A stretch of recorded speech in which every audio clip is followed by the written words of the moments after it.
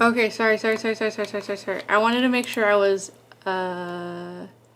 deafened because I'm still on what the fuck?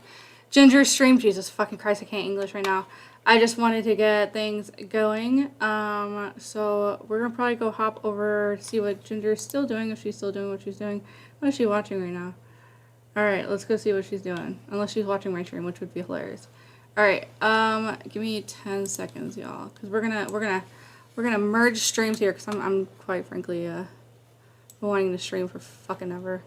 I slept all through my streaming time last week, so that was what I did. Oh, let me get also this, and then let me get somebody messaging. I'm a mod, ha, fear me. Oh god. Alright, chill out.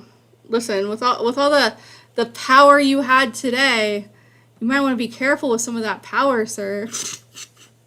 I get the mic now, bitch. Suckers. Let me go to the stream so I can pop out chat. Wait, Ginger, wait for me. Wait, dude, how'd she know I was like yelling at her? All right, hello, Ginger. Wait, why can't I hear her? Hello.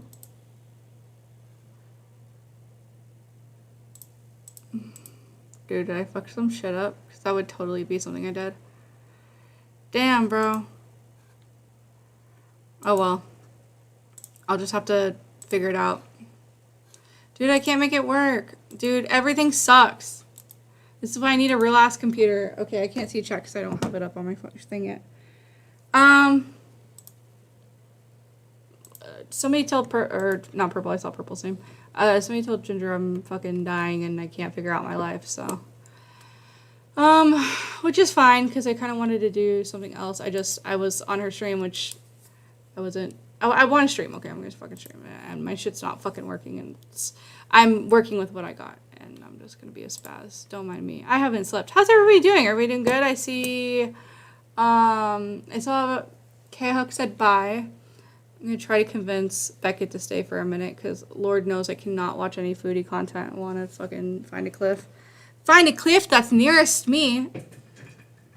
And lay poof. What was I gonna look for? I don't remember. Anyways, lady nerd artist. I guess I could just look at my phone, dude. Lady nerd artist, Sleek the geek, yeah. Needles, hi Needles, how are you? K-Huck, and good night K-Huck, love you a long time.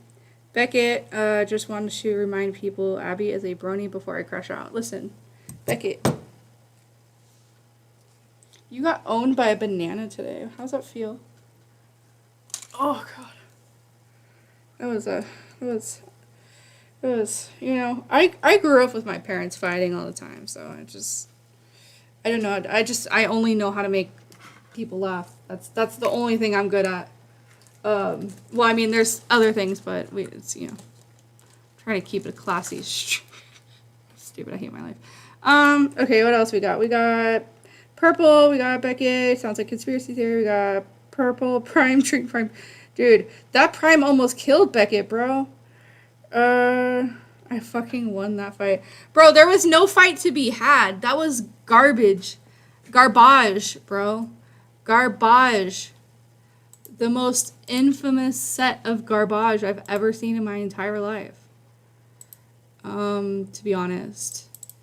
Okay, so what I'm going to do is, as soon as I can get this shit together, I do my streams, I don't do face cam yet because, quite frankly, my setup is hot garbage, and when I'm able to be more stable and consistent and yada yada yada, I can, yeah, exactly, Purple, run in that mouth, bro. I can, what am I trying to fucking say right now? I can get computers. Honestly, I have no idea how anything happens with computers, but I want to be able to play games and it not like horseshit, but whatever.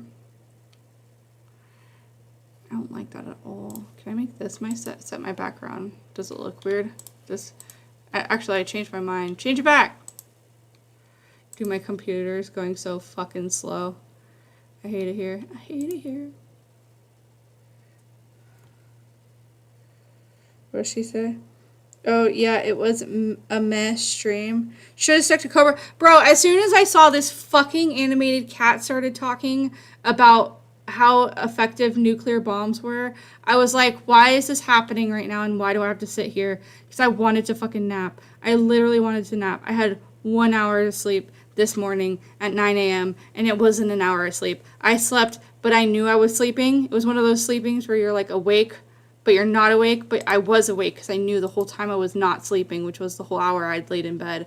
And then it got to 10 and I was like, okay, I have to be at this place at 12. That's how my brain works. It's like spin, spin, spin. And then everything with the whole retard thing yesterday is just fucking... So, anyways, in totally a 360 of any of that news, she doesn't have a face, so true. Well, I guess I could show you guys some of this. So actually, I'll try to find it real quick. 2 things. You guys see the profile picture or whatever. I've been wanting my art or whatever done because every time I try to do anything that's like, for me, it's always a stupid knife and I want an axe because axes are metal as fuck. Axes are metal as fuck, bro. So I commissioned this girl who, very long story short, I've known her for years, and she did my original podcast art back when I did the Blackbird podcast, which was my original true crime podcast before COVID and everything took a shit on my life. So, I'm gonna put their shit in here. I never pulled up my chat for my stream. I'm literally so inefficient. Swear to God. Also, my brain's not working at full pace, but I'm so happy how it turned out, and it, she was really happy to do it. She's like, oh, well, you know, my shit's gonna take a bit because her stuff was getting fixed or whatever, and I was like, I don't care, just like whenever you get it done. Like, I'm in no rush. Like, I can't even know if I'm gonna stream every week or whatever. So that, and my computer runs like ass. So I just realized like you guys are not seeing what I'm seeing right now. Hold on. Boop. Wait, what? Oh, there we go. So yeah, this is like her work. Let me pop this out.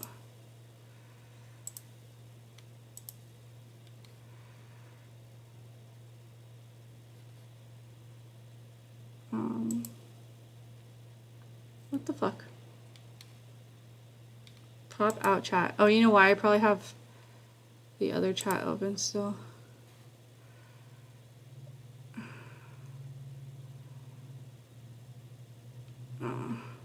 Oh, purple. Purple being a G, dude, my shit's just not. It's just not gonna do the double time, I'm telling you. But, yeah. Cool. So this is her Instagram. I love her. Love her a long time. I don't know if I can find real quick for... Maybe I can. Ooh, those are titties. My bad. Keep going. Keep scrolling. YouTube TOS, bro. I don't care. Honestly, it's whatever. Take my shit down for somebody else's art. That'd be fucking lame. Bro, you imagine? Oh my gosh, girl. This shit, hold up. I gotta make sure that there's not too much titties on here. There might be. There just might be. Okay, where's it at? Dude, where the fuck is this fucking thing at? I know I have it bookmarked, but that's not helping me right now. I guess I could just... Oh. Anyway, it's not that important. But I really like what she did. She brought my little...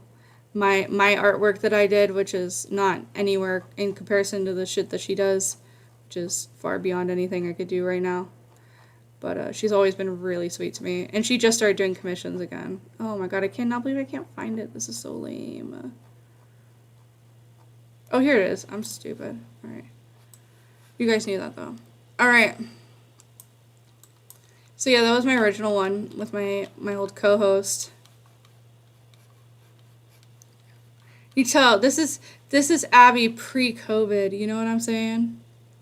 Oh my god, Sarah Sausage! Bro, I didn't even have to say Sarah Sausage's name 4 times. What a fucking life. Oh, man. But yeah, I used to have black hair. I think back then. I think I had blue hair at some point. I was in hair school. Who fucking knows? So yeah, I'm really happy with her art. And yes, today's Twitters. She's so cool. It's so cute with the little ducky in my axe, bro. Bro, it's so cool. I'm so happy. My little skirt, my boots. Hell yeah, bro. I have a skirt just like this, but with red. So cool. Anyways, okay. So, on from that, another person I've been really good friends with since fucking feels like forever. Like even before I moved back from Vegas.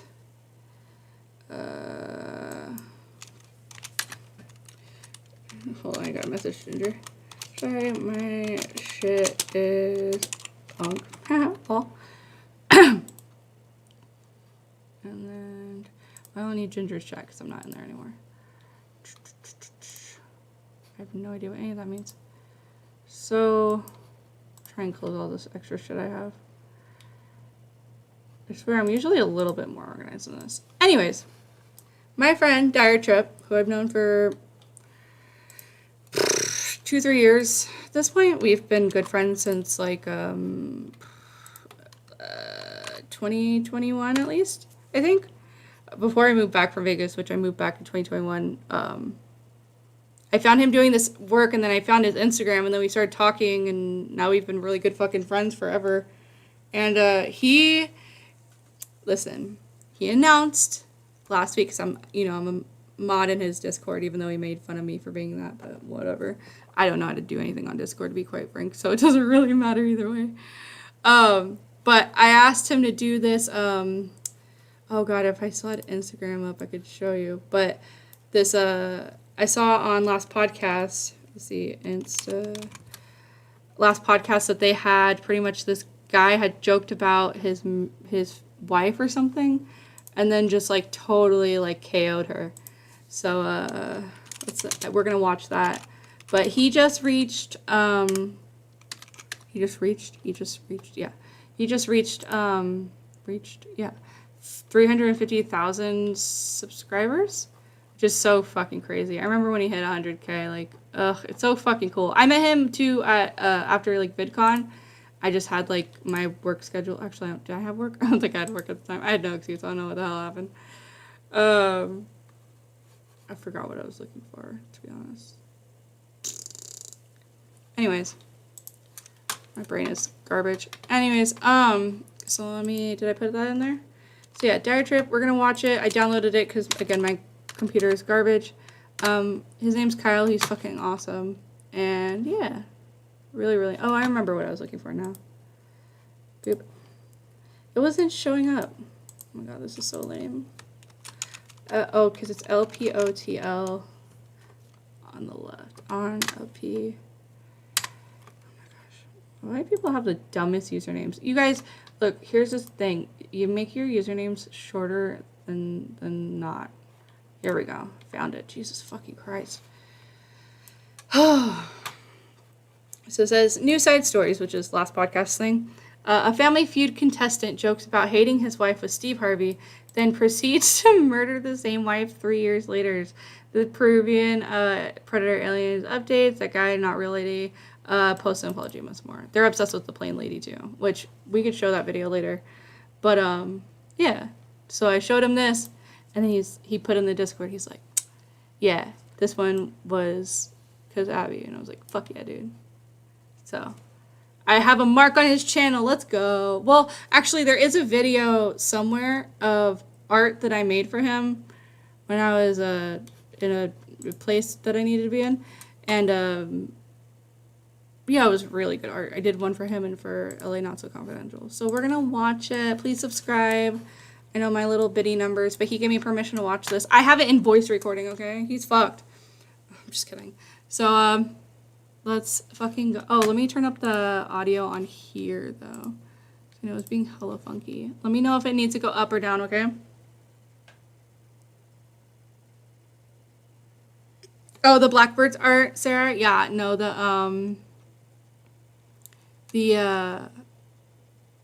oh my god, my brain, I swear to god. I need to get some sleep. But, yeah, the Blackbirds art was so cute. That's why I wanted to use her again.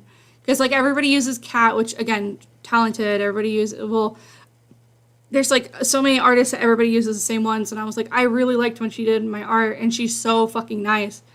I was like, I know her like laptop or her iPad had gone in to like get fixed, and I was like, I'll help you pay for it if you need me to help. Like, 'cause she's an artist. Like, I believe in her, what she does. So she, she said it was all under warranty. So, she got it to me, and she did such a good fucking job, man. So, all right, let's go. What did she say, Purple? Did you see Keem's artwork of the plane lady? Did he? I don't. Keemstar does not draw. There's no way in hell. I feel like I need to move my mic closer. There's no way in hell that Keemstar draws. I don't believe that at all. I want to get one of the HyperX mics so fucking bad, dude. It's like, I need to get one of those lists thingies that people have for their shilling, or but I don't fucking know. I feel like I've got to have a simp somewhere that'll pay for it, right? Anyways, let's start this. A contestant, after demeaning marriage, supposedly as a joke on Family Feud, went on to actually attack his wife in a rage, leaving many people to wonder whether his jokes were actually foreshadowing events to come.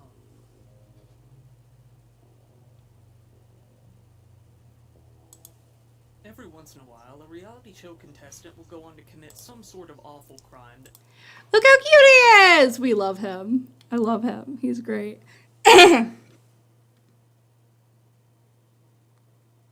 Oh, bro. I'm sorry that you're sad or some shit. Oh my god. Get over yourself. How did I hide you?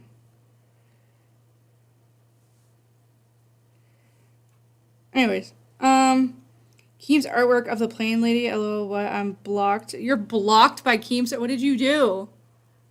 I think I unblocked Keemstar because I was trying to be nice as I go into my 28-year-old life, which I feel like I'm doing a great fucking job, okay? Except the last 2 days because I've been cranky and upset and, you know, the flood of emotions that is being a woman, I guess.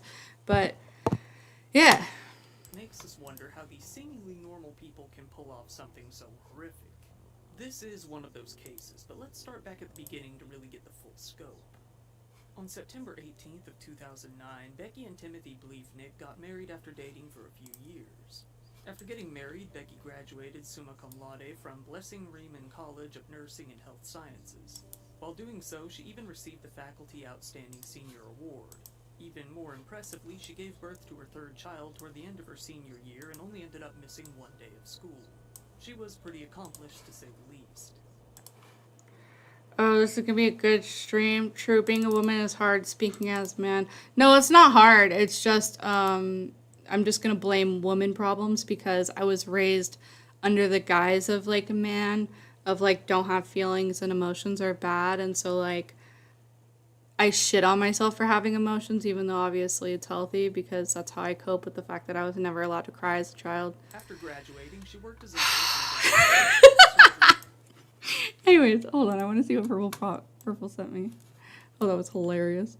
Jesus Christ. Cracky. Alright, what we got here?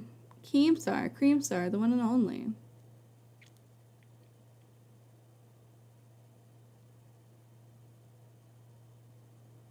Oh, I hate... Hold on. Ladies and gentlemen, I have purchased a priceless art piece. I purchased a priceless art piece. It looks like something that's off of, like...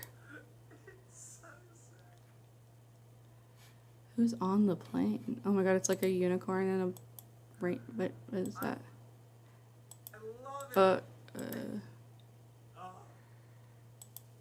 Man. Rip. I've been there, bros. I've been there, gamer bros. Can you believe? Oof. What a time to be alive. Where's the video that I posted?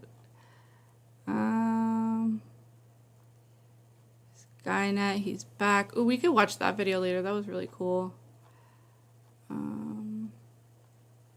Where the fuck is the one? Oh, God damn it. It was not that long ago. No, I'm just kidding. Oh, here it is. the viral. Oh, dude, I saw something spinning and I was like, what? Again, you know, in the airport again after what you went through. A little bit of anxiety, but that's good. Yeah. Are you doing anything differently, like you know, when you get ready to travel, or when you're was there any new techniques you use? No. No. No. A lot of people are curious Yeah. what exactly you saw, because you know you alluded to what you saw, but like we just want to know, like you know what Yeah. what did you see? I mean, thanks for asking that. But I have been told I cannot comment on it right now. I see. I'm sorry. Are you going to like you know? Bro, what do you mean she can't comment on it? Who is she answering to? This bitch is like well off, by the way. I don't know if anybody actually knows like who the fuck she ended up being, but she's like a well-off person. That's why she dyed her hair brown, because for some reason basic blonde bitches think that if you dye your hair brown, you just become a new fucking person. That happens when you put too much bleach in your hair. That's spoken from a licensed cosmetologist, but also somebody that grew up in California and cannot stand blonde women. But that's neither here nor there. Just, you know, is what it is. But, dude, aliens, bros. Aliens. She got probed. She got foozied in the fucking bathroom by a fucking alien. They probed her and then sent her on her way to go get on the fucking plane. And, dude, garbage. Sarah Sausage said, well, since you asked, when I first started using Twitter a lot, I was in the H3 community. How dare you? I hope you have repented for your sins, Sarah Sausage. Repent. Anyways. I was in the H3 community. Keem shared a Netflix series about swatting. Oh, yeah. That he was in and I wasn't very nice. Wait, that was actually a really good fucking video. What do you mean? I liked that series. And so did Dr. Scott and Dr. Shiloh. They really liked it. They did a whole review on it, I thought. Actually, no, I know they did. Because they talked about Keemstar calling in. And they don't really know. I've known them since COVID stuff, too. They don't really know. I tried explaining them about the, like, retard stuff. The one that's been around a lot more lately. And they're like, holy fuck, what the hell? And it's just like, dude, these people are fucking nuts. Also, hear the guy that's either traveling with her or escorting her. Oh, Sarah Sausage, that's why I love you. Have a full kind of interview somewhere, or like what's going on? What's the deal? What's the plan on? The rate it's going, I feel like it's gonna have to happen. Yeah. So yes, there's some things in the works, mostly nonprofit charity stuff. But I've been trying to like. Mostly non-profit charity stuff. You're already rich. You know you already invest in that shit. What are you even talking? What are you gonna do? A fucking charity for blind people because you saw something that wasn't there and they can't see anything, so they just use their imagination. It's like opposite day or same day. I don't know. It depends on your outlook on things. But like, what are you doing? But reporters wouldn't let that happen. So. Yeah. Well. I was so much strong-armed into speaking, and now here we are. Well, I do want to know. Like, I mean, you won't say to me what you saw right now. Yeah. You can't. All right, just got her too. Yeah. Well, but what about, like, what was the reason that you wanted to get off so bad? Again, can't speak on that right now, but Understood. I was distressed and I was getting off the plane no matter what. I just probably didn't need to make the scene that I made. Right. But I was getting off that plane. No, Right. And she you was stand by saying that. that like, oh, there's some things in the work, and she said it like it was charity, like as if like doing a charity is gonna like explain what the fuck she saw. It's not even like related at all whatsoever. It's kind of fucking dumb. You saw right now. You can't. All right, just got her too. Well, Bro, and isn't it like she wearing the same fucking thing? Because obviously I'll go off of this. Ladies and Like, unless that's just what she wears. She just has the same, like, 5... Oh, no. It's, like, the same type of shirt, but it's a different shirt. What the hell? Bro, every time you see a woman in this type of shirt, fucking run. Apparently they're about to get you killed on a plane. I don't know. Would you guys, like, leave... Actually, I'm gonna go with the logic of, Beckett on that one and not even try to have my fucking Twitter up. Not that I have really anything on this Twitter. My porn Twitter, that's a whole other fucking story, but I don't have that on my computer, I don't think.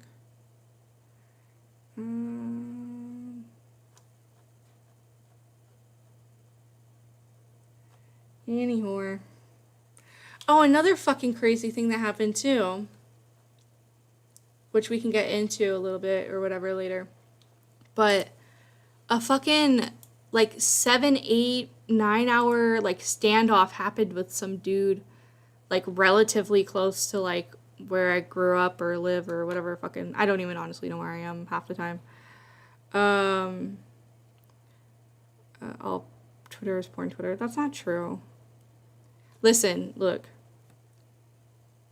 The only porn account I follow on my main Twitter is Owen Gray, and there's a reason, because I respect that man. God bless him and his soul and everything that God blessed him with as well. But no, I'm not that stupid. Look, I go to church sometimes. Okay, I'm gonna press this video. Before moving on to work. So remember, dude married, successful lady from hospital. Let's go. Becky and Timothy Nick got married after dating for a few years. After getting married, Becky graduated summa cum laude from Blessing Riemann College of Nursing and Health Sciences. While doing so, she even received the Faculty Outstanding Senior Award. Even more impressively, she gave birth to her third child toward the end of her senior year and only ended up missing one day of school. She was pretty accomplished, to say the least. After graduating, she worked as a nurse in... They always are, man. Also, a huge reason I really liked this channel was because he talks like well, first of all, he looks so much like my ex-boyfriend, and I thought that was so funny. Well, it was one of those, like, boyfriends that was my friend, but then we did type thing, and whatever, we're cool, it's fine, whatever. But he looked a lot like him, and I thought it was funny.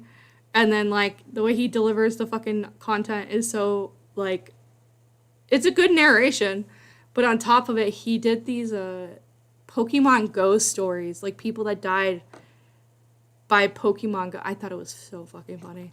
I love that he does that type of content. It's great. Surgery, but it's true crime, but it's still true crime content. Her senior year and only ended up missing one day of school. She was pretty accomplished, to say the least. After graduating, she worked as a nurse in gastrointestinal surgery before moving on to working in a hospital emergency room. Can I turn the volume up? Hold up, can I? Oh, did I do it on the OBS? Hold on. Everything's gonna be blasted. Are you ready? The missing one day of school. She was pretty accomplished, to say the least. After graduating, she worked as a nurse in gastrointestinal surgery before moving on to working in a hospital emergency room. Wait, what did I just read? LOL, purple, it's my mutuals. I mute the OFs. Yeah, dude, I have, like, some, like, people that are into some shit that, like, I'm like, I appreciate it. Like, thanks for, you know, throwing this in my, oh, you just liked it or retweeted, you know, thing, but, you know, I see Jesus, you know, like we're cool, and I just don't want to disappoint him by being a heathen on Twitter. That's why I don't go on my porn Twitter. I use it to go when everybody's blocked me from everything, which has happened in the past. But also, yeah, that's a whole other can of worms. Not important. Okay,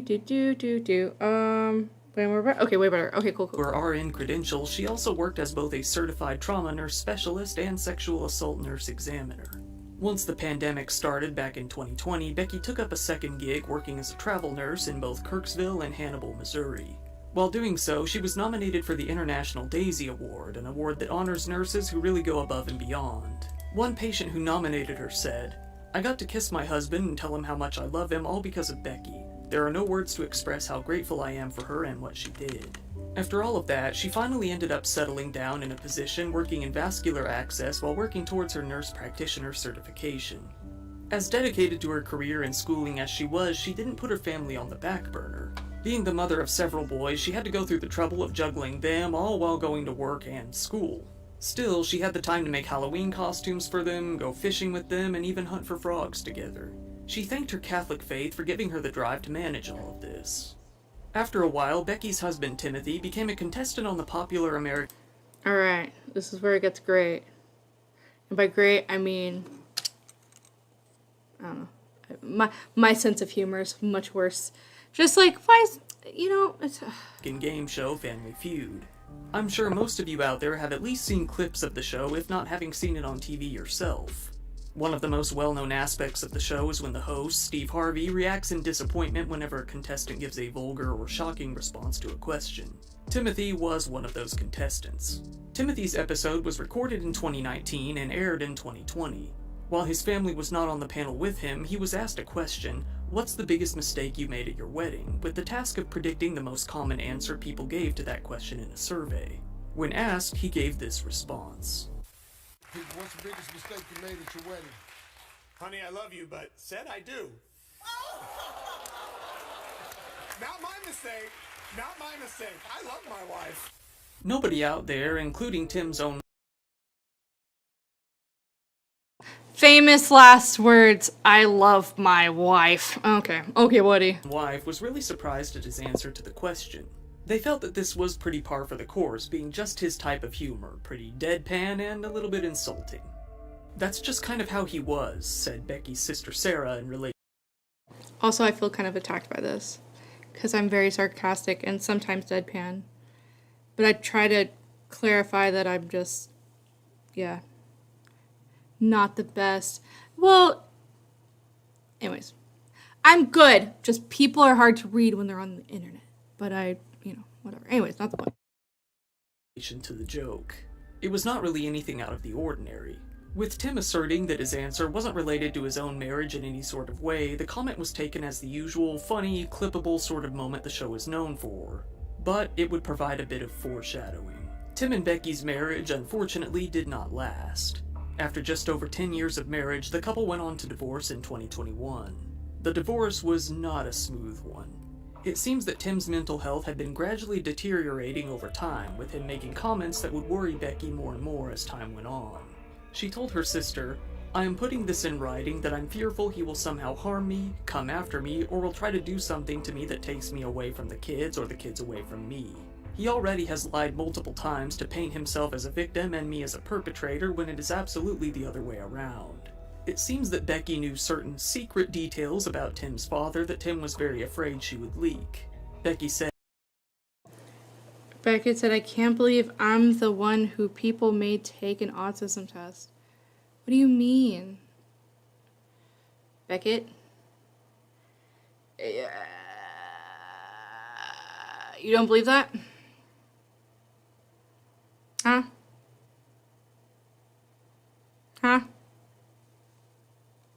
He told me that if I outed his dad, that he, the dad, would probably have to move and then kill himself.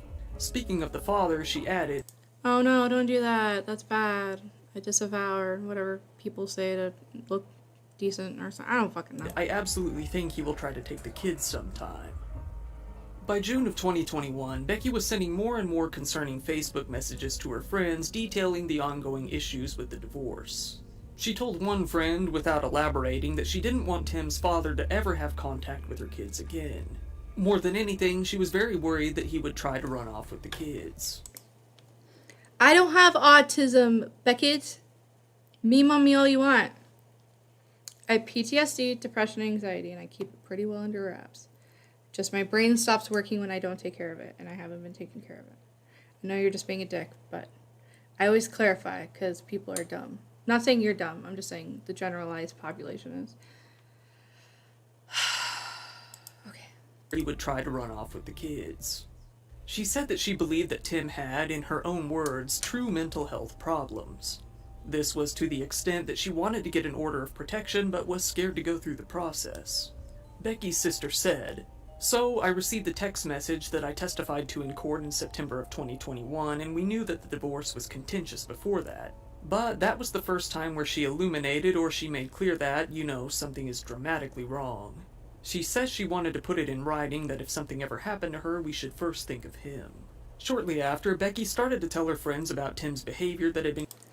If something ever... I want to know how she was murdered. Like, what do you mean if something ever happens to you? I'm so curious when that happens. Well, I guess if it's like a weird situation, if it's just her... That makes sense, I guess. Growing gradually more concerning. She feared what he might do if he didn't end up with custody of the kids. "He scraped at my face. He has shoved me across..." I can't confirm. Sleek Dicky did pass the autism test. Her friends about Tim's behavior that had been growing gradually more concerning. She feared what he might do if he didn't end up with custody of the kids. He's scraped at my face. He has shoved me across the room where the kids and I are standing. He's punched a hole in the wall. If things really didn't go his way, I feel he can be very unstable and unpredictable. By November, Becky had a new attorney. According to this man, Becky had been requesting that Tin return a 9mm handgun that she owned, and he... But I don't know, man. I don't know. God bless you. That's all I'm gonna say, bro. Because I don't want to say much else publicly because it's not my place, but like, oof. I'm just, yeah, no. I've dealt with enough disrespect in my life to know that, like, people be fucking talking shit to me like that. I'd be fucking pissed. That is how vague I will be. But, that's just because I'm sensitive too, though. Dating is gay. Anyway. If things really didn't go his way, I feel he can be very unstable and unpredictable. By November, Becky had a new attorney. According to this man, Becky had been requesting that Tin return a 9mm handgun that she owned, and he, time and time again, refused to do so. Ain't no way he lost the gun. Say your truth, Abby. No.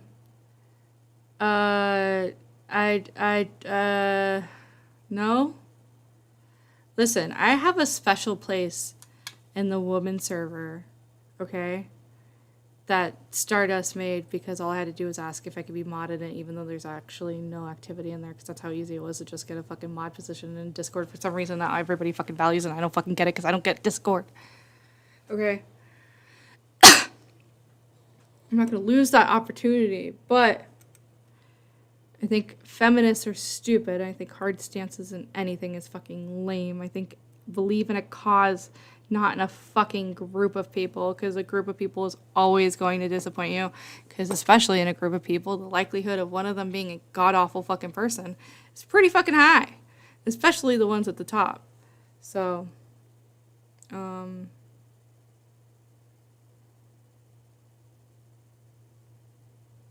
I don't know what happened during the rest of it because I was in and out, but like that was dumb. I went in there, dude. Sorry, you guys were talking about the panel Becca was on, but like I went in there and they were talking about football stats. Why are we talking about football team stats? And I know they're football team stats because I had five brothers. Okay, one's passed, so 5 brothers and my father. Okay, so like I know bro football talk when I hear it, and none of it had to do with anything like that. Like, you know, that's thing where it's like, oh, people that go on these Twitch panels aren't ever gonna fucking do anything or change anything. It's not gonna fucking matter. Nobody fucking like, no, you don't see like well, I don't fucking know. I don't like read CNN and Fox or whatever, but you don't see it like on mainstream, at least that I've ever fucking seen, or even in passing, or on Facebook, which is where all the boomers are, or on any other fucking site wherever I've been at, because I have a lot of fucking social medias I've used in the past for other businesses and stuff. I've never once been like, oh yeah, this panel that they did on Twitch, it's changed so many fucking minds. Like, it's never once happened. I'm sorry, it's just not. Well, except the ones that are comically horrible. But it just, for fuck's sake, bro. Like, I just...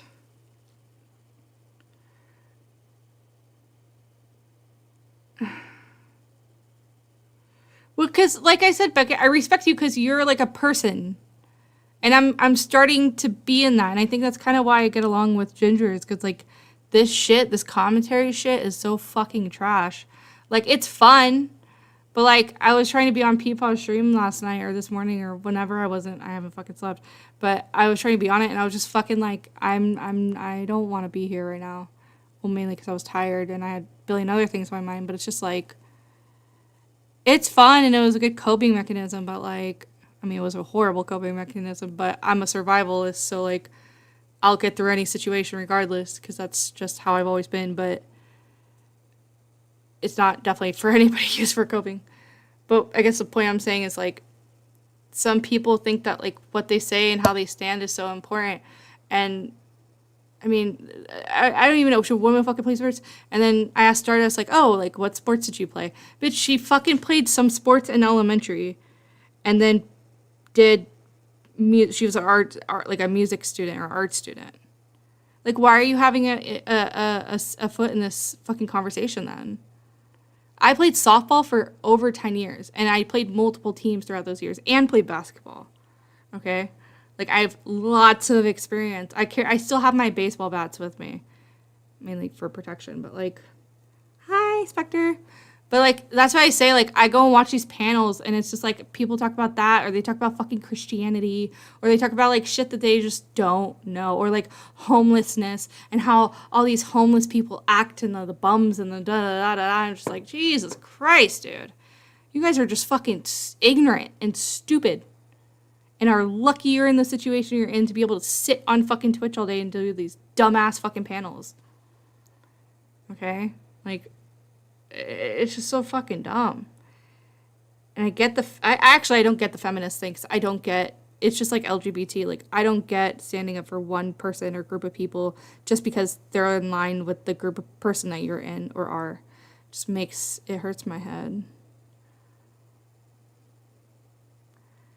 Like, I never put myself in a position, even at the lowest low, that was like, oh, I'm this, so you must have a respect for me or understand me or this or that. I wanted people to understand me, but I had to earn my place wherever I ended up at, and I ended up here. You know, I'm never going to earn the full respect of my parents because they don't understand me and my life. But that's fine, and I've accepted that. But they're proud of the little steps along the way, because that's all they really care about is that shit, right? I rode competitively, played rugby, so yeah, exactly, dude. You've had a brain injury or two. I mean, for fuck's sake, I had a concussion one year playing softball. This big bitch, I was center, and this big bitch, came down on her elbow on my fucking head, and I had a concussion. My dad wanted me on the fucking court that week. Like, my dad would take me to trainings almost every fucking day. Like, every day. When I didn't have practice, I did trainings. And sometimes it was 2 trainings a day after going to school. And having to be home in a miserable fucking household.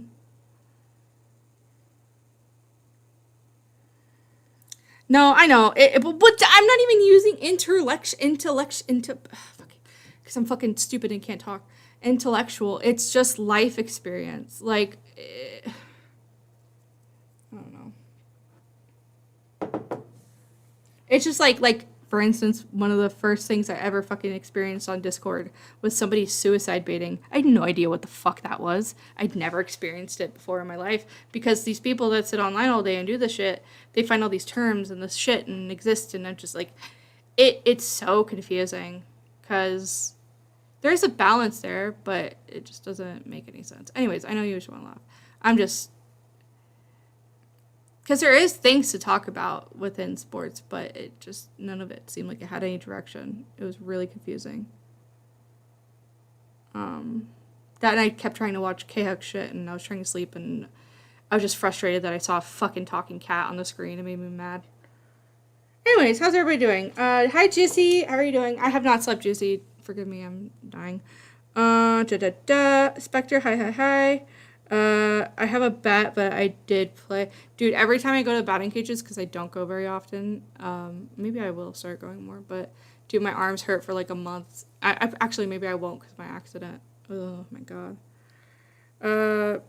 I'm more mature. I love Jessica Fizzle. I love Jessica Fizzle. That is my girl. I think you can't make people understand you or care about you and your problems. I think you got to have those safe nets within certain people. And even if people are just garbage pieces of shit, just ignore them. That's what I do. I love it. You guys see how Skelly is with me. It's fucking hilarious. I love it. It's Then great. she couldn't wait any longer. The very next month, she went ahead and started going through the process of getting How am I awake? Very long story short, I had a really rough night last night. I had to be at somewhere, like a thing for a probable job situation at noon, and I did not want to miss it, because it was a huge thing for me to like be able to keep going in my life. But then the anxieties of everything that happened during COVID and everything, it's a lot. So That's also why it's just, yeah. Anyways. If things really didn't go his way, I feel he can be very unstable and unpredictable. By November, Becky had a new attorney. According to this man, Becky had been requesting that Tim return a 9mm handgun that she owned, and he, time and time again, refused to do so. Then she couldn't wait any longer. The very next month, she went ahead and started going through the process of getting an order of protection against, well, not Tim, but his father for the time being. That brings us to the year 2022. The divorce had been going on for almost a year now, and it wasn't getting any easier. Becky, confiding in her friends once again, said, if he doesn't get his way, he may literally lose his mind. It had gotten to the point where Tim's behavior was so erratic and unpredictable that the court had to come up with a plan as to how the couple would exchange kids for visitation, saying that both Tim and Becky must stay within 3 feet of their own cars while trading the kids. Things remained in that pattern all the way up to the next year. In early 2023, Becky ran into one of her friends while shopping at a TJ Maxx store. Her friend noted that she appeared mentally exhausted, losing that bright optimism she once had. They talked about the divorce and how Becky lived in fear of Tim snapping and doing something crazy at any moment. Wait, was that her sister she was talking to? Missed it, sorry.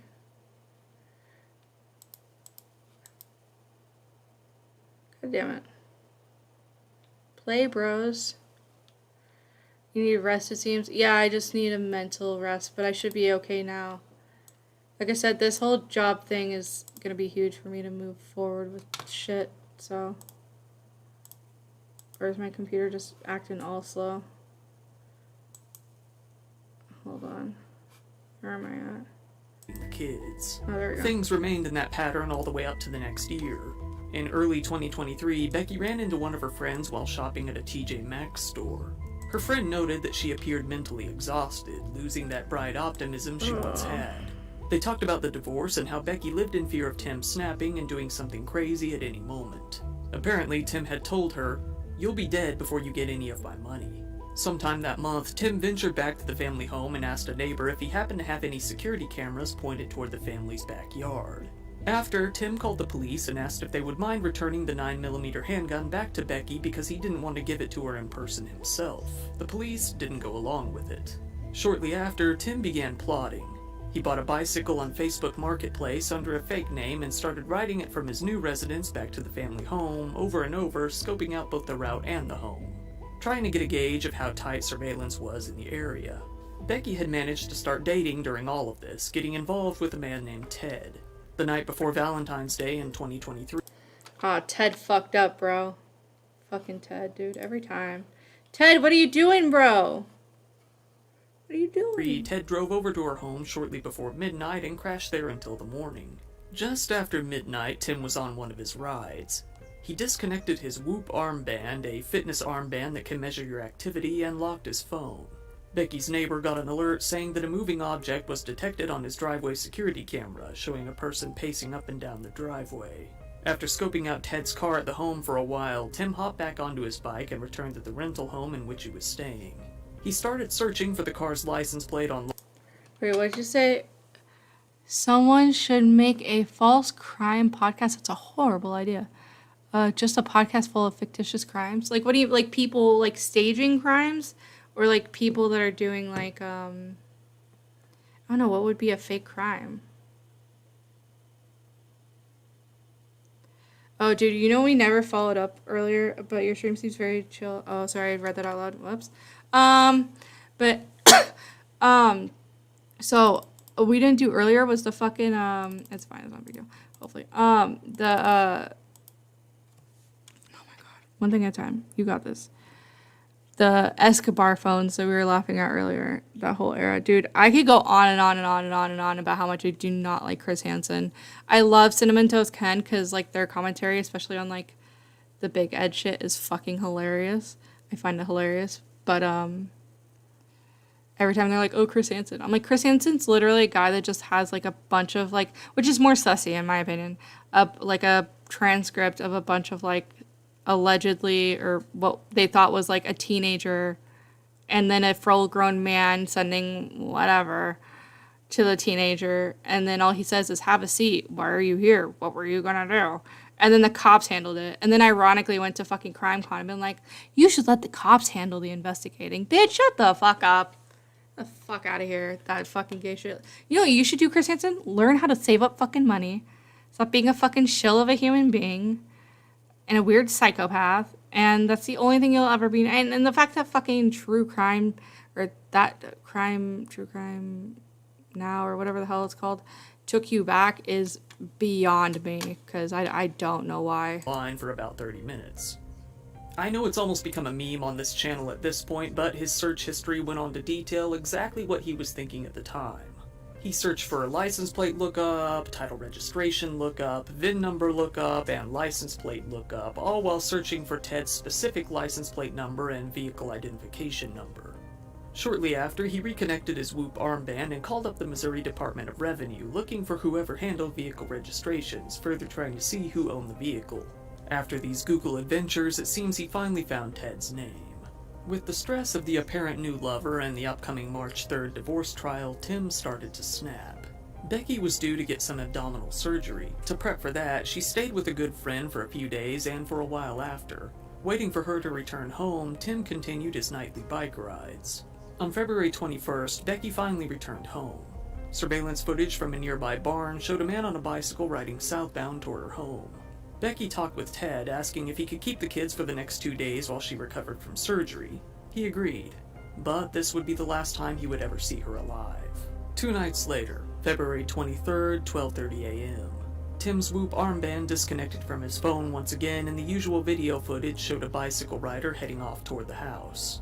Their kids had returned home by this point, and the family had gone to bed. Tim broke into the home and searched for Becky, holding the very 9mm handgun that he had refused to return to her, complete with a homemade silencer attached. Becky began to call 911, but dropped her phone and it bounced behind the bedroom door. Timothy looked her in the eyes and shot her multiple times. She fell to the ground and he continued to shoot her even more, all while the children were upstairs in bed. In total, he shot— Bro, how fucking metal is that? That's awful. Holy shit. What the fuck? Video footage showed a bicycle rider heading off toward the house. Oh, show the footage! Their kids had returned home by this point, and Damn the it, family had Kyle. gone to bed. Tim broke into the home and searched for Becky, holding the very 9mm handgun that he had refused to return to her, complete with a homemade silencer attached. Becky began to call 911, but dropped her phone and it bounced behind the bedroom door. Timothy looked her in the eyes and shot her multiple times. She fell to the ground and he continued to shoot her even more, all while the children were upstairs in bed. In total, he shot her 14 times. Bro, he's like, it was self-defense, I promise, officer. From various angles at close, near point-blank range. Then Tim fled. At 2 a.m., he had returned home, reconnecting his armband. He felt that— Oh my gosh, he looks like every, from like— various angles at close, near point-blank range. Then Tim fled. Like every football player that you should have always avoided in high school is this guy, okay? Or maybe baseball player. We could go with baseball player in high school, okay? He would, like, date you for, like, 3 months, and then you'd forget why you were dating him. And I'm not saying that out of personal experience. I'm just saying that he obviously has no personality. Look at those eyes, bro. Look at those eyes. Hi, Lance. At 2 a.m., he had returned home, reconnecting his armband. He felt that he had hidden his tracks perfectly. Now, here's a bit of confusion. It seems that the kids woke up and went to school on their own, thinking that their mother was asleep, as later statements have confirmed that they were in the house at the time of the shooting. Either way, the kids went on to school, and Tim called up the place, telling the school not to let them walk home to Becky's house that night. Arriving to the school to pick them up himself an hour before school even let out, Tim waited outside. He texted Becky's father, Bill, asking if he can call her and find out when she's going to pick up the kids, saying that the school had called him and told him that nobody came to pick them up. Bill went out to Becky's house to check on her, only to find her shot to death inside the home. Wait, who's Billy? Sorry, you guys. I need to stop. Oh, fuck me, bro. Okay, there we go. And Tim fled. At 2 a.m., he had returned home, reconnecting his armband. He felt that he had hidden his tracks perfectly. Now, here's a bit of confusion. It seems that the kids woke up and went to school on their own, thinking that their mother was asleep, as later statements have confirmed that they were in the house at the time of the shooting. Useless ass kids, bro. Useless ass kids. Like, Why do you need children? Like, they're horrible security dogs, okay? They're there snoring, you know, doing fucking nothing while their mother shot 14 times and they're freaking, oh my god.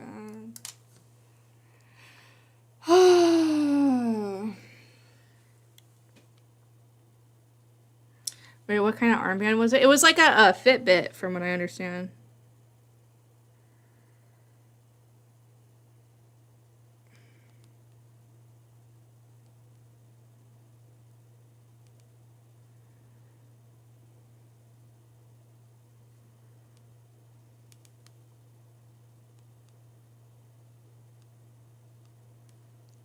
Meow, meow, meow, meow, meow, meow, meow. Shooting.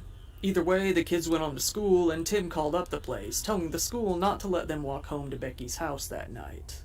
Arriving to the school to pick them up himself an hour before school even let out, Tim waited outside.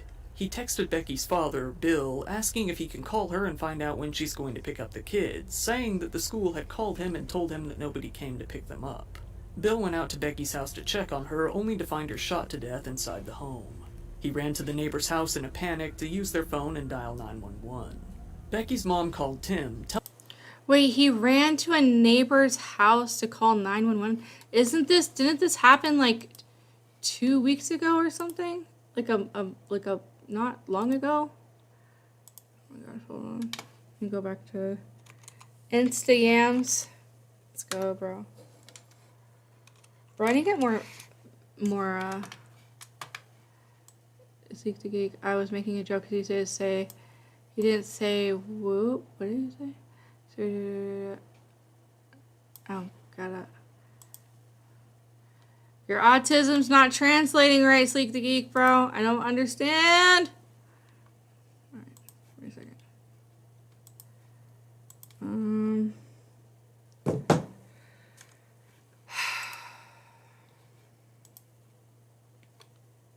Last podcast on the left. I get to see them in a couple weeks or so, like a couple months. I'm so fucking excited. Best day of my life was meeting them. Not even fucking kidding. I can never understand people killing the mother of your children. I mean, killing's bad. I was telling someone else that earlier. I'm like, I hate dead bodies. I could never do it because like I just don't. Oh, he just went to jail. Yeah, see this was in 2020. God, fuck you, fucking thing. This was in 2020 and this was in 2023. So like, what the fuck, bro? 2020 and 2023. Look at that hair. Bro, you know this motherfucker is like, all I got is my hair. I'm gonna keep growing it because like at least be in jail and like my hair look bad and all the bitches can write to me from outside. Which is so something he would do. Charles Manson vibes much? Just kidding. I don't really think he is Charles Telling Manson. him about the discovery, he responded with a seemingly shocked, "What?" pretending. Well, I'm glad my audience would never kill the mother of their children, because that's pretty fucking fucked. Death is weird. To the neighbor's house in a panic to use their phone and dial 911. Becky's mom called Tim, telling him about the discovery. He responded with a seemingly shocked, "What?" pretending he was just as surprised as they were. The police came out to question him and he was given a DNA swab test. About a week later, the police found Tim's bike abandoned by a public school bus depot. Then they went on to search his home. There, the police found what they called damning evidence, and telling him about the discovery. He responded with a seemingly shocked, "What?" pretending he was just as surprised as they were. He's like, oh no, what happened? Is my wife dead? Did she die? Did you guys find her covered in 14 bullet wounds? Oh no. The police came out to question him and he was given a DNA swab test. About a week later, the police found Tim's bike abandoned by a public school bus depot. Then they went on to search his home. There, the police found what they called damning evidence, including his internet search history, which had now expanded to include such queries as how to break into a window with a crowbar, how to create a homemade gun silencer. Bro, ain't no way. I love Google researches. What'd you say? Sarah Saucy said, I can sympathize getting to a breaking point and snap, but to snap at the point of no return is fucking sad. Well, because some people like they're like, oh well, like are people born evil? Da, da, da. I think it's kind of a mix of the two. I think people have like deformities of their body, or like for instance, I was, had my intestines outside of my stomach and had a bunch of surgeries, as a literal baby. So like obviously that's gonna do some, stress on your existence as a baby, because you're not even understanding what's going on. You're just, is what it is. So I just, I've got to get a site. Oh yeah, let me know, Needles. Hi Marvelous, how are you, sweetheart? I can sympathize, Gabriel. Yeah, dude, have I ever guys told you guys my fucking joke was, well, it's not really a joke. Well, it's kind of a joke. My mother, is newly single and having to learn how to be single, which is, I don't know why you want advice from me. I had them as an example of what a relationship was, and found out for my 24th birthday that they weren't even fucking married, and now they're getting a divorce because it's like a common law thing or whatever the fuck. I don't fucking know. Not my fucking problem anymore. I don't care. But yeah, she was like, oh well, what do you what do you think about polyamorous relationships? And I told her that's how you end up on fucking told her that's how you end up on Snapped. Bro, it was fucking hilarious. I laughed. I don't think she saw it was like too funny. I think she got what I was saying because we've watched Snap together like once that we've hung out in the last like 7 years, but it was so fucking funny. Yeah, PTSD from fighting. I got PTSD from anywhere from like 11, 12 till I don't know. Last night. Oh. Sarah Sausage says lol. Sarah Sausage gets my joke. Sarah Sausage always gets me. And I love her. And average police response time. Not exactly subtle.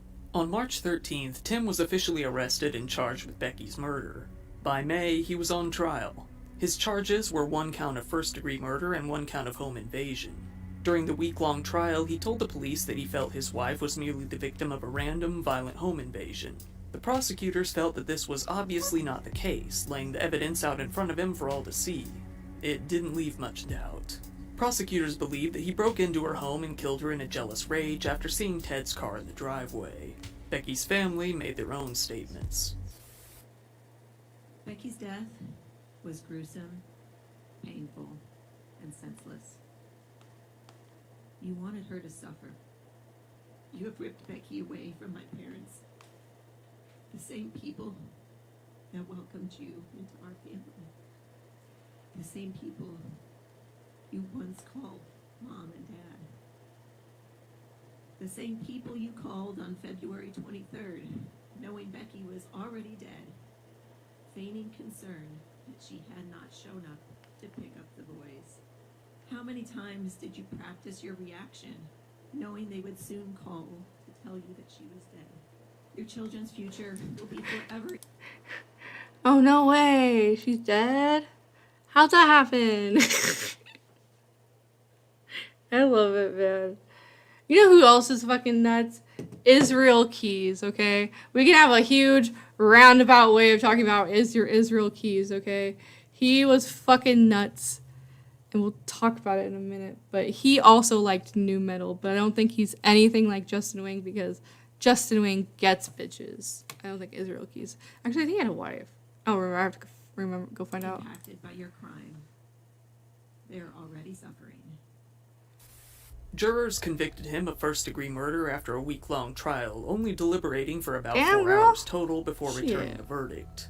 The Adams County judge, Robert Adrian, said, "Mr. Bleefneck, you researched this murder. You planned this murder." You researched the murder. Bitch, you Googled. Listen, everybody. Go get a fucking Obama phone, alright? Go get an Obama phone. Don't sign into anything. Go get a random phone. Go pay $30 at a Wally World and get yourself a... Or go sit on some fucking Starbucks Wi-Fi on a weird phone that you bummed off of somebody or whatever. I don't know. Fucking make it make sense. But don't do it on your fucking phone, you morons, or on your computer. It's all intertwined. You dummies. I shouldn't probably give it advice, but it's just so fucking stupid. It's basic fucking knowledge. Like, why are you... It's just so fucking dumb. You researched this murder. You planned this murder. You practiced this murder. You broke into her house and you shot her. 1, 2, 3, 4, 5, 6, 7, 8, 9, 10, 11, 12, 13, 14 times. Oh shit, that was intense. How long it took you to do that. Some of those shots were fired while she was lying on the ground. And you did all of that while your children were upstairs at your house, lying snug in their beds. Tim, donning orange and white prison clothes, declined to make any sort of statement after his sentence was handed down. His attorney said that they planned to file an appeal and were I always think it's funny when they use the stock footage because I'm almost positive it's from Alcatraz. disappointed with the verdict, although they respected the decision. You guys know Alcatraz means pelican? Kind of. Tim was scheduled to be sentenced on August 11th, facing life in prison. However, he didn't only get a life sentence, he was slapped with 3 life sentences. After the verdict, prosecutors said, "Nothing we did was going to bring Becky Bleefneck back, and at the end of the day, there are still 3 little boys who lost their mother in a violent and tragic way, and now they've lost their father." Once again, thank you for watching my video. Thank you, Kyle! Go ahead and give it a like if you want to help me out in the algorithm. Give it a like, Kyle! And feel free to subscribe if you want to see more content We love Kyle. like this. If you want, go ahead and follow me on social media. I post stuff there, and if you want to help the channel out even more, go ahead and become a channel member or follow me on Patreon, link in the description below. And speaking of which, shout out to the top patrons. We've got Jake Parsons, Rabid Snarf, Royal Pain and Ass, Kylie, That's funny. Jada, Dana Hart, Anna B, Sunrider, Gabrielle Tansik, Lee aka Crust, Emilia Morales, George Lopez, Mini Tina, Ron Murillo, Travis Billings, Jason Whitehurst, Jim Dowell, Kimmy Leffel, Melina Lee Williams-Haas, Impalato, Stephen Jamie Kramer, Max Sword Guy, Hao Yang, April Diamond, Starfade, Some weird-ass Elixir, names, bro. Angie, Rick of Work in Progress USA, Sass Johnson, Marianne McCurdy, Buttery Frankus, Jules Mary Latona, Cope, I'll do Arctic Cat, anything. Alan Damiani, Adrian Lawley, Marsh, Rinsenstein, Marsh! Kim Peek, Lex Luthor, Kim Lux Peek, Alpaca, dude. CSD, Lux Alpaca? Scoochie Main, Jackie, and Mark Barnett. You are all cream of the crop, better than other people probably. Oh, this has been your channel- host dude. Kyle. Thank you, and good night. Love you, Kyle! Bro, he's so cool. I want to be Kyle when I grow up. To be fair, I did ask him for YouTube advice today. So I was like, how do you manage to do your life and YouTube? And he was like, oh, this is it. And I was like, oh, thanks, Kyle. So that's what happened earlier today, if you missed it. Oh, it's connected to the Wi-Fi. Oh, dude, this is the most pain in the ass thing I have to do. Oh, I can airdrop it. Dude, too many fucking steps, I'm telling you. Dude, okay, so I found out, so I'll do a couple different fucking little life updates, if you will. I found out today that my dog's not dead, okay? The very long story short of that is, when I moved out here, I wasn't,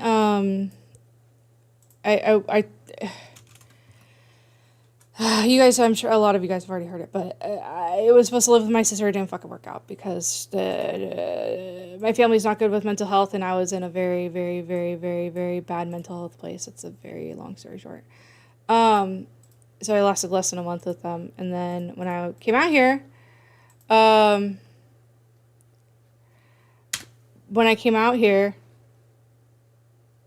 wait, fuck. Where was I going with that? Oh, when I came out here, they're like, oh, well, your dog's going to stay with your other sister. And I was like, oh, cool. So I'm not going to be with my fucking dog, which was an hour away, which in California time is a lot of fucking time, to just go see my dog. And I didn't have any means at that point. So I just, dealing with the homelessness and shit. So, which I did everything in my power. I even moved into a fucking house I shouldn't have fucking been in to stay with my dog, and then like I got here and I couldn't have him, and so whatever. Fast forward, kind of things are up and down with my sister that has my fucking dog, because they wouldn't let me see my fucking dog for a while, which was pissing me the fuck off. I'm like, this is my fucking dog, this is my animal, let me go see my fucking dog. And that's my family, right? There's fucking pain in my dick. Sorry, hold on. Let me get that. All right. Yeah, so anyways, when I went to EDC a couple months back, I got a call. I hadn't even walked into the fucking hotel yet. And my niece is like saying like my dog's gonna die because there's like a gopher or some shit like in the house. And I was like, I can't fucking do anything. I was like, have you called, you know, our dad? Because like he can help. I was in a whole other fucking state at the time. Like just literally just pulled, like I haven't done anything at that point in like a year other than the whole like going to Keemstar, which was, you know, but I hadn't done anything in so fucking long. And I'm finally going to do something to like, you know, enjoy my life for once and fucking forever. And I'm getting a call that my dog is gonna, you know, die, and that they're gonna call the ASPCA because of like he had gotten the rodent or whatever. And luckily for me, I was like, oh well, like my old dog Chipotle growing up like had gotten into the rats in the garden and shit. So I was like, he's probably gonna be fine. And I also, my sister had told me, and she's not all mentally 100% there all the time, but she was like, oh yeah, I found out on Google that like your dog could die. And I'm just like, well, he's had his shots, like he should be okay. So long story short, because I haven't been in a good mental place, and I wasn't even like gonna even try to find out if my dog that I love is fucking dead or not. I just have mentally checked out of it until yesterday. Or 2 days ago. Everything's blending together at this point. But I asked how everything's going, and I said I just been trying to get on my feet, and things are going well, yada, yada, yada. But I found out my dog's alive, so that's cool. That was a very long story short, but I'm happy. I'm hoping I'll be able to see him soon, but I just... And then she started being like, oh, like, I'm blocked on your CashApp. I'm like, how do you fucking block people on fucking CashApp? I don't fucking know. I don't even like, unless it's very easy to do... But even then, I don't like blocking people. It's fucking dumb. Anyways. On to the next thing. I don't know if I had anything else. And if I have Cuckold Simulator or not. I need a second to catch my eyes up. I'm glad that Hook did another episode today.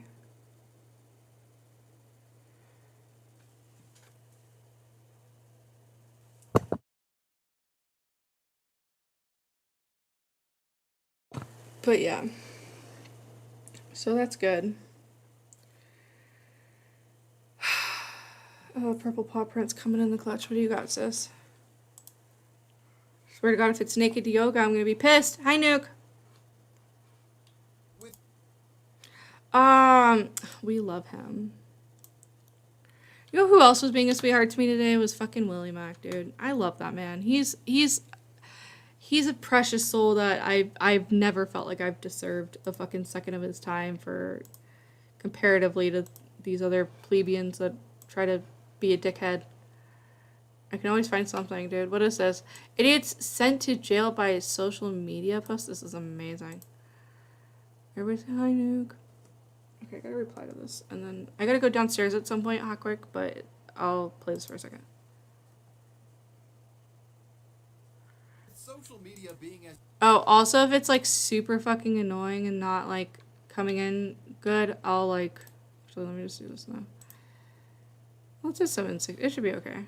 Should be fine. ubiquitous as it is these days, it's not all too uncommon to encounter criminals while browsing the web. Much like walking through a crowded street, when surfing the forums and comment sections online, you could be unknowingly among the likes of lawbreakers, thieves, and even killers. These miscreants operating under a veil of anonymity. However, with that being said, this veil of anonymity online is often a mirage and emboldens some criminals to inadvertently confess to their own crimes online, with these perpetrators unwittingly reporting their own misdeeds to law enforcement on social media sites, apps, So and funny. making the job of police and law enforcement a lot easier. These are the people arrested thanks to their own social media posts. Today's video is sponsored by Magic Spoon. Magic Spoon satisfies... Dude, Magic Spoon, has anybody ever actually eaten Magic Spoon? Just curious. Dude, Wendigoon has sold me on it, but also I've been kind of broke. And also, milk in my stomach does not seem like a good time. Oh, video volume up. I apologize.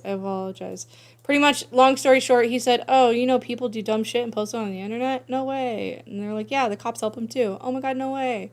And then that's where we're at right now. Yay.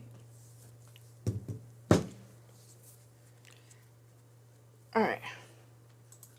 Cereal craving without completely sabotaging your daily nutritional goals. They've got 8 delicious flavors to choose from, and for my 4-pack variety box, I chose cocoa, fruity, frosted, and peanut. Never heard of Magic. Do you not watch Wendigoon? Purple Paw Prince? Purple Paw Prince. Do you not watch Wendigoon? Are we gonna have a problem?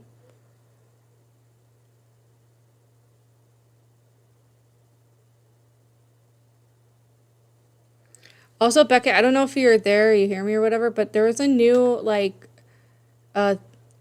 program or some shit that they're going to be doing on Twitch that's like, the VODs are only going to be saved for 7 days instead of 24 days or whatever the number was. But that looks fucking AIDS. That sucks. So you have to upload it to YouTube or something? Like...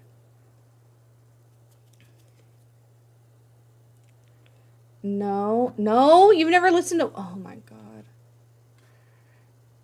I'm still alive. You know what one I really wanted to watch with Ginger was the Brendan Buckingham Sneeko video.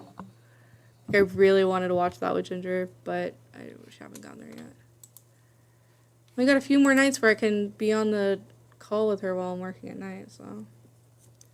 I can't believe I'm going to be doing hair again, and I'm so nervous. They're so nice there, though. They're so nice. And it's mainly doing color. Not crazy colors, but which is more my cup of tea because I like mixing. Thank God I can easily hide my shitty streams. Oh my god. Beckett, you should stop being fucking hard on yourself. I guess you're more worried about work or whatever. I don't know. What is your problem?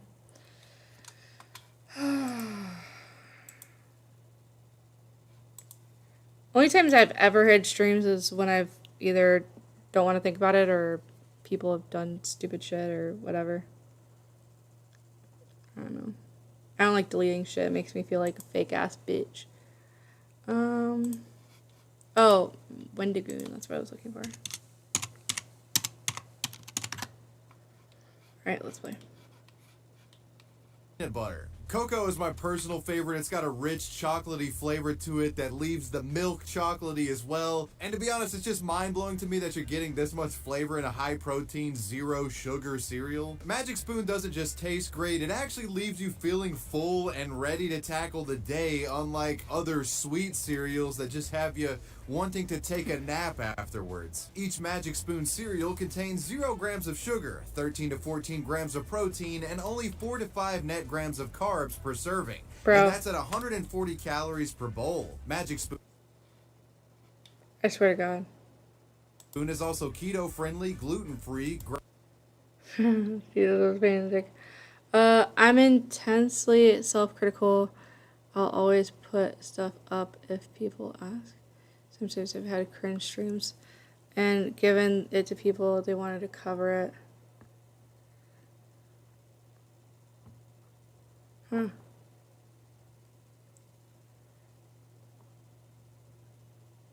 I don't know if it's just like maybe you need to come to YouTube because people don't give a fuck. Like, yeah, they'll use some points, especially if you got like Spurgies or Spurgydom stuff around it, but like, I don't know, this stuff with like Twitch, I don't get Twitch. The lizards got her exactly needles, bro. Exactly, I get it. Me too.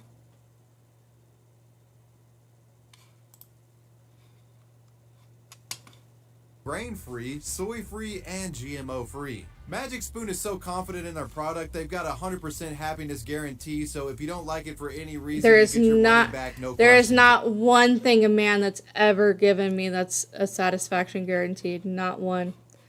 Not even fucking playing on that one, okay? So fuck that. Don't lie to my fucking face. Okay, your cereal's not that good. Relax.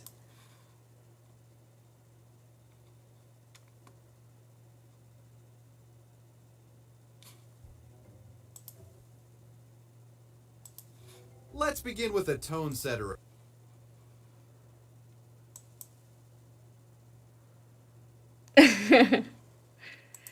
I could tell Needles is catching up. Oh, it's much more about how I feel about what other people think.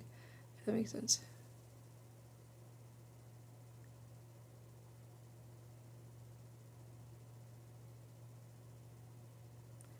Like anxious feeling or like aware of other people's like you don't care about their things. I guess yeah, self-critical type shit more so than the other way around. That makes sense, so I get that. Of sorts. It's the story of a dim-witted perp who did what might possibly be one of the dumbest things imaginable when you have warrants out for your arrest. This dude directly commented under a Facebook status posted by a police department. The story begins on November 8th of 2022 when the Rockdale County Sheriff's Office, located just east of Atlanta, posted to Facebook its most wanted list of at-large criminals. The wanted poster contains several mugshots of wanted criminals from the area, along with contact information to get in touch with the department if anyone knew of the wanted men's whereabouts. But apparently, this post was missing one at-large suspect. At least that's what Mr. Christopher Spaulding of Georgia thought. Mr. Spaulding was apparently annoyed after discovering this wanted poster while browsing Facebook. The man, apparently responsible for a crime... Wait, that is the most Georgia, white man Georgia thing I've ever heard. I see all these guys that are supposed to be arrested on my Facebook timeline, and I swear to God, bro. I swear to God, if I see one of these motherfuckers on the street, I'm going to take my tractor, I'm going to set them down in plows of fucking land, and I'm going to go right over them, okay? I swear to God. Watch me go. Fucking idiot. I hate everybody. His own felt slighted by the sheriff's department for not being included in the wanted poster. So I guess in an attempt to boost his own ego and remedy this situation, the man reaches out to the cops. Spaulding... Yeah,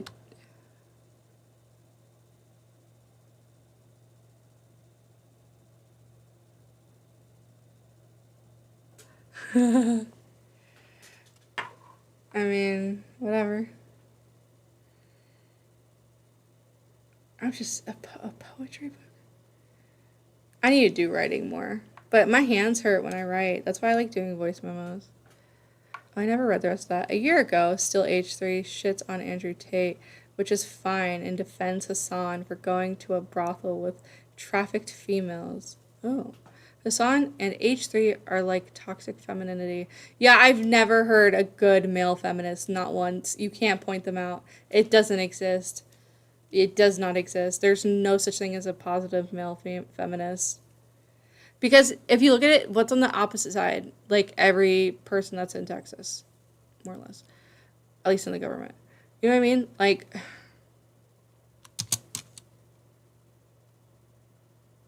had the brilliant idea of replying to the sheriff's wanted poster status with a simple comment. That comment from the wanted man being, "How about me?" The man was asking to be...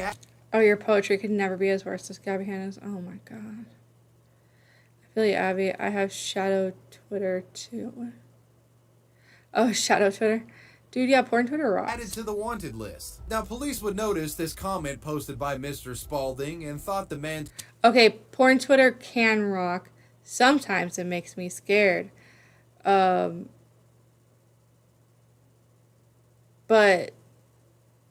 it's also interesting. I don't know. I look at shit differently. Male feminists are deeply trash. Mega red flag. I actually caught onto that from fucking Papa Gut. He was like, dude, if men are like this and they're feminists, like male feminists, like immediately, like I think he said even red flag. I was like, dude, you have purple paw print. You buried it? Purple paw print's about to show up to your front door, homie. You better get together. Alright. Keep going.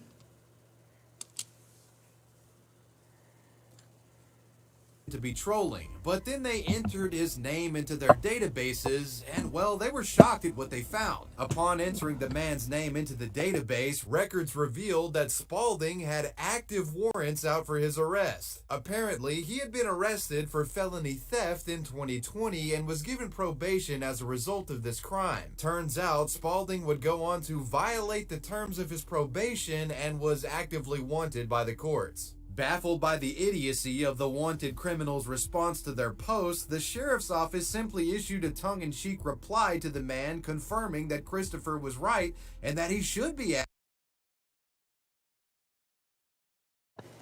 Hold on.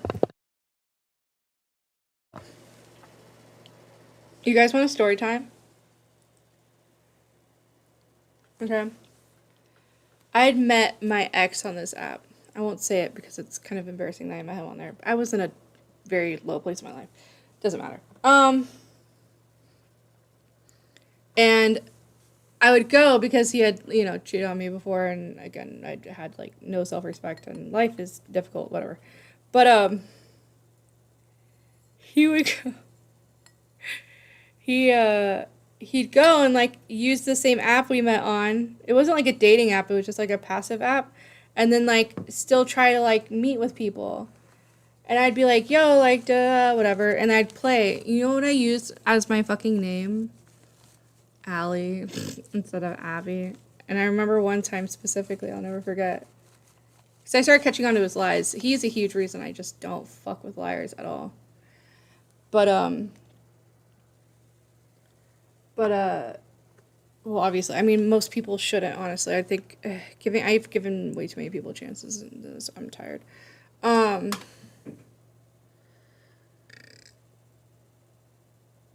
Yeah, so we're like messaging back and forth. I don't remember, but at one point he's like, oh, what's your favorite colors? And then I said what it was. I don't remember exactly what it was. But he said emerald green, which was exactly what his fucking favorite color was. And not a lot of people say that fucking color, right? And then, like, because there was other things that kind of pointed, but then that, like, sealed the deal immediately. I was like, are you fucking dumb? I'm like, do you think I'm fucking stupid? Which I think he did, and I was turning stupid because he was stupid. But, dude, I caught him so many times just with stupid shit like that. Like, that's why, like, I catch people in their way they're writing and shit. It's not as, like, stupid as this, straight up, but, like, I thought since we were talking about people that are in jail, I might as well bring my ex up. Lime green is my favorite color because of the CSI logo. It always has been since. Like, I'm not a person that likes change. I kind of have my things and then they stick with me. You know. Well, and then black, but I'm too much of an artist to be like, I like lime green and black, and then not have to hear the whole speech in my head. List. The police said, Christopher Spaulding, you are correct. You have 2 active warrants. We're on the way. Not long after issuing his reply, Mr. Spaulding was arrested by police at his home for violation of probation and was taken to jail. It seemed like this man had slipped through the cracks. Bro, imagine doing something so fucking dumb on Facebook. Couldn't be me. For some time. Like, if he never responded to this post, he likely would have been free for much longer. He tipped off police to the mistake that they had missed, I guess. After making this hilarious arrest, police issued another statement to their Facebook page mocking Spaulding with a sarcastic response to his initial post. Quote, we appreciate your assistance in your capture. Special thanks to our fugitive unit for being active and efficiently apprehending Mr. Spaulding, who has 2 warrants for felony violation of probation. Court records show... Are you going to bed, Sleek? If you are, good night. Buenos nachos. Buenos nachos. Do you like pina coladas? Getting caught in the rain. That Christopher was released on February 10th of 2023, and his probation has been reinstated. In Minecraft, dude, have you guys heard of this story? It's fucking nuts. Okay, I'm gonna go. Oh god, I'm gonna go run downstairs hot quick. I'll be really right back. I just want to make sure the door's locked, but I'll let this play. This story really all begins back in early 2023 in Volusia County, Florida, with local Sheriff Mike Chitwood. Around this time, Chitwood was rather vocal regarding his distaste for a neo-Nazi group of concern to the area, known as the Goyim Defense League. GDL has members around the country, and a cell had recently popped up in the area. Neo-Nazi propaganda and flyers had appeared in the community around the time, and citizens grew concerned. Many members of the GDL were known criminals sought after by Mike Chitwood and his department for crimes such as stalking and harassment, much of this stuff being perpetrated online. Sheriff Mike Chitwood spoke boldly regarding the group and denounced them as cowards, daring them to show their faces. You came to the wrong county.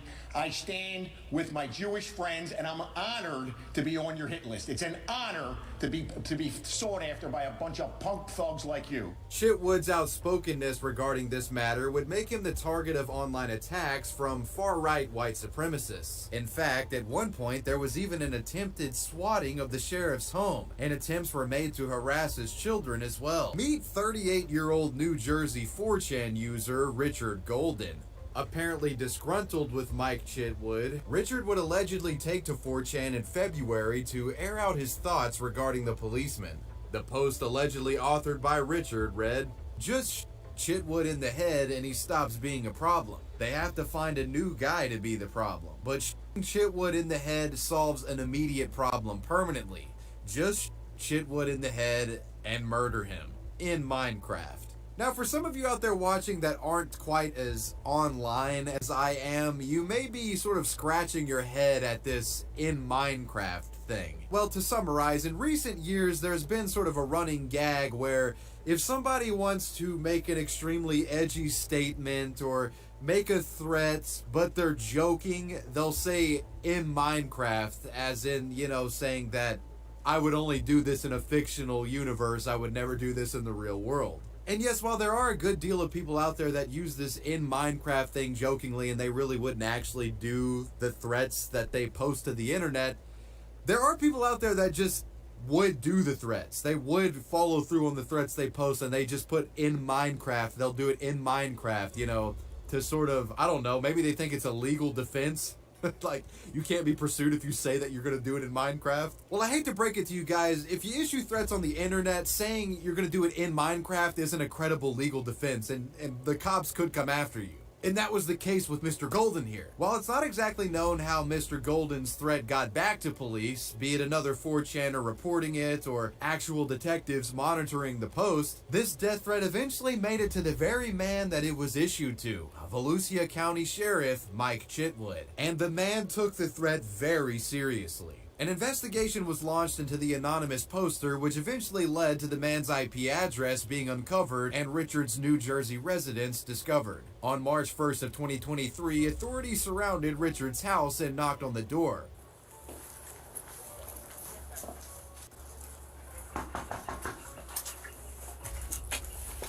However, instead of Richard answering, the 38-year-old man's mother came to the door. Richard was living with mommy. Is Richard here? Yeah. Can you have him come to the door, please? We'll discuss it in a second. Sure, absolutely. After briefly explaining why they had come to the house, Richard's funny. mother let the officers inside, and the officers asked the woman for help in summoning Richard for questioning. What follows is a rather comically embarrassing scene with the Yes, ma'am. 38-year-old. Whoa, what up, uncle? What up, homie? How are you doing? Bro, everybody, that's my uncle in chat, bro. That's fucking sick. He's the homie. He's a real one.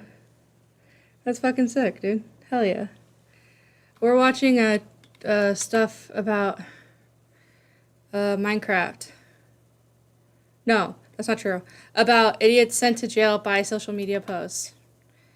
And this one is some bitch-ass official was like, he said that he was gonna kill me.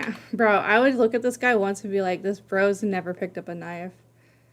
Definitely not to cook, because he definitely lives with his mother.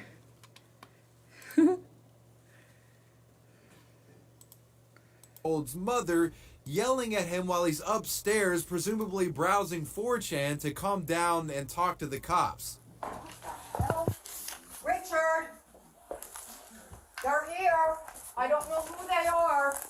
Stop on a second, please. please. South Brunswick Police. Richard, decked in pajamas, shuffles downstairs and submitted to officers. Wait, did he say suck my dick, please? Bro, hold on. I'm sleepy, Clash you live. Oh, thank you for stopping by. Hit me up. I know we like send each other like shit on Facebook, but hit me up whenever. Hope you and the babies are all good. And the wife? Question mark? I don't know what people's titles are anymore. Everybody was like, I'm getting married. I'm not getting married because marriage is gay. Hey guys, good night. Catch you all next time. Bye. Wait, where's the volume at? I don't know who they are. I don't know who they are. They all have fucking like, they all have cops written on them. That's so fucking funny. What do you mean you don't know who they are? South Brunswick Police. Richard, decked in pajamas. You don't know who's just coming into your house? Love ya. Shuffles downstairs and submitted to officers without resisting. It was clear the man knew why they had come. They were arresting him for his in-Minecraft threat against Sheriff Chitwood. Alright, just so you're not aware, there's a, Wait, what? Dude, did I miss it again?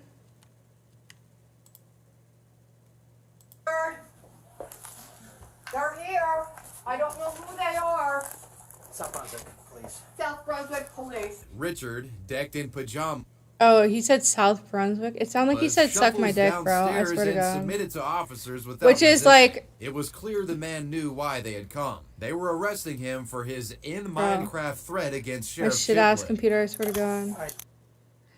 Bro. I think we'll make it through. What's the other stories? He asked for a mugshot. Chuck E. Cheese live arrest. Wait, what? All right, let's keep going. Never mind. Just so you're not aware, there's a warrant out of Volusia County, Florida.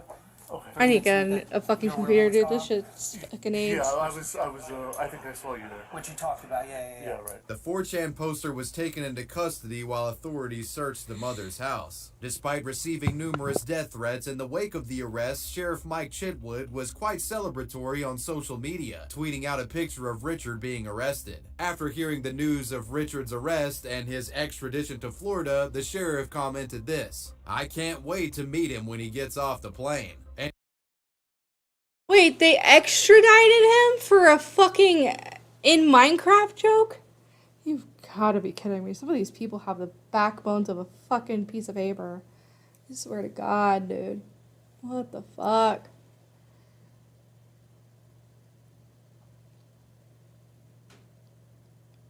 This is why, like, as much as I have opinions, I try to keep them as, like, clear and concise. Or, like, experiences, because, like, this messy shit's too fucking messy, bro. Too many lines. Too many lines you gotta make sure you don't cross just to, like, play on 4chan or Minecraft. Like, you made a Minecraft joke, which, homeboy, get it together. You look like you clearly live at your mother's house. I don't know what the fuck's going on there, but... And Chitwood wasn't...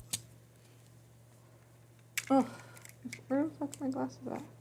Or my headphones? I need to do that. Alright. Full of hot air either. The man did indeed come face to face with Richard Golden after he arrived at the airport in Florida.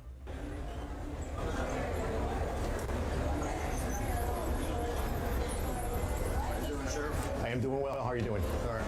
I'm Volusia County Sheriff Mike Chitwood. Anything, hope you enjoy your stay. Welcome to Florida. Richard was seen in court on March 28th of 2023 and was given a $100,000 bond. The man has yet to face trial. Jesus so guys, Christ. especially the edgier of you out there, in Minecraft, it doesn't save you. You can get locked up for shit like this. But, makes me so angry.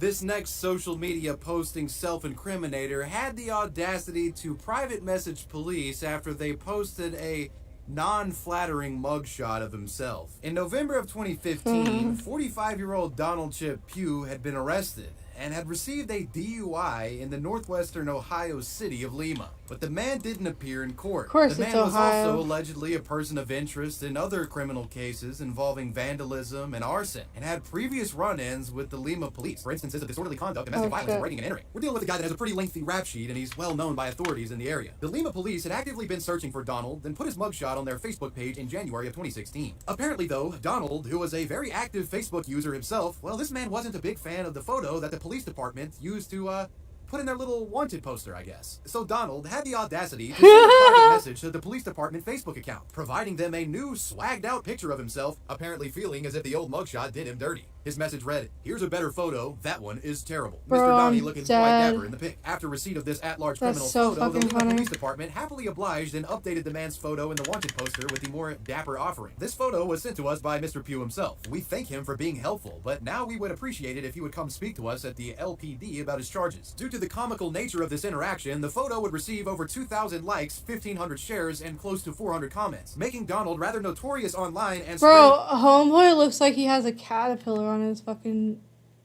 face. What even is this?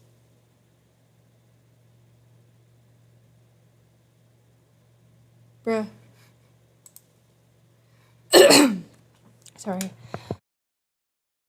likes, 1,500 shares, and close to 400 comments, making Donald rather notorious online and spreading his face everywhere on social media. Which is not the best thing if you're trying to remain in hiding and not arrested. He's just operating on a different wavelength than you and I. In fact, while Donald was on the run from the law, after this photo had gone viral online, the man decided to call into a local radio station that was talking about the story and candidly bantered with the radio host discussing how awful he thought the photo was. Awful picture, awful picture. Man, I think they just gave me wrong, man. That's Donald Chip Pugh, all right, calling the local radio station, whining about his unflattering mugshot. The radio host did their best to get Donald to spill out further incriminating information, even trying to ask the man for his location, but Donald brushed off any inquiries into his whereabouts with jokes. Where you at again, Chip?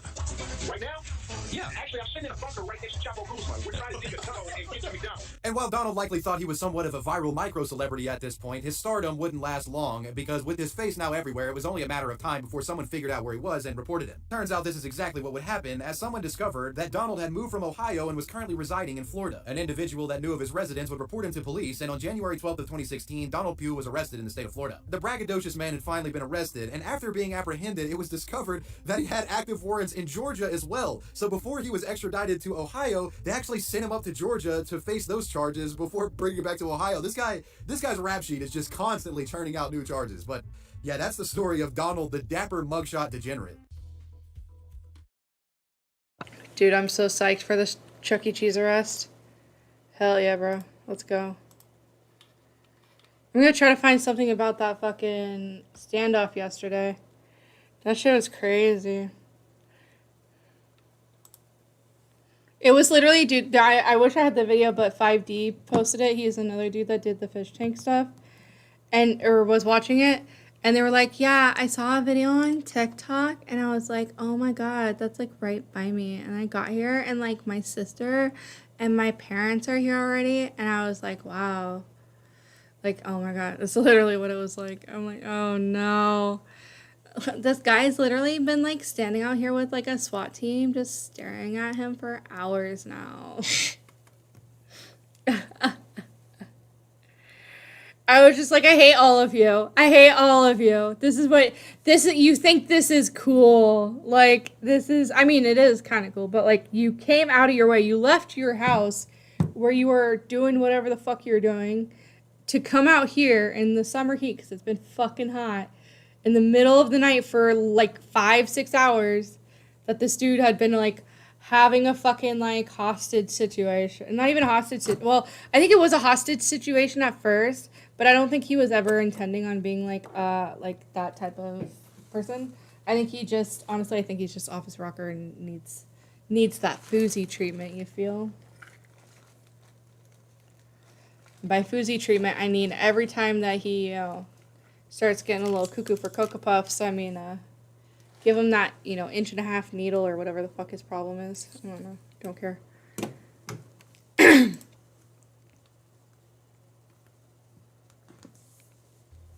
What a lot of people don't realize, and I think this has to do with social media still being a relatively new advent, is that police are constantly online on forums browsing, trying to find criminals. Be it new discovered criminals, or ones that have warrants and are at large. This is a fact of life that our next perpetrator, Markeisha Wilkerson, was not privy to, as this woman would inadvertently live stream her location while wanted from police, leading to an arrest. The story takes place in April of 2017 with then 18-year-old Markeisha, a woman who at this relatively young age already had multiple run-ins with police. Markeisha had a staggering rap sheet consisting of 14 previous charges, 6 of which were violent, including battery, domestic violence, and aggravated assault. The aggravated assault charge was a felony, and there were...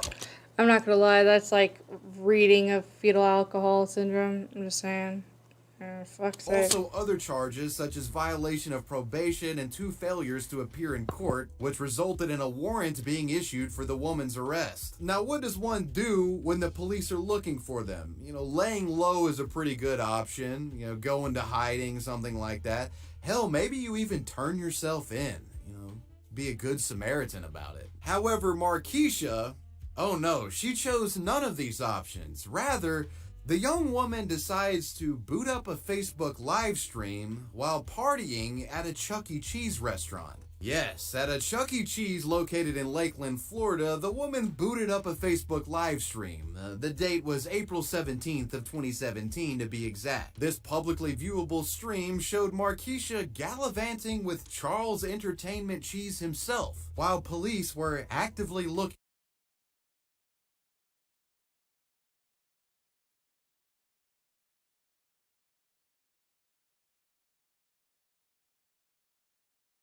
2017 to be exact.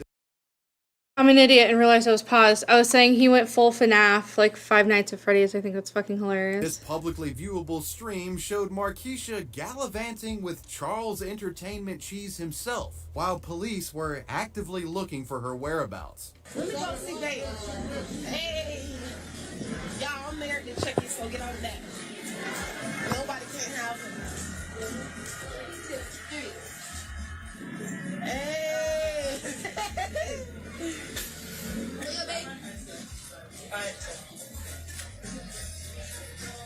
Polk County detectives who were Bro, Polk County, bro. Is that the same one?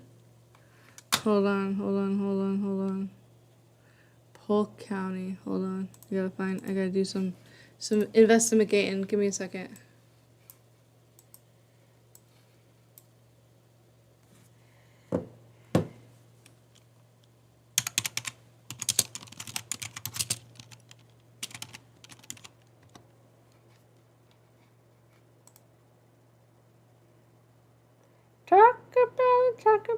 Talk about moving.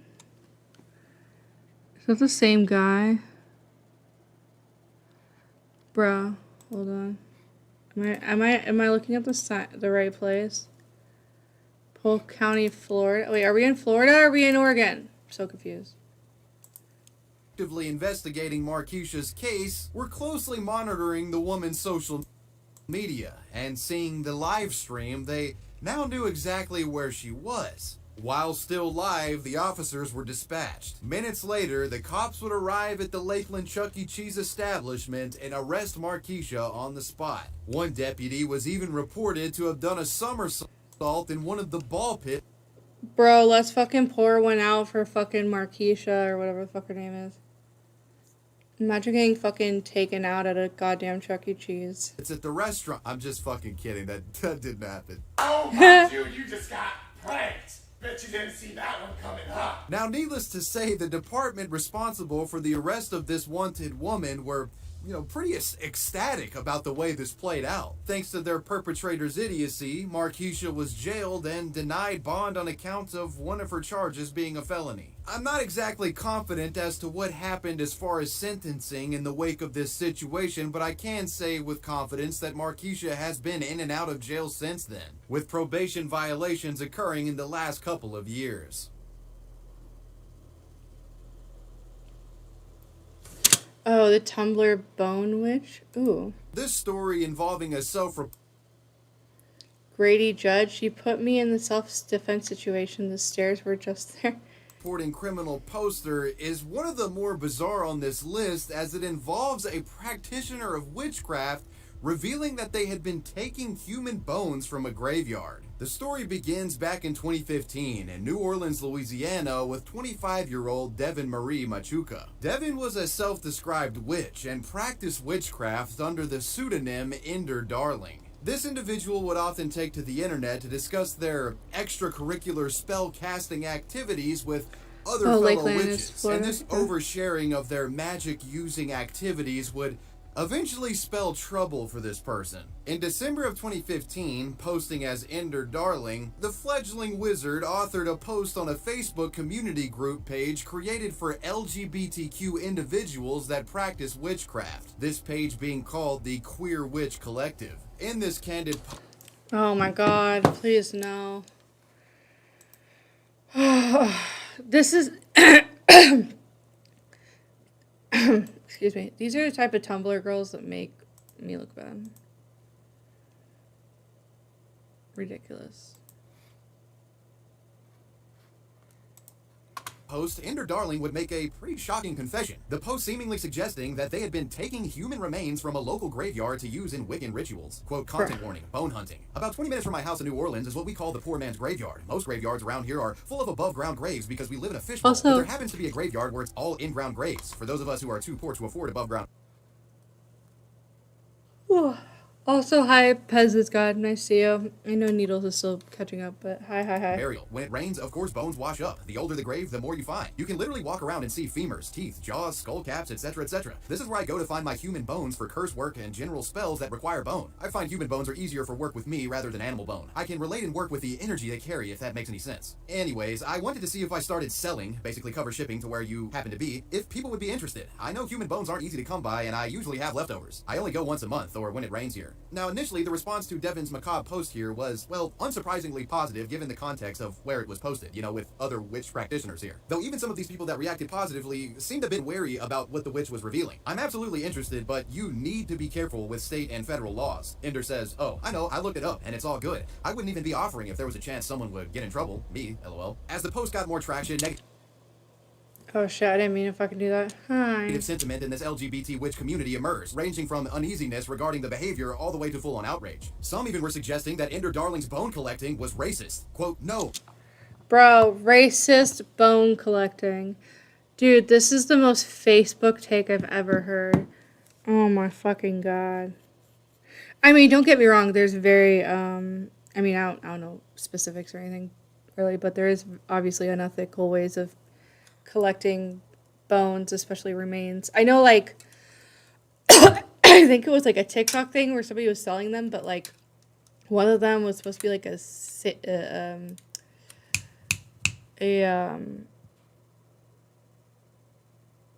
remember what I was gonna say. God damn it. Anyways. Oh, the bones. Where's it going? Oh, the bones. One of them was like a Native American or whatever. So, that's the issue. Racism. Always the issue. And, people got hella mad because it's like, I guess, like, you know, lay people to rest and yada, yada, yada, yada. So, wild. All bones are white. Needles!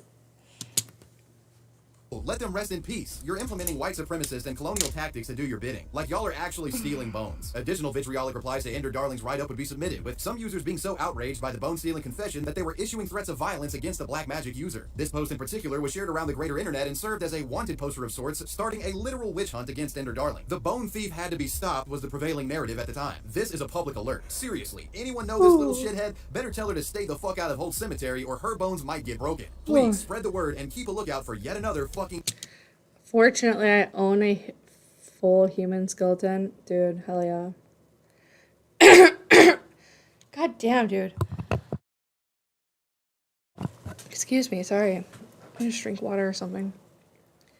Hi, Needles, how are you? Dude, what the fuck is in this cup? I swear to fucking God. My life be like... I didn't do anything. I swear to God.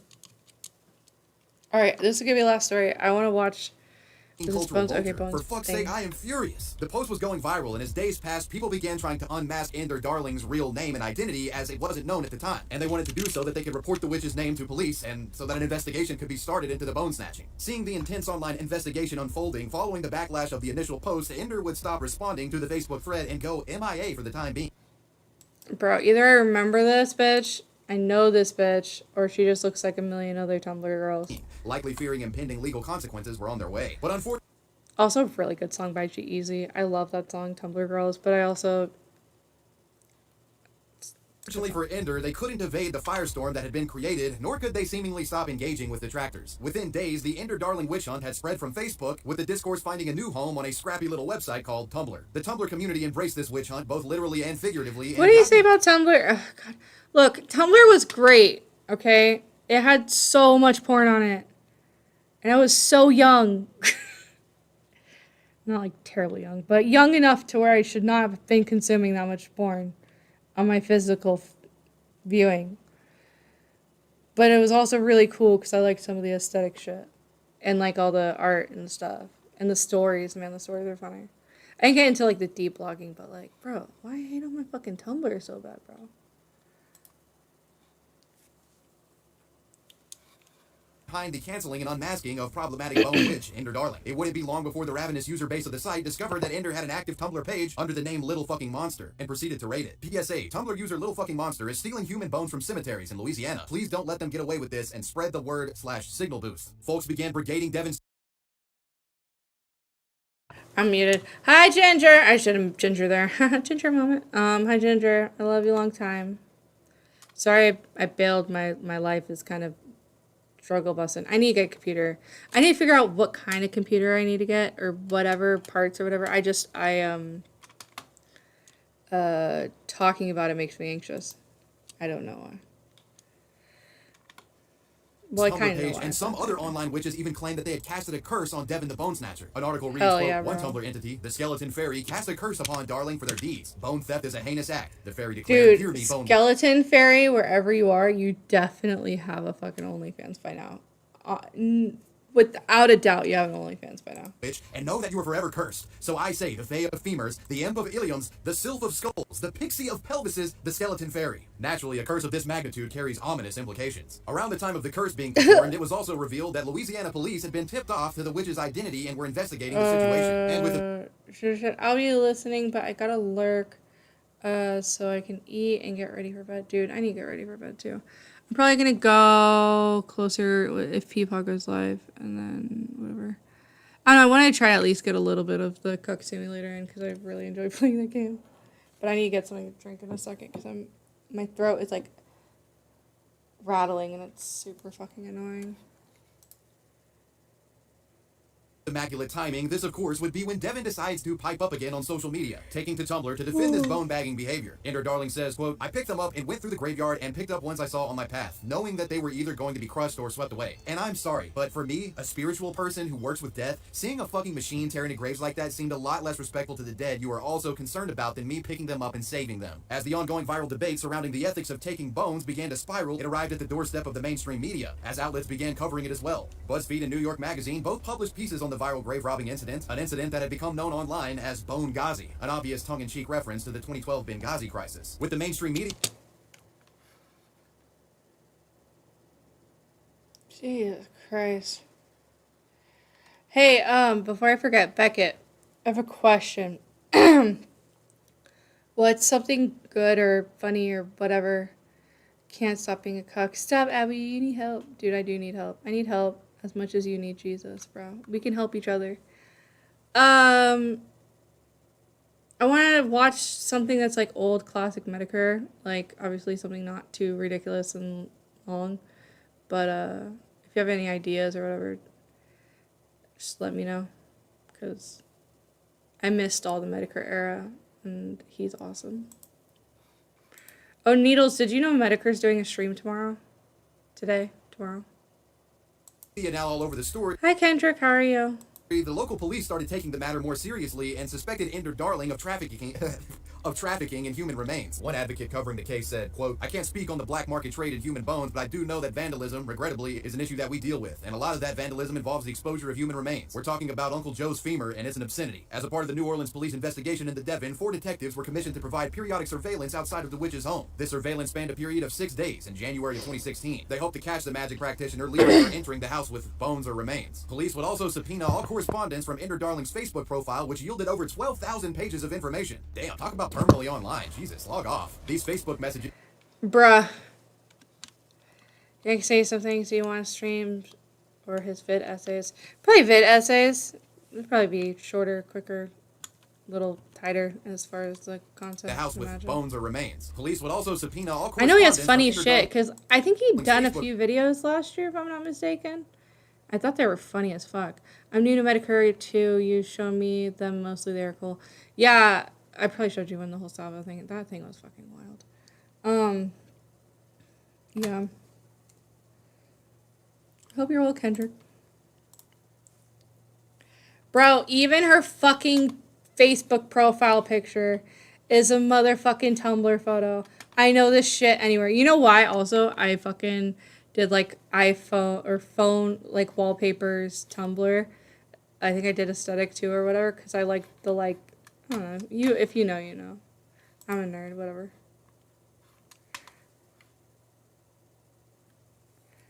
Profile, which yielded over 12,000 pages of information. Damn, talk about terminally online. Jesus, log off. These Facebook messages indicated that Devin had started procuring graveyard bones in November of 2015, and on occasion worked with accomplices. The messages also revealed that Darling was in contact with multiple people that showed interest in purchasing human remains. One even received 2 photographs of said remain. The picture in question looked like a human femur. This evidence was enough for police to obtain a search warrant and raid the witch's coven. In January of 2016, police stormed Devin's residence. Upon searching the property, police reportedly discovered over a dozen bones and 4 teeth, all appearing to have belonged to humans. The witch's laptop and phone were also seized during the search. However, curiously, Ender wasn't arrested at the time. Instead, the dark magic practitioner was given a court summons for possession of marijuana, which apparently cops found during the search. Ender would remain out of jail for the meantime until authorities could perform a proper test on the bones to confirm that they were indeed human. In the wake of the police raid, Devin was being reached out to by the media for statements, and in an interview granted in 2016, the witch would tell their side of the story. Quote, they were coming in seriously expecting to find bodies and human organs and have me and my roommates arrested for black marketing human remains. You should have seen their faces when they walked into the house and found a bunch of sleeping hippies. The witch continues elaborating on the bones. Quote, I had them on an altar. It was just a bunch of little shards of bones and pieces of teeth I had picked up off the ground. I said to the agents, here you go. There's probably human bones in there, but I know better than to give you that answer. And in regards to the allegations of selling the bones for profit, quote, I wasn't selling anything. It was like, you cover how much it takes to ship it. This is me passing along something I feel nature's given me. I don't want money for this. Later in the summer, after the test had been concluded, it was discovered that the bones found in Ender Darling's residence were indeed of human origin. And after the conclusion of this test, Ender Darling was...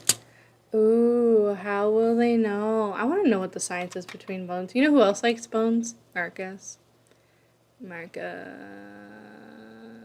Love that guy.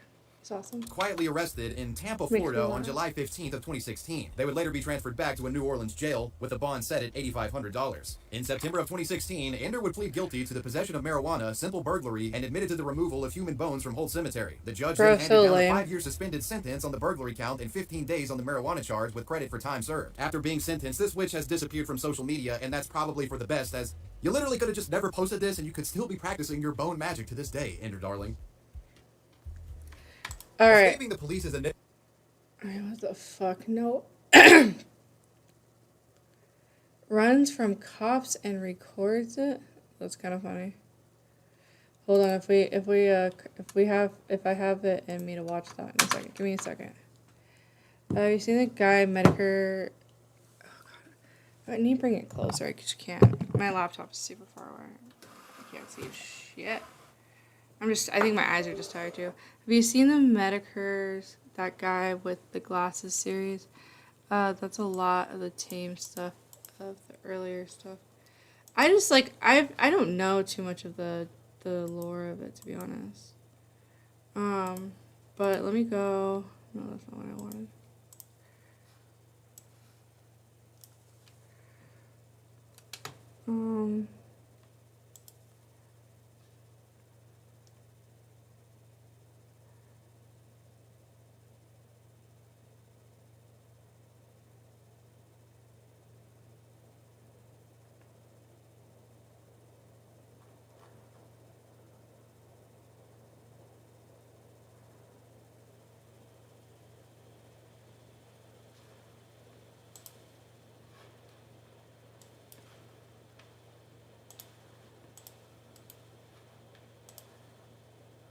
After 11 long hours, the suspect is now in custody, ending a long afternoon, a long night, and a long morning of negotiations between crisis negotiators, authorities, and that suspect. Take a look. Approximately an hour ago, that unidentified man surrendered to authorities without incident. No word yet on how crisis negotiators were able to convince him, bringing, of course, these hours-long standoff to an official end. It all started yesterday just after 4 p.m. Video from Sky 5 showing the suspect armed with a handgun in the parking lot on 17th and Tustin, pacing back and forth, shouting at authorities who were barricaded behind their vehicles with guns drawn. The suspect's handgun, unknown if real or fake, appeared to be wrapped around his hand with a green cloth. He didn't fire it or point it at anyone, but police wasn't taking any chances. All the stores in the strip mall were forced to evacuate. All, of course, as SWAT and crisis negotiators tried to convince the man to surrender. They even deployed a robot that brought the suspect water and cell phone, though it's unknown who he called or who he was talking to. Some of the people pulling up lawn chairs to watch. Yeah, people are pulling up fucking lawn chairs. Like it's a fucking Super Bowl game. Like, bro, this is the last half, bro. This is when we gotta find out if Tom Brady is still a bitch. Which we did. Fuck you, Tom Brady. But, yeah, bro. See, I know my football facts. I got third place. I got third place in fucking fantasy football 1 year, okay? And I wasn't even fucking really trying. Well, actually, I thought I knew a lot about football then. But my point is that I know a lot more than anybody in that panel, and that was fucking atrocious. I'm just bringing it all the way back. I apologize. Actually, I don't apologize. I'm not sorry. I'm sorry for shit. This bitch. This dumb bitch. Oh my god. I saw it on TikTok, and then I went on Google to search it up because it looked familiar. Hold on. Purple, tell me if I'm fucking wrong. Tell me if I did this fucking wrong. This is why I hate people here. Like, I don't want to be friends with these people, to be honest.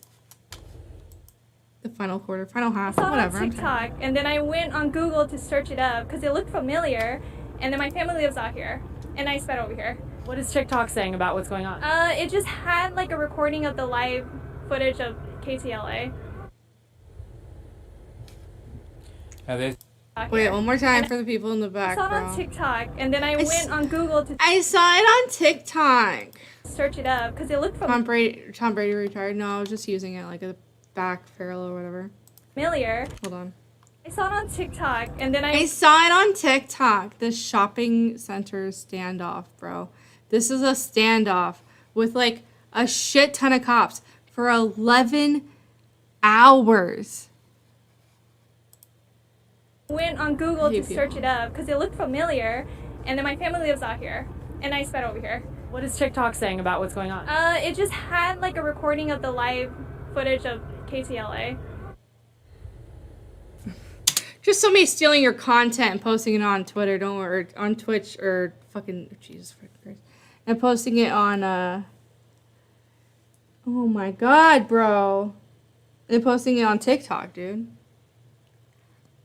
He should have held himself hostage. That's a get out of jail free card. Well, I think that's kind of what they were worried about him doing with the pew pew, if you know what I mean. Tom Brady is a retired sports work for now. Yeah, he's a strange dude. But I don't think I would have ever expected him to be normal, honestly. All these fucking weird people are fucking weird.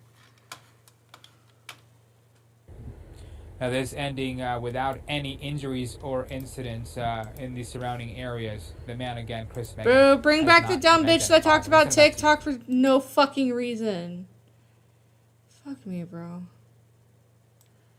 Oh my god, dude. Just makes me so mad for no reason. I hate being angry.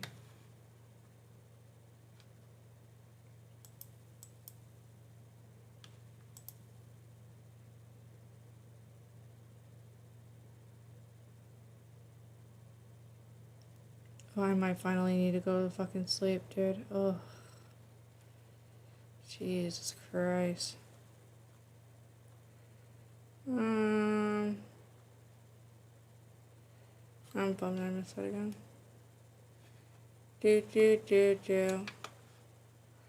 Oh, also fucking Beckett was torturing us with fucking anime talk. Or was that fucking somewhere else? I think it was both. I think it was both Ginger's Ginger, K-Hook, and Maggot, as well as whatever the fuck. I'm just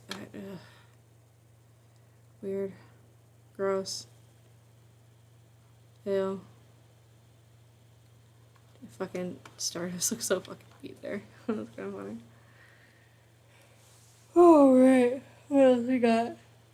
Damn, that thumbnail look good. Shit.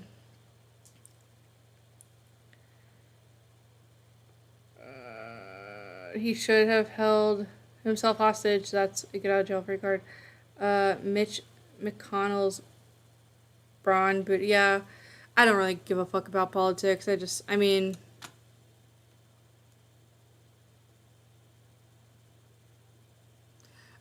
people always be doing dumb shit, man.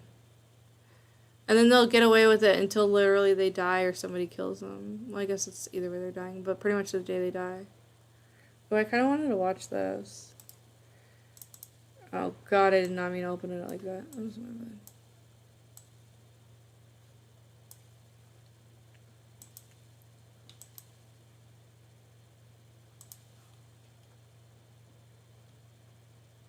Tombstone.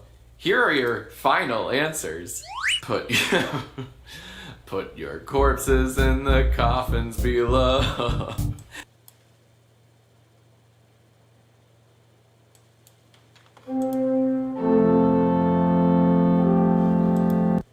He's a dead stare for 2 minutes. That's what somebody was saying on Ginger's stream, is like that seems like he's having like a bunch of like little strokes, and like the next if or when he has like a stroke, it's gonna hit like fucking crazy. Bro, what if he just like combusts? I think that'd be kind of funny.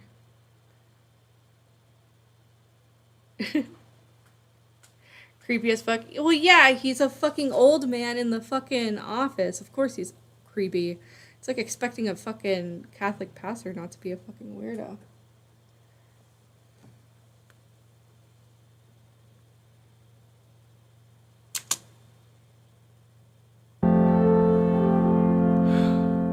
It's true, because this is the very last episode of Yai you'll ever see here on Jack's Films. Which is why yesterday I asked you, what should we put on Yai's tombstone? Here are your final answers. Put your corpses in the coffins below. Oh, this would make funerals fun if everyone just joined hands and sang a cute little song as the body gets lowered. Also, the plural of corpses, what an idea. We speedrun funerals by just doing them all together. Womp womp. There should be on more tombstones. Am I right? First time answerer. Long time watcher. Alexander Yai is dead. Oh, I just got the roses. Because of all the roses. Oh my god, I'm ones so incredibly bored. Okay, I don't so want to many. watch this. So many kidding. roses. I'm good. I'm Gucci. I thought it was going to be about the fucking crazy bitch. Or not crazy bitch, just boring bitch. TikTok creep got justice? Okay, well, whatever. Shanny's second arrest? Dude, Shanny got arrested? Oh, bro. Why does Mitch looks like a frumpy stepdad? There was a point where I out of the fucking house? hated doing the show. I think there were a couple moments.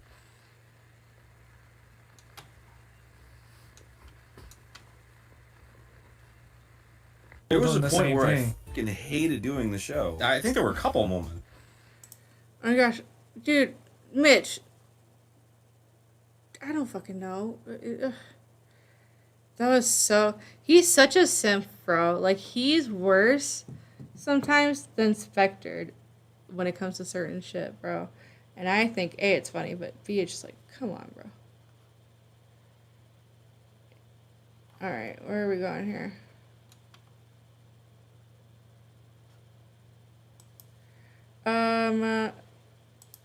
First of all, Needle said, I am not racist, but I've been to black people's funeral. It's so different. They all sing and shout and sing like Jack said is off-putting. Jesus Christ. Literally, right? He looks like a a more agitated Tommy C. Dude, Tommy's been on a, like, everybody's a Nazi kick lately, and as much as I think it's funny, it like, definitely lost the plot a little bit there the other day. I was like, I have no fucking idea what the fuck happened. Because somehow there was a whole wraparound from Wing and Nazis, and that's what we're in now, and I was like, oh boy. Oh boy.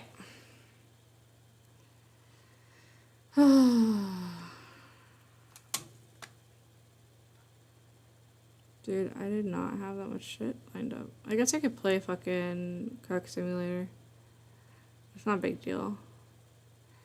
'Cause I don't mind if you don't mind. 'Cause I won't shine if you don't shine. Before you go, tell me what's inside. Alright, here's this. I'll leave this here, okay? This is your mama's work, okay? Tommy C lost the plot. Yeah, no, for sure. Like, dude, it was like, yeah, I mean, you know. But it was just like, how did we get from, like, I don't know, anyways. No, I don't know. So this is Ginger's page. Please, please, please, please, please go like, subscribe, follow her, all that shit. I did a little. Sorry. Let me make sure speed's not out. Did a little edit of her. I'm gonna pull a chud and go get some water because I cannot fucking talk. It's driving me fucking nuts. But it's not the greatest, but it's still good, I think. I'll be right back.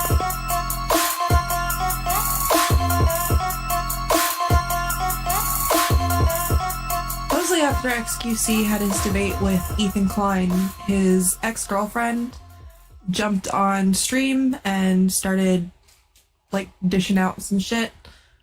So we're gonna go over that.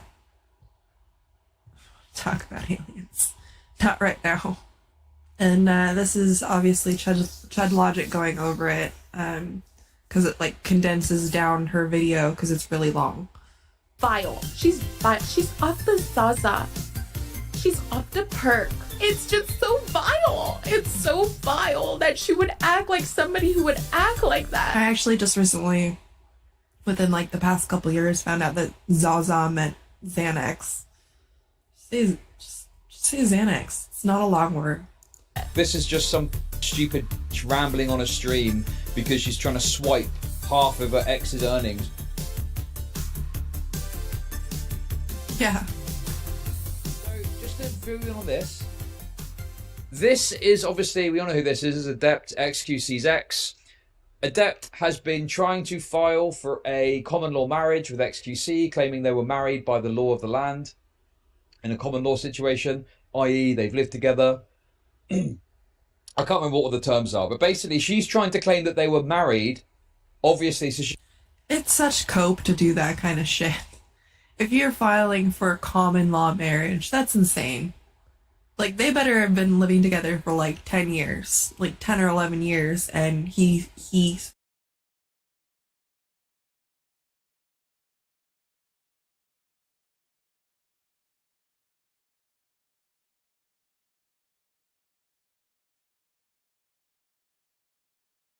I was muted. My bad. No, fucking Adept's fucking nuts, dude. Like, nuts. She just needs to, like, first of all, like, he's in that phase, obviously. LMAO Zaza. It's a gas. Well, you don't know. Place to place, people be calling shit, people stuff, shit and things. I don't know. Anyways, yeah. I would never trust I wouldn't trust really either one of them with, like, my life. Because if it was either me or them surviving, they would just be like, alright, bye you fucking peasant. And I'd be like, alright, for sure. I get it, man. Keep your fucking wealth, bro. You keep that shit. No way in hell, bro. No way in hell. So yeah, check her out. I love her to pieces. I'm like her unofficial co-host. It's been really fun. I don't know how much longer I'm gonna be able to do it because of my adulting in the near future. True Crime Daily, that's what I was looking for earlier.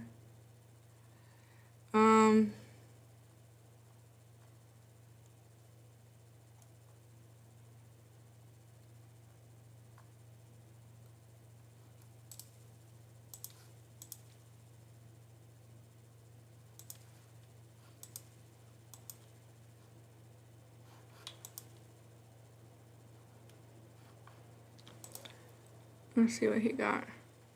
You guys see that pink sauce lady was like fucking asking for money or whatever because she's a dummy that doesn't know how to deal with life.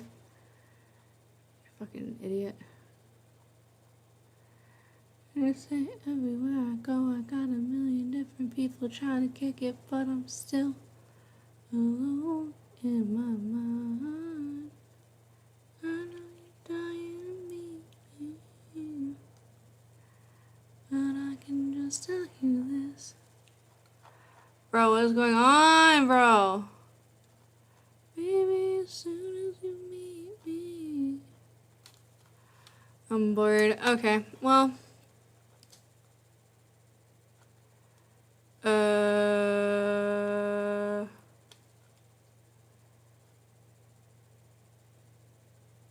Bro, you know what I wanted to watch?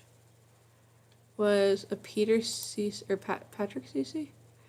A Patrick CC, but the one on fucking J. Cole, I think. Or maybe it was just about 1985. Bro, because I was listening to that song because, like, I don't know if you guys know. So the Fousey shit, right? The Fousey shit, the first thing he was, like, quote, canceled for, quote, was him, like, kind of saying the N-word or whatever, but because it was in the song, because it is in the J. Cole song.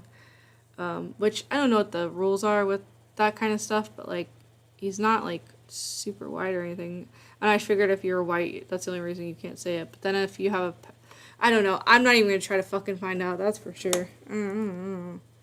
Ain't my place. I don't know.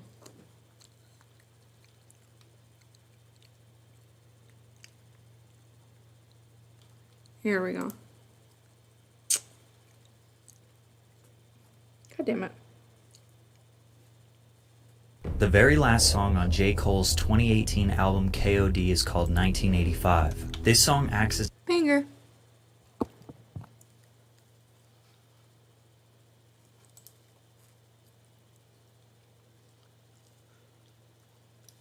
Needles behave.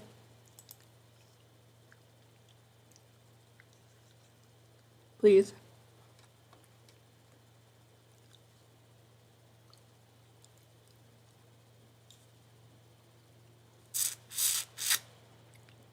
Well, Fousey should make a bigger deal than what it is. But Fousey is so confusing, dude. Because, like, if you listen to J. Cole's music, I really like J. Cole's music. 1985's, like, they'll get into it, but, like, it's literally about, like, starting from the bottom and then you get to the top and then you're at the top and you fuck up the top because all you did is you spent all that money you had, which, by the way, nobody's really kind of emphasizing the fact that he probably got a shitload of fucking money from Keemstar buying out his fucking stocks, and that's probably what he's been funding his shit on, other than a very high Amex limit or some shit. But I kind of just thought it was interesting because, like, the song's pretty cool and on point for people that rush into this shit. The very last song on J. Cole's 2018 album KOD is called 1985. This song acts as a warning to all up-and-coming rappers about their inevitable demise, with lyrics telling them how they should manage their money, criticizing their looks, and telling them how their music won't last more than a couple years. When the song dropped, the consensus was that J. Cole sounded like a grumpy old head complaining about the next generation. Now it's 4.5 years later, and looking back, J. Cole predicted the future with incredible accuracy. It's important to note that the 1985 record probably would never have been made if Lil Pump didn't attack J. Cole first. In early 2017, while Pump was buzzing in the SoundCloud world, he noticed his comment section on social media was flooded with people typing, "Fuck J. Cole." Why? No reason. So Pump ran with it and started trolling J. Cole because it made his fans mad and got his engagement up. The 17-year-old rapper posted a video of him in the studio working on what seemed to be a diss track.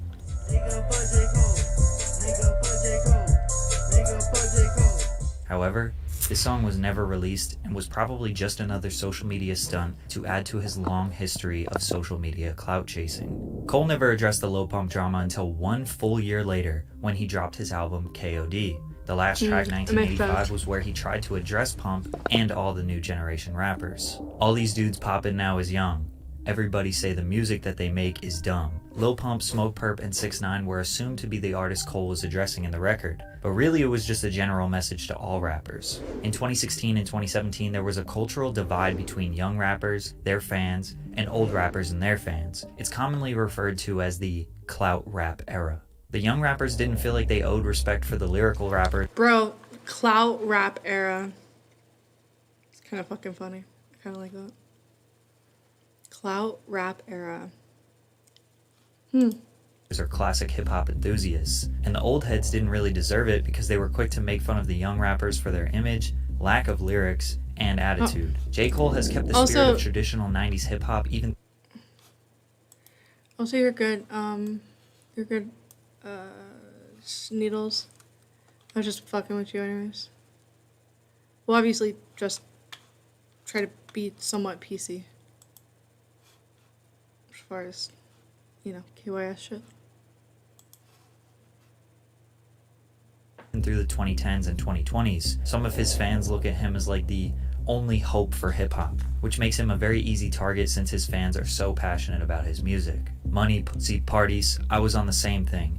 You gotta give a boy a chance to grow some. Everybody talking like they know something these days. Man, they barely old enough to drive. To tell them what they should do, who the fuck am I? Cole empathizes with the young dudes. The clout era rappers he was referring to focused a little bit more on the image and the lifestyle than the music. They typically had more likes on Instagram than people listening to their songs. But Cole admits that he was also attracted to the lifestyle, and it almost seems hypocritical for him to be giving them advice. I heard one of them diss me, I'm surprised. This is obviously where he's talking about Lil Pump. I ain't trippin', listen good to my reply. Come here, little man, let me talk with you. See if I can paint you the large picture. Congrats, you made it out your mama house. Dude. I hope you make enough to buy. I hope you buy enough to make it out your mama house. You say, I hope you make it out your mama house. I see you can't watch you.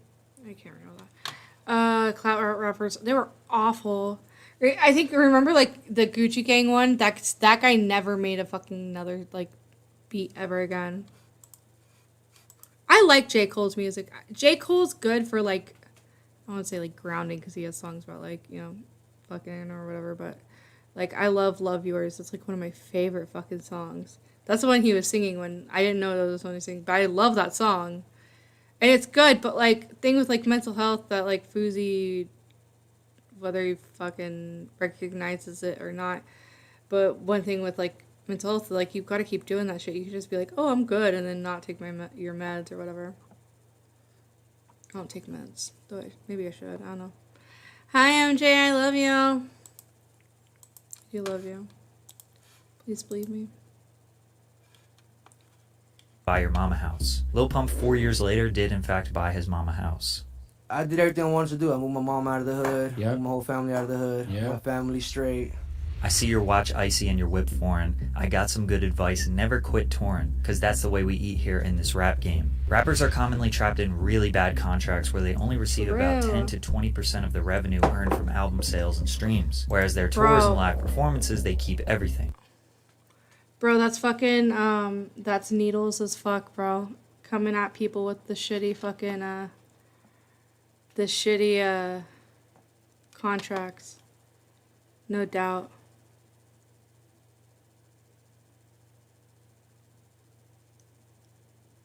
Oh, I don't know Fez is God. I'm not gonna lie, like, I don't know. I've really only discovered him, like, a year, maybe 2 years ago. And then I kind of just listened to the same songs because, like, the way, YouTube algorithm and shit works. Unfortunately. Yeah, Needles is fucking great. So like even like I listened to Pride is the Devil like for the first time like a month or so ago. I love that song. It's a great song. But I haven't actually, it's something I need to make sure I do today is sign up for fucking Spotify. So I haven't had it and it's been driving me fucking nuts because I won't pay for YouTube Premium. It's fucking dumb. What do I get out of it, you know?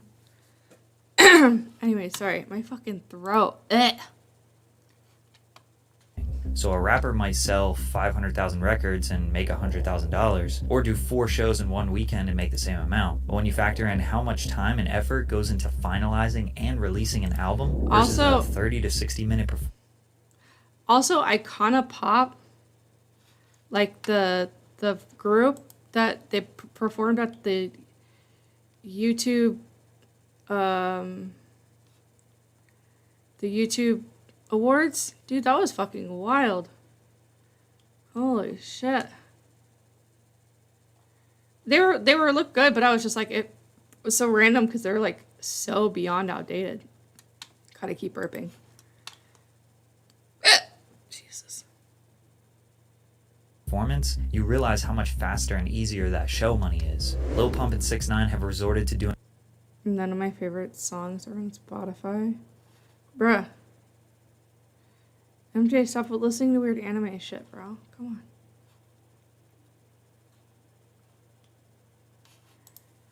Tours overseas. They still have large fan bases outside of the USA, and they could still make a huge paycheck. But neither of them really ever do shows in the US, probably because the crowds would be much smaller, which would mean less money, and most likely people making fun of them on social media. I hear your music and I know that rap's changed. A bunch of folks would say that's a bad thing, because everything's commercial and it's pop now. Trap drums is the shit that's hot now. See, I've been on a quest for the next wave, but never mind, that was just a segue. He also hints that these artists shouldn't be trend hopping and making music to satisfy the current sound. After Gucci Gang in 2017, Pump struggled to make noise with another record.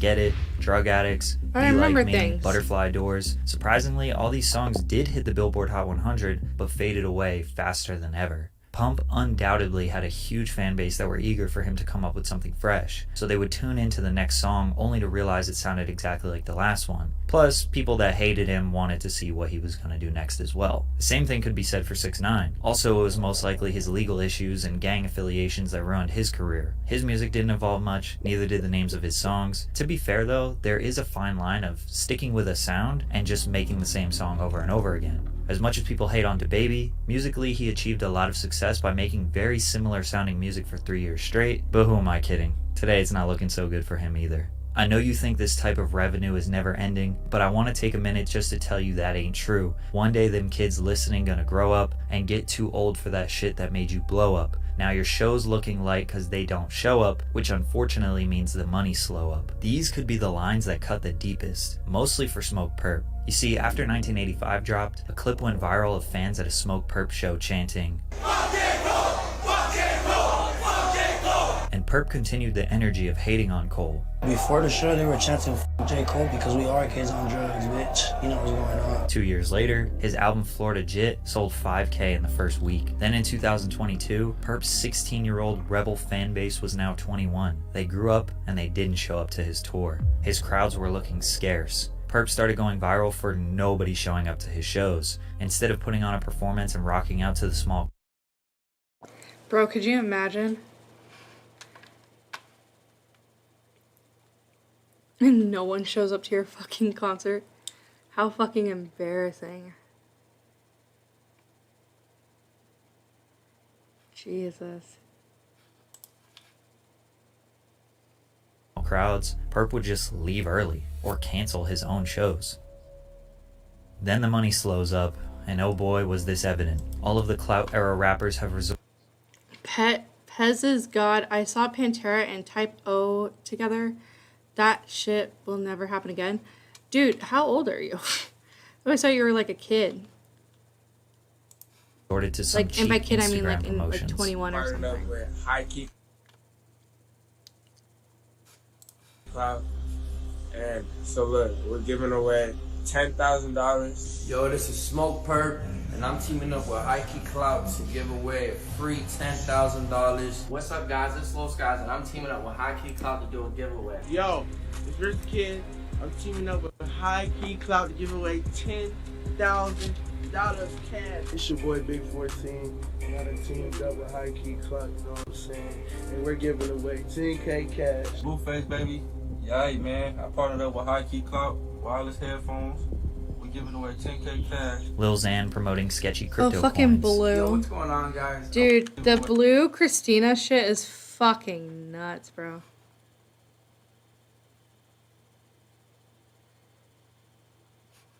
Teamed up with High Key Clout, you know what I'm saying? And we're giving away 10K cash. Blueface, baby.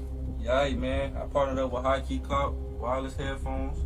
We're giving away 10K cash. Lil Xan promoting sketchy crypto coins. Yo, what's going on, guys? I want you to check out this new token called Marvin. MJ said that's unironically insane. Which one? Yeah, I'm not flamenco. I'll admit I'm old. No, that's fine. I didn't know. I just want to see the rage system down in Lincoln Park. Dude, Lincoln Park's a huge one that I'm like, fuck, bro, that would have been so cool. Cause goddamn, dude, I still cry to his music. Cause it's just sad. I probably too, cause like Lincoln Park reminds me a lot of my older brothers. Just saw Lincoln Park a couple times. Great show. Well, okay, don't go bragging now, okay? Chill out. Okay. Super dope, man, and they're about to take off. 6ix9ine promoting multiple NFT scams. Blueface doing influencer boxing events. It's possible that the pandemic hurt everyone's shows. Blueface did influencer boxing? Ain't no fucking way, bro. Dude, the Killers are gonna be at Dana Point in like a week or so. Maybe a few weeks. Sorry, my back is readjusting. I was thinking about looking into it. I'm so sorry I keep yawning. I'm so tired. I'm not gonna lie. I'm fucking exhausted. Miss Chester. I love the last song they put out. I don't care why people don't like it. I think people don't like... Wait, did I have Chester in it before I speak on it? MJ, we'll get you out here. We'll go to a concert, I promise. Now that I'm gonna be able to exist. God, I'm so sorry.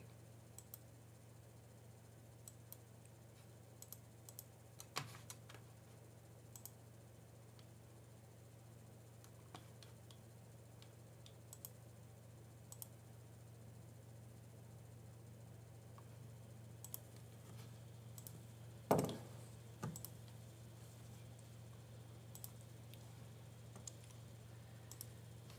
my God, come on, dude.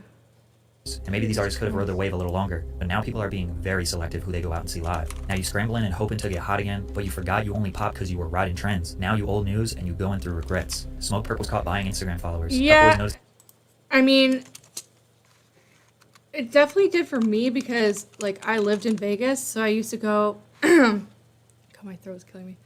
I used to go to clubs a lot, and not for, like, the same traditional reason. I was like, oh, I'm gonna go... No, I went to go see people that I really liked to perform. And then, like, I'd see other people that would perform and, you know, do their sets or whatever. And then leave. Not leave, you know what I mean. But, yeah, that was one thing that was huge that sucked during COVID was not having music. Because I was seeing Five Sauce every year, at least. Now this will be my second time in 2 years? No. It'll be third time in 2 years, yeah. Because I went one day after another last time. Yes, it's the last of Chester, I believe. The singer from Sum 41 was supposed to take over Lincoln Park, but he wouldn't do it. I love Sum 41, so I'd be down. I feel like Chester would approve. But a kick. I'm not even trying to read that.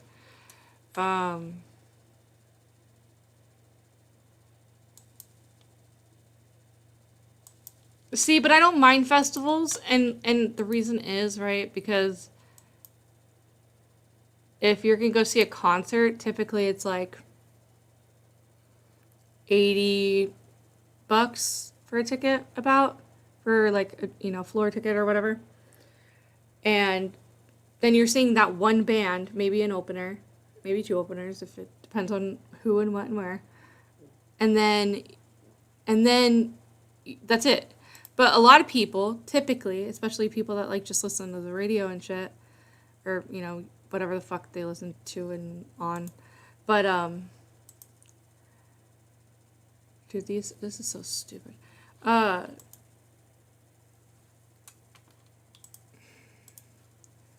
Sorry, let me think. Oh yeah, so they'll go and they'll see these people perform, but they only know like one or two songs from them.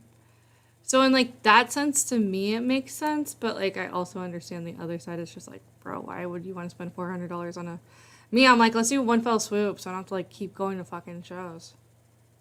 But I also really like concerts. I would go to them all the time if I had access to them. I need to get friends that work at venues. I used to when I worked in Vegas. Anyways. Just that every time his follower count dropped below 4 million, it would randomly shoot up by multiple thousands. He also tried to attack Kanye on Instagram for saying that he wrote I love it, and Ye owes him $9 million. And Kanye, nigga, you owe me like $9 million, nigga. Hit my line, nigga, or my lawyer's gonna hit your lawyer, nigga. Just doing anything for clout. Lil Pump did the same thing, posted ridiculous pictures on the internet for attention, shaved his eyebrows, claimed he was going to start making rock music. In my opinion, he hit an all-time low when he decided to make a song with the YouTubers, the Dobre brothers. Hit It If You Know You Live was the most awkward and horrible song I have ever heard. This sounds horrible. Oh my god. Alright. I'm gonna get off here. I'm gonna get off there. I wasted a year of my life where, I'm curious what Augie's new, what does it say? Dylan Mulvaney deserves nothing. Cause, I could see where it's going already.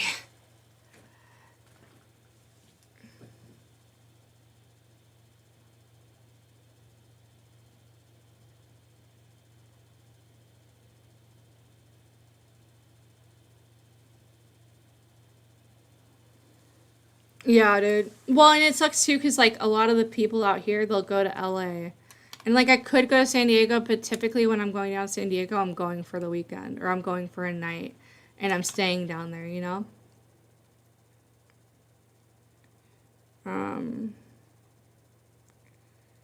It's something I wanted to watch. I haven't watched that one yet, but I need to put that on my watch later. Yeah,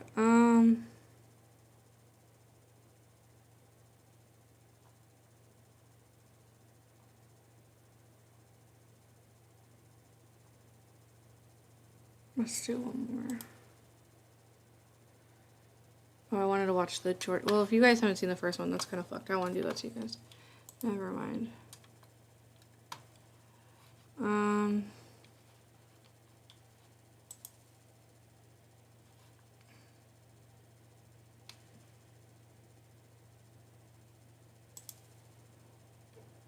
Let's see what Rennie's doing. I wonder if Matt knows in place to fix Squidwards. Maybe. Not according to Wikipedia, the number of calls that number received spiked around when the song first came out and hasn't had any prominent instances since 2013. That's false. That number has always literally been, like... Rennie's such a nice person. It's been a meme. Still relevant because the goal is to cause disruption parties. I don't... So, just... Oh, Dylan Mulvaney? Yeah. Well, yeah. From what I understand, I guess. I don't know how to answer that, to be honest.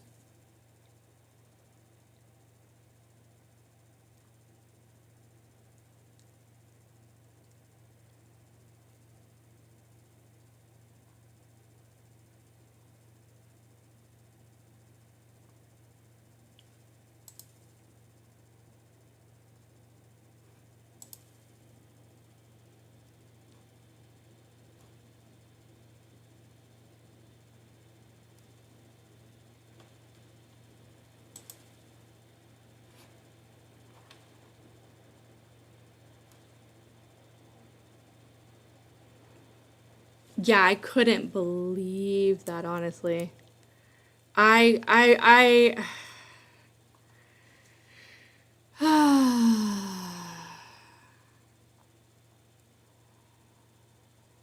It's just like, it almost feels like some people get an award for being like different. And it's like, if we keep doing that, it's not gonna be good. And I'm not saying that's like exactly what, you know, but yeah.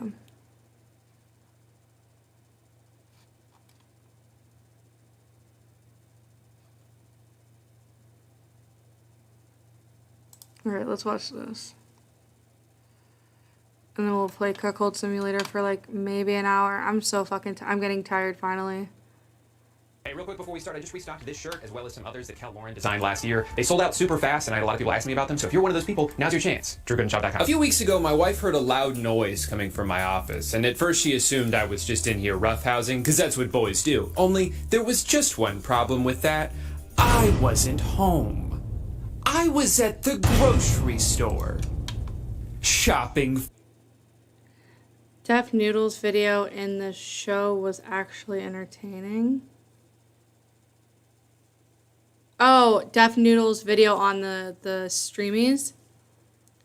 No, she doesn't stream. Like, that's the fucking weirdest shit ever. It's like, okay, like, infamously, Hassan doesn't stream on YouTube because he has a solid, like, deal with Twitch, from what I understand.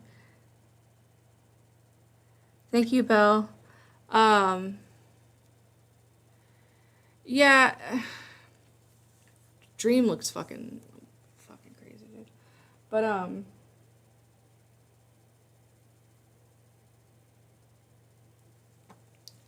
where was I going? I'm so sorry. God, I am so tired.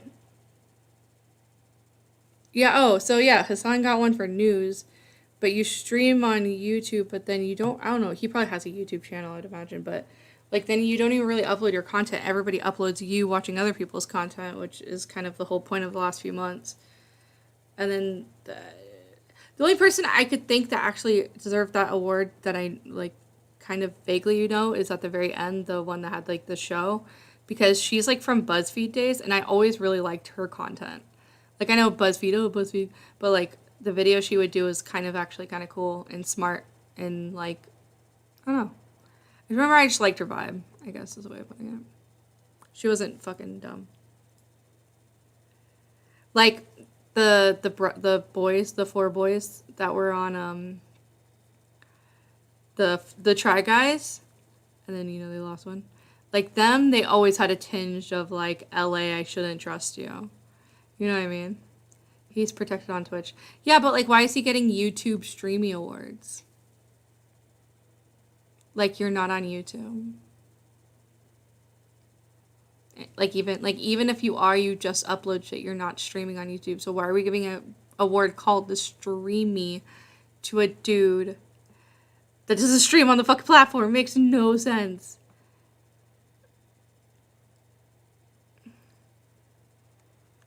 Well, Dylan Mulvaney's been talented in their own right, but I feel like the whole label and shit. I understand why people are upset on both sides. I guess is the probably best way of me putting it.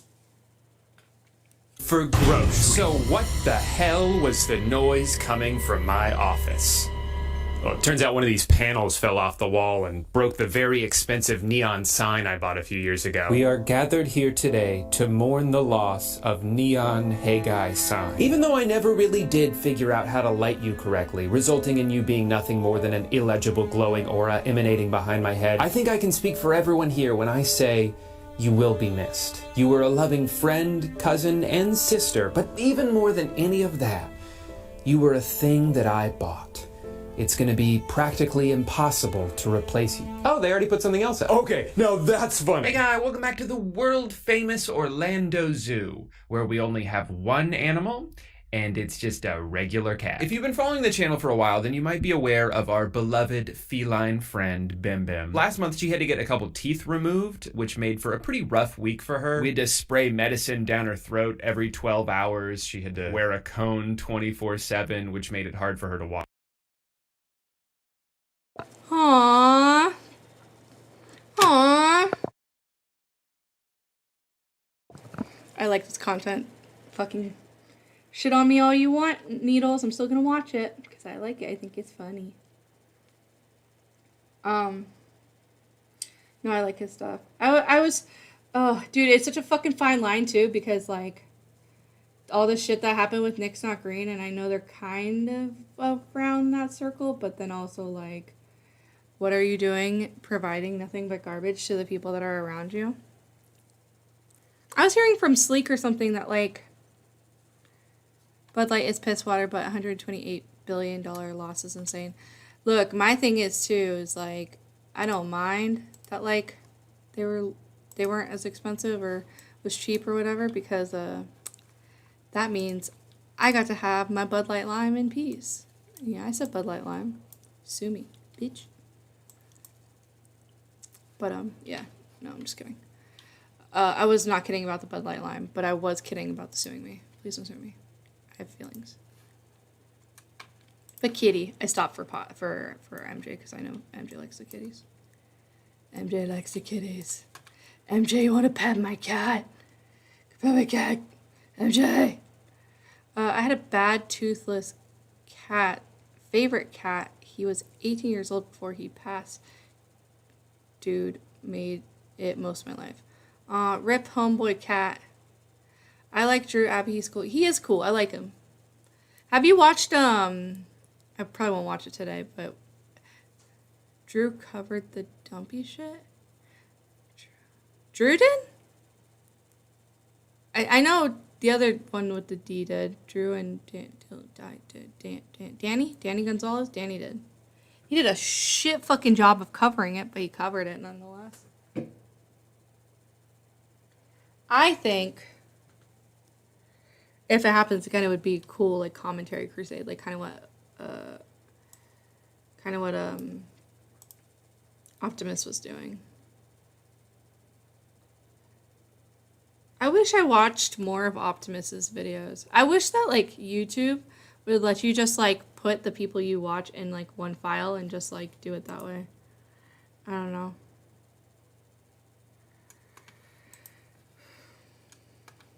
Walk around. She couldn't really eat on her own because her head physically couldn't reach down far enough to pick up the food. So we had to, for the most part, feed her by hand. Every night for 9... I'm not cheating on my own cat. You can adore other cats, you know, just like a boyfriend or a girl, whatever the rules are, don't look, don't touch type shit. I don't know, it's too late. I need a nap. I don't know what I'm doing right now, to be honest. Dude, does my status still say that? That's so fucking funny. Oops. Edit status. Whoa. Dude. Dancing outside my body. I control you, copy. Bro, I'm strong. Because I'm Danny Gonzalez.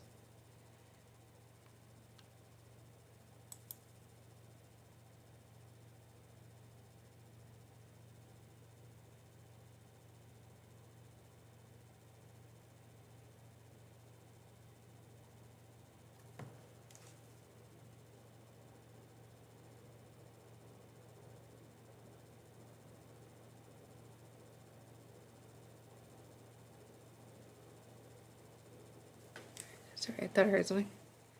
Was it Danny and it was one? Yeah.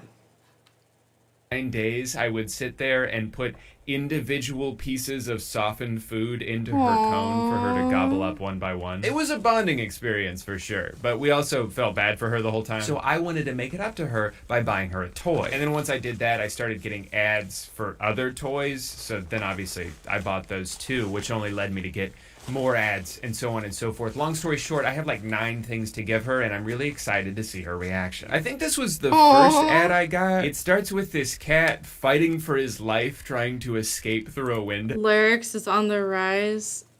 he will be on top of commentary. Optimus takes the safe takes every time. I have contradictory clips of him. Dude is mid. I lost respect for Optimus. I don't know if I felt that too. Like, I don't, because he had a lot of people that like grew during COVID, and then like when which I knew was gonna happen, right? I knew as soon as COVID slowed down. Is that a good way of saying it?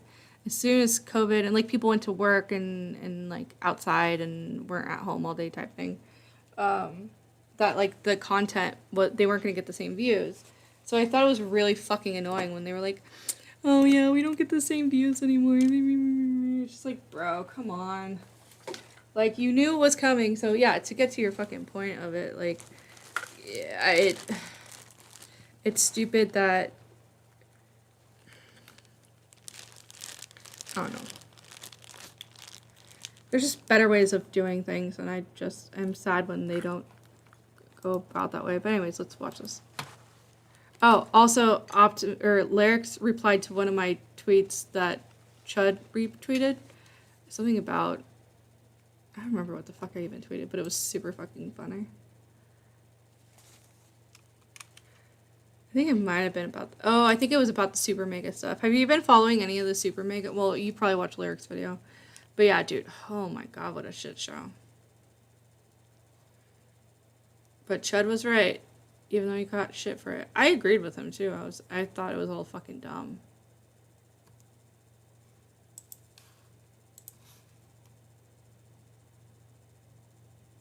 No. Oh, he's bored. No, I think he's trying to get the hell out of there. This cat toy will let your cat entertain itself and requires no interaction from you. Thank God. I hate interacting with the animal I'm supposed to take care of. If I could just hand her an iPad, I would, but that only works with toddlers. Your cat will instinctively try to catch it, and it will bounce back to where it was.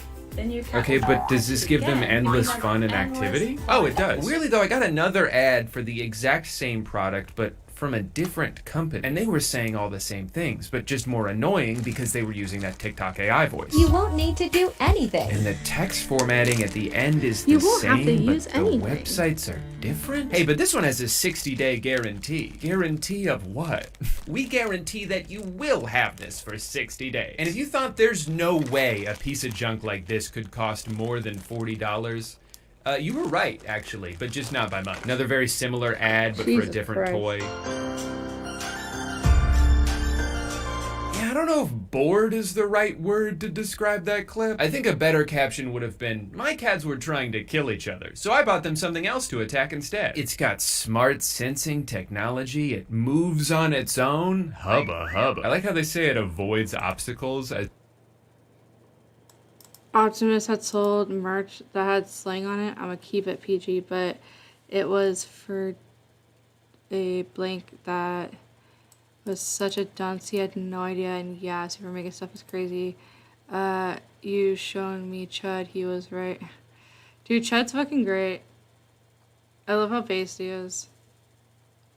That's what I like about fucking Beckett too, is like, it's, I don't know, it's almost like they've been outside and like talk to people, but also kind of now similar to me, like have an understanding of all this fucking internet stuff, which is whatever, you know. It's a double-edged sword, that's for fucking sure. Oh, this fucking tweet, dude, this one's so fucking funny.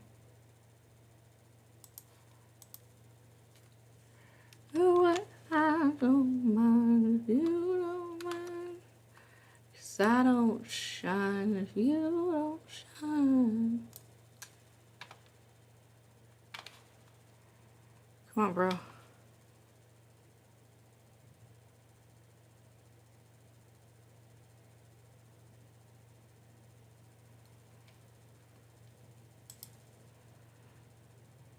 So fucking funny, hold on. Wait, why is it not? Oh my god, funny? I saw this meme going around. Wait, I recognize this person. Oh my god, I saw this meme going around. Can I show it? Oh, it's YouTube, isn't it? Holy fuck! I saw this meme. I recognize this meme. I saw this on Twitter. I know this person from this fucking OnlyFans e-girl meme. What the fuck? Unbelievable.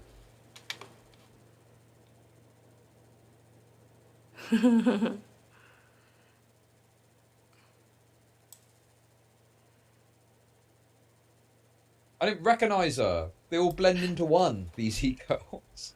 And then they would still hang out with So funny. As they show it running into one. I think Bim Bim would maybe engage with this unless it's very loud, in which case she'll just stare at it from across the room without blinking. Okay, well, probably not a great sign that the first review I saw is 3 stars, very loud. It's cool, cats like it. Can't say they play with it, but they follow it around wondering what it is. Honey, I got you that giant basketball hoop for your birthday, and you haven't touched it once. Yeah, I haven't touched it or played with it, but I've looked at it. What the hell is this thing? When I saw this pop up on Instagram, I was like, this is the greatest invention that's ever been made. I will pay infinite money it's for cool this. for But kitties. nowhere in the comments was a link to buy it, which was confusing because I could see the box for it in the video. This is a product that someone purchased, but all the comments are just about how to make one yourself from scratch. I'm not gonna construct a pool table. Who do you think I am? Yeah, I have a large toolbox in my garage, but it's purely decorative. So I thought I was shit out of luck. Until another reel popped up a few days later, this one with a link right at the top. I got my cat a pool table. It is actually made for cats, and it was way bigger than I expected. This is my hand for comparison. Okay, well that doesn't really help because I don't know how big your hand is. There's not a universal size for hands. You're supposed to put an object I'm familiar with next to your hand so I know how big your hand is, and then put your hand on a pool table. Otherwise, I have no sense of scale. Next up, we've got actually the same guy from before with a cat-sized net, so they can experience the warmth and excitement of the outside world without any of the danger. This may just be the perfect product for Bim Bim. I know she wants to see the world. If she could do VR, I would hook it up for her in an instant. The only reason we don't let her freely roam outside is because if she did, she would immediately get killed. I live in Florida, all right? If she goes outside, an alligator will shoot her with a gun. So here's another toy called the Walloon Ball. Bloom? I'm sure at this point most of the good company names are already taken, but if you're gonna make up a word, at least make it one that's actually possible to say. The guy in the Lyrics hit me up too, and Tipster blocked me over calling him a hypocrite over the lyrics drama and call him defending it. ad can't even say it. The Powerball I'm for so Bloom? sick of I'm so sick of talking about him. It's so dumb. It's so dumb. Like, I don't know.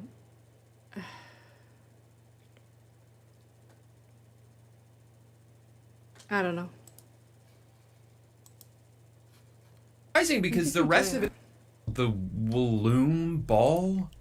Bloom? I'm sure at this point most of the good company names are already taken, but if you're gonna make up a word, at least make it one that's actually possible to say. The guy in the ad can't even say it. The Powerball from Bloom? Which is surprising because the rest of his voiceover work in this is really solid. You can easily charge it too with the USB cable it comes with. I mean, nailed it. All right, $22 for a battery-powered ping pong ball. Gotta love that. It says it's quiet. I don't believe you. There are still instincts in every cat. Didn't know that. Which is why cats are incredibly fond of catching. It's their favorite game. Hey, not all cats like the same games. Bim Bim's favorite game is American Truck Simulator. She doesn't just play catch. She's not a caveman. Here's a product that straight up just looks like garbage. Like, it looks like someone literally pulled it out of a dumpster and started selling it online. And they didn't even crop the ad right, which is very funny to me. Spoil your kitty with the new Ganlada Cat Scratch. More bored cats. Ratchable surface. Eat long nails. Eat joy is priceless. That little one runs. Don't worry though, I saved the best for last. Or at least the AI-generated text in this ad is telling me it's the best. The new home. It is a tunnel inside. Scratch-resistant and non-sticky hair. Sit cozy on the top, comfortable to stay. Designed for their nature. I guess that's true. Their nature is to hide. Knowing Bim Bim, though, she won't trust this thing enough to get inside of it. She won't think of it as a place to hide from danger. She'll think that it is the danger. Like, I just have a feeling she's not gonna go anywhere near this. Which is why I have to buy it to find out. Oh wait, it's usable in all season, right? Oh, okay, good. So last night I was slightly intoxicated and I decided to open up one of the things I had ordered, and I had no idea what it was because all these things, they come from the most random places, the most random websites. I don't know what I'm opening until I see what's inside. And I spent so long trying to decipher what this is. I was like, when the hell did I order 2 cowboy hats? I look like I'm the owner of the Dimsdale Dimmadome. Oh, this is like the thing that they're supposed to run around in or something. So far, she's scared of it because it's making noise. If something makes any noise, she doesn't like it. I wouldn't have hated getting instructions. I wouldn't have been mad if they told me what to do with this zipper. This is kind of embarrassing to admit, but it took me 7 minutes to figure out how to assemble this. All right, this is what I got so far. Does it go like this?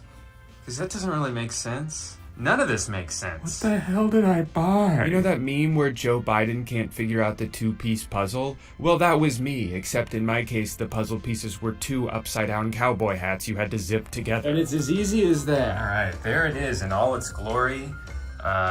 Little cave in there to roam around in.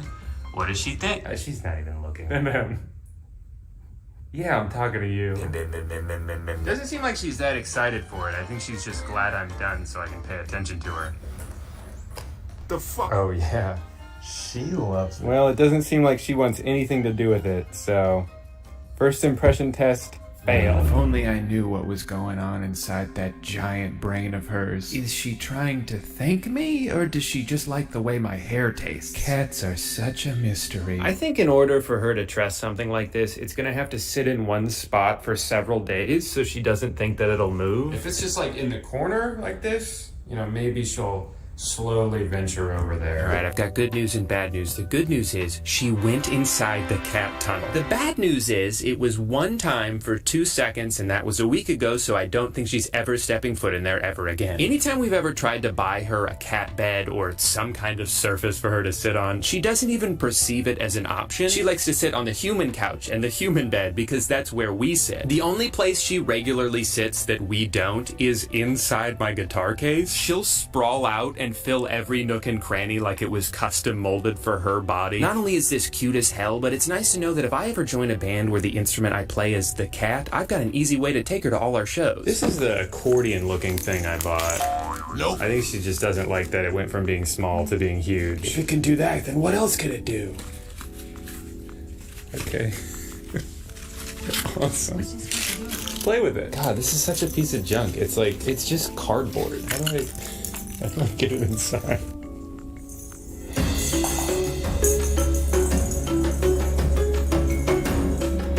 Nice. Okay. Well, she loves the ball. I don't think she cares about the tube at all. She's also hungry. Yeah, she's also like, all right, will this get me food? Is there food inside here? It's 5:40 right now. We feed her at 6 o'clock every day, so she knows it's getting close. She can tell from the position of the sun, as you can hear in the background. Come here.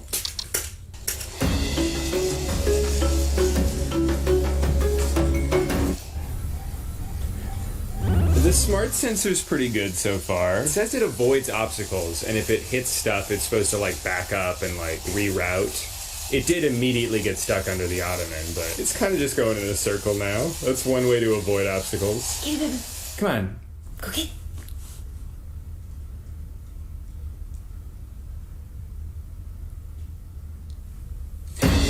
She wants it to move because she wants to play with it, but she's also scared of it when it moves. We decided to give her a break from this because it's hard to tell if she's having fun or is just scared and overwhelmed. I mean, either way, she is scared, but is it the good kind of scary, you know, like riding a roller coaster? I want her to have fun, but not if it stresses her out too much. So this is called the Vitreska Meow Nooker cat toy set. She's eating right now. She's gonna be so excited. That's so cute. I actually do really like this. And we don't have a pool table ourselves, so we can play with this too. Wow, this looks awesome. This is my hand for scale. Man, they got my ass building something after I explicitly asked them not to. You gonna play with this? I know you like this. You gonna play with one of the balls? Nope. It took a lot of courage for you to come over here, and I commend you for that, Bim Bim. Oh, there's catnip in there, that's why. I thought she was just sniffing a box. I didn't realize. Caught you red-handed, Bim Bim. Okay, why don't I put the drugs on the table? This right here will be the biggest moment of his career. I did it. Okay, and she pulled it out. Wow, she likes the blue ball. All right, well, I have to go get ready to leave soon, but I'm gonna leave the camera running to see if, in private, she has the confidence to play pool.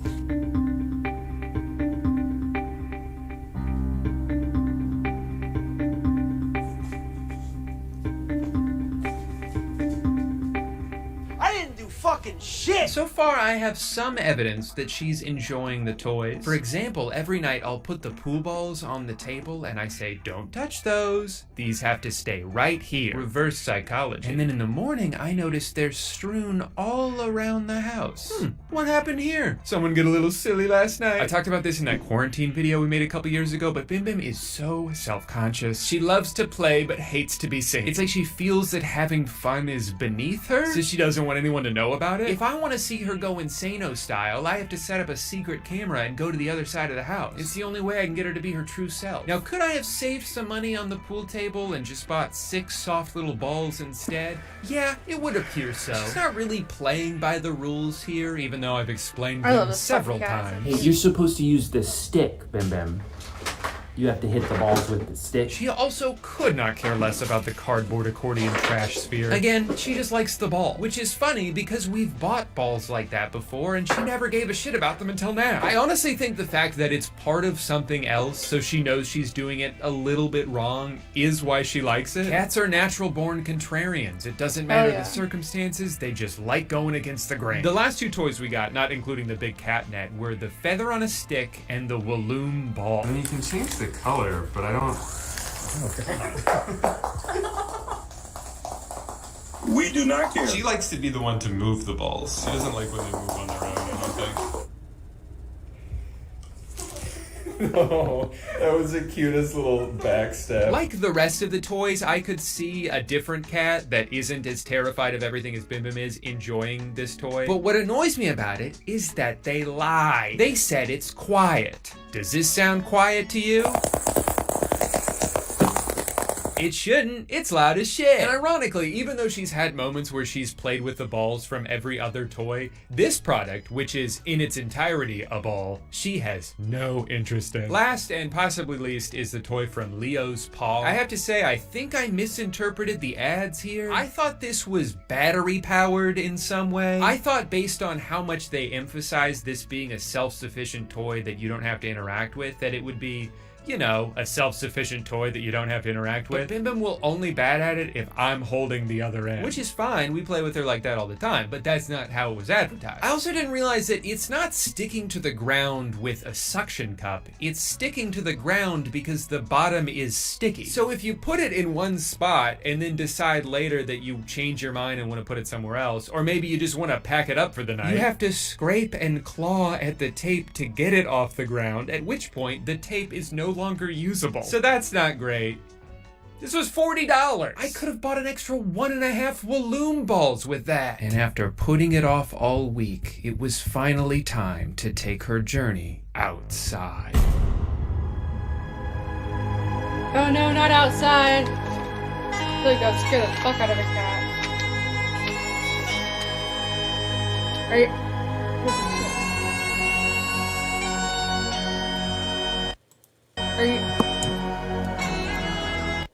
Are you saying the video's loud as fuck? Because I could turn it down if I need to. What the fuck, bro? Whatever. What a waste of fucking paper. I don't mind if you don't mind. I don't shine if you don't shine. Before you go. Alright, what'd you say? Loud as shit. You want me to turn it down? I'll turn it down. Oh my gosh, my stomach really hurts. You know, I wanted to watch. Needles, you want to hang out for a second? Or do you want to, I mean, I kind of wanted to leave, but I have a minute. I was going to watch some of the old Justin Wang videos on the Maddox situation if you're down. Or if you want to hang out in a VC and do it or whatever. I mean, I don't know. Whatever, just let me fucking know. No, Abby, I was quoting Drew about the ball. Oh, I was.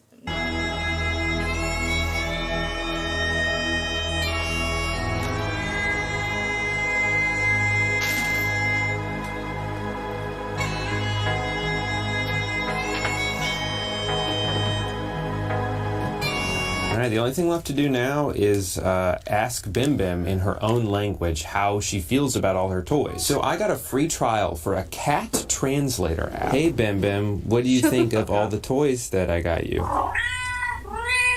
And now Bim Bim responds. Bim Bim's feeling a little quiet today. Oh wait, no, it worked. Okay, Bim Bim said, I am hungry. That's incredible. So remember, fellow cat owners out there, if your cat ever says this,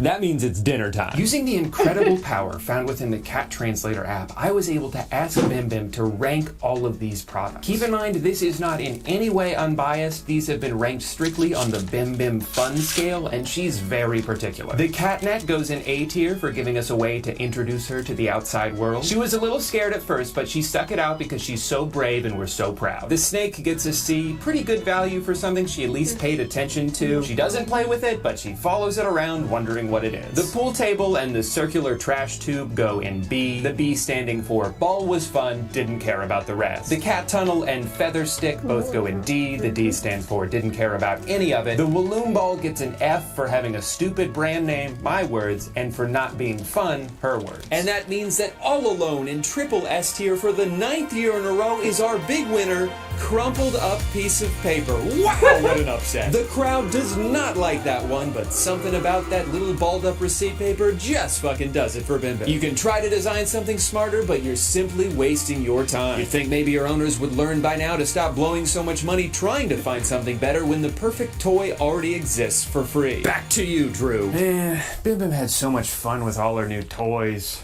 Kind of makes me a little jealous, you know? Kind of wish I got a little something for myself too, like game or something, you know? Good thing today's video is sponsored by Honkai Star Rail, a free game made by the creators of Genshin Impact. Hey, beautiful orchestra playing. I was like, alright, I'll see where this goes. The story's really interesting so far, but also Lame.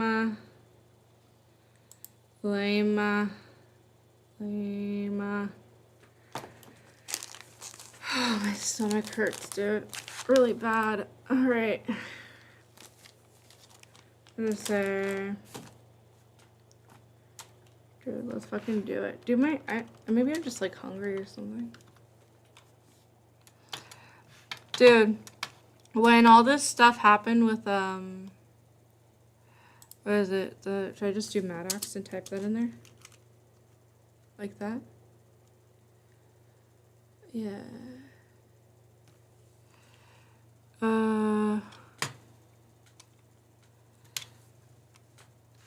I need to wipe this shit down. It's fucking gross. I guess I could go on Wang's channel. Live videos. I saw Peapod did it the other day. I don't remember how the fuck he did it.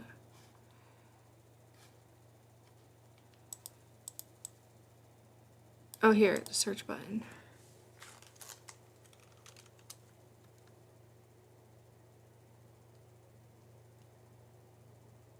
Okay.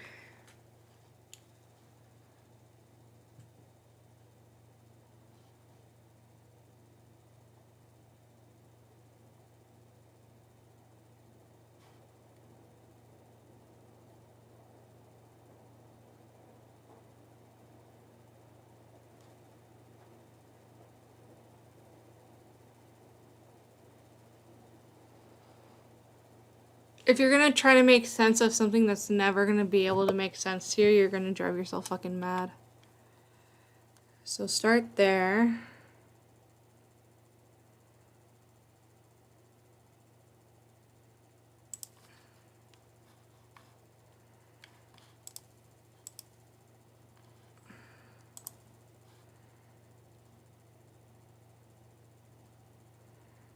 How long is that video?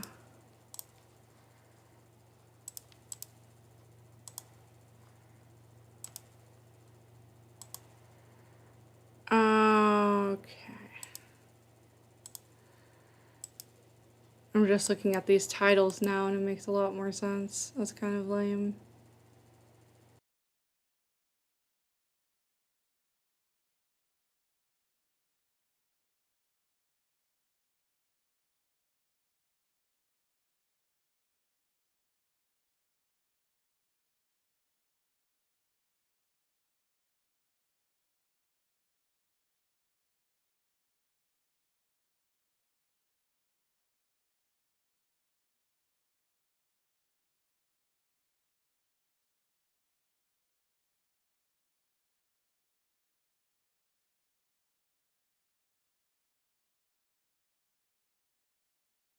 Kind of gay, bro.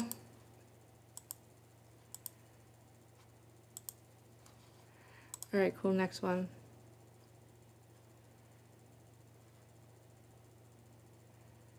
If you're a fan of both H3H3,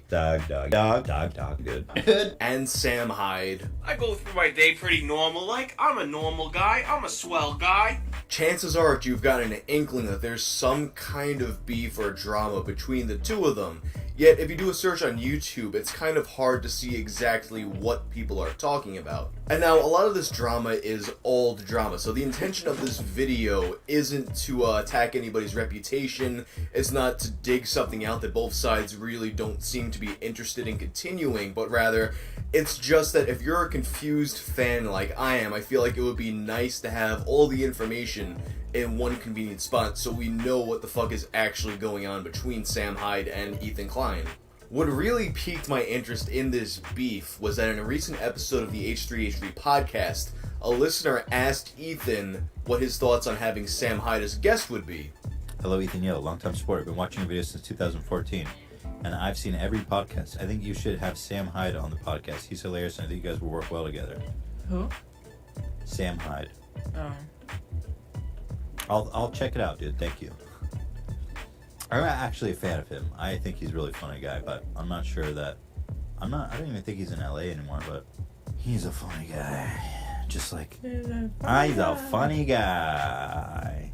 So you watch this clip, and you notice that Ethan and Healer, they're both very visibly, physically uncomfortable. Even at first it seems like they try to act like they don't know who Sam Hyde is until Ethan's like, yeah, Sam Hyde, he's a funny guy. He's a funny guy. Just like... He's a funny guy. It's almost like he's trying to find a diplomatic way to address Sam Hyde, who he is legitimately a fan of, but clearly has some kind of tension with. When you start to look into the topic of why there's beef between H3...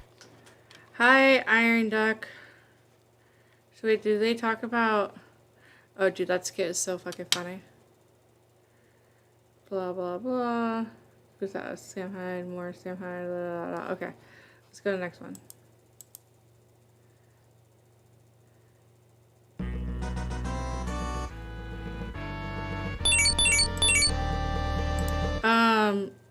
Can we just do that? Can we just have buffoons, public buffoons? I'm deciding my life choices. What are you up to? What happened to public buffoons? I know exactly what happened to them. Do you remember Maddox, the guy who was popular for being... Oh my gosh, that's what he looked like? Oh my god.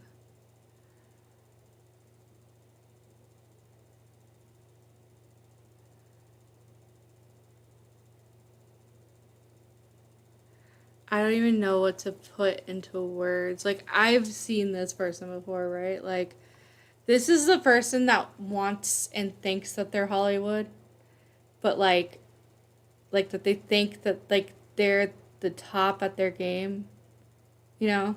Kind of what Tommy was actually saying, like where you think you're above and smarter than everyone else, but really, obviously you're just a fucking loser. Funny on the internet in the late 90s and early 2000s. You can be successful and still be a fucking loser, but he's a fucking loser. Well, he's still around, and he's busy suing people for millions of dollars over hurt feelings right now. But this isn't gonna be another video about the downfall of Maddox, cause there's already a lot of videos on YouTube about that. And according to Social Blade, that's a story that's not going to be finished for at least another 4 years.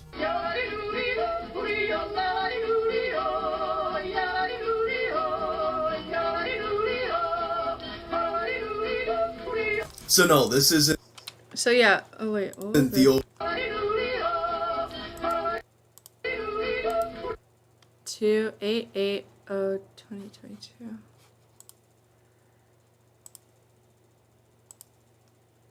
No, it was only a few days ago. I was about to be like, bruh. Also, I don't know if I said hi, Iron Duck. I'm sorry if I didn't. I'm really tired. But I'm putting myself through torture because I don't fucking know, to be honest. Just getting it together before heading Maddox into... and his idiot lawyer... What? Into no doubt a couple shitty days at work. Bro, I feel that shit, bro. And I'm kind of scared because I'm going to be ending this job I'm at now and going to a different job. And I haven't put in my 2 weeks in because I just talked about it yesterday or whatever. And I'm scared about, like, just dreading the last 2 weeks. You know what I mean? I don't know. I have to think about it. Well, I don't have to think about it. It's just, I go in and I do my job regardless.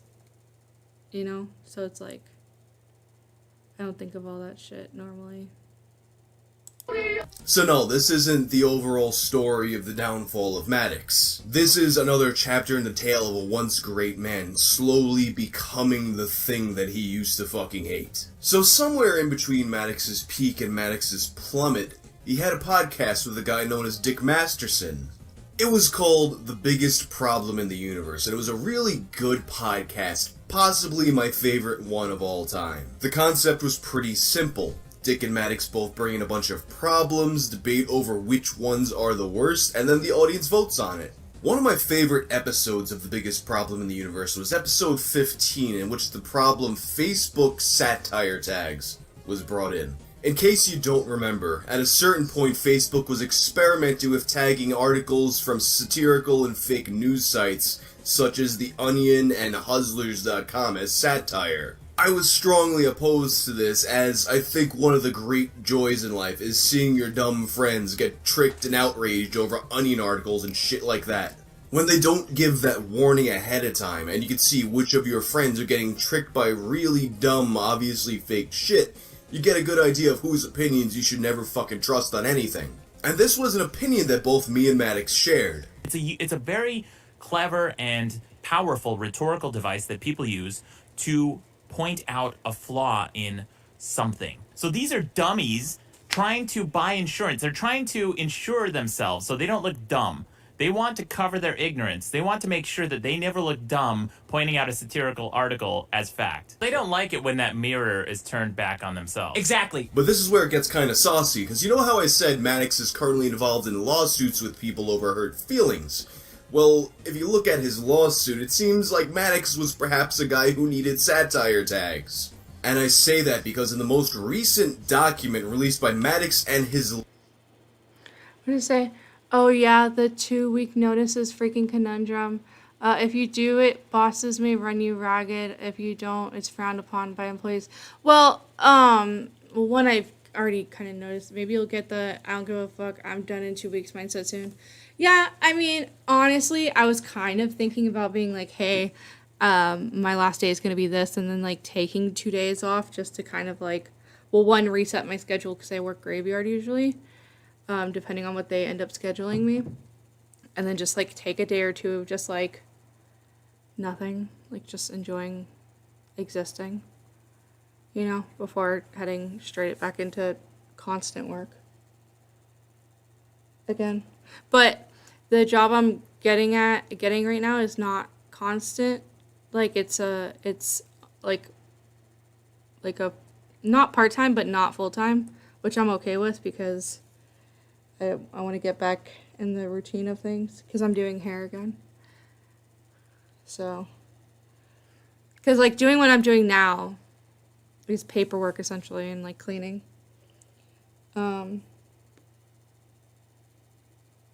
Like, that doesn't take a lot of, like, extra mind power. It's just, obviously, energy and time out of my day.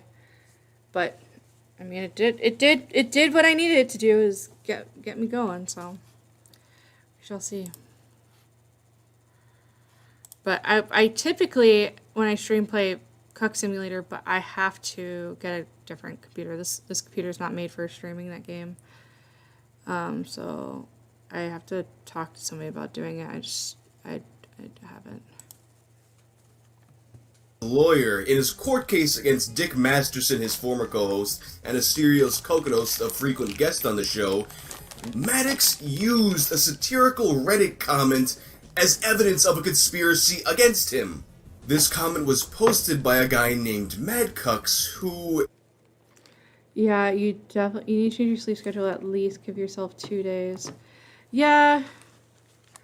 I was kind of thinking that. Maybe I will. Maybe I'll just be like, hey, I need extra time or something. Huh.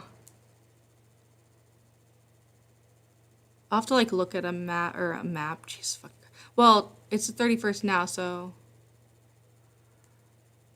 I work again tomorrow. I'll look at a calendar. So I think their schedule is off or whatever by theirs. I don't know. I'll figure it out. I appreciate. Thank you for helping me talk through that because I feel bad taking time off, but like honestly, my housemate's been through a lot of shit, and I kind of wanted to like treat them on something because they've been going through a lot of fucking shit for like no, you know.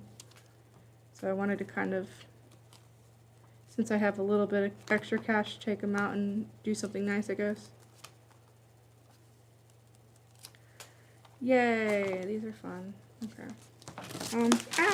No! Drop my book. No, I don't want to go in being all energy and drink. It's not English. Energy drink, riddled in energy. I don't fuck. You get the point.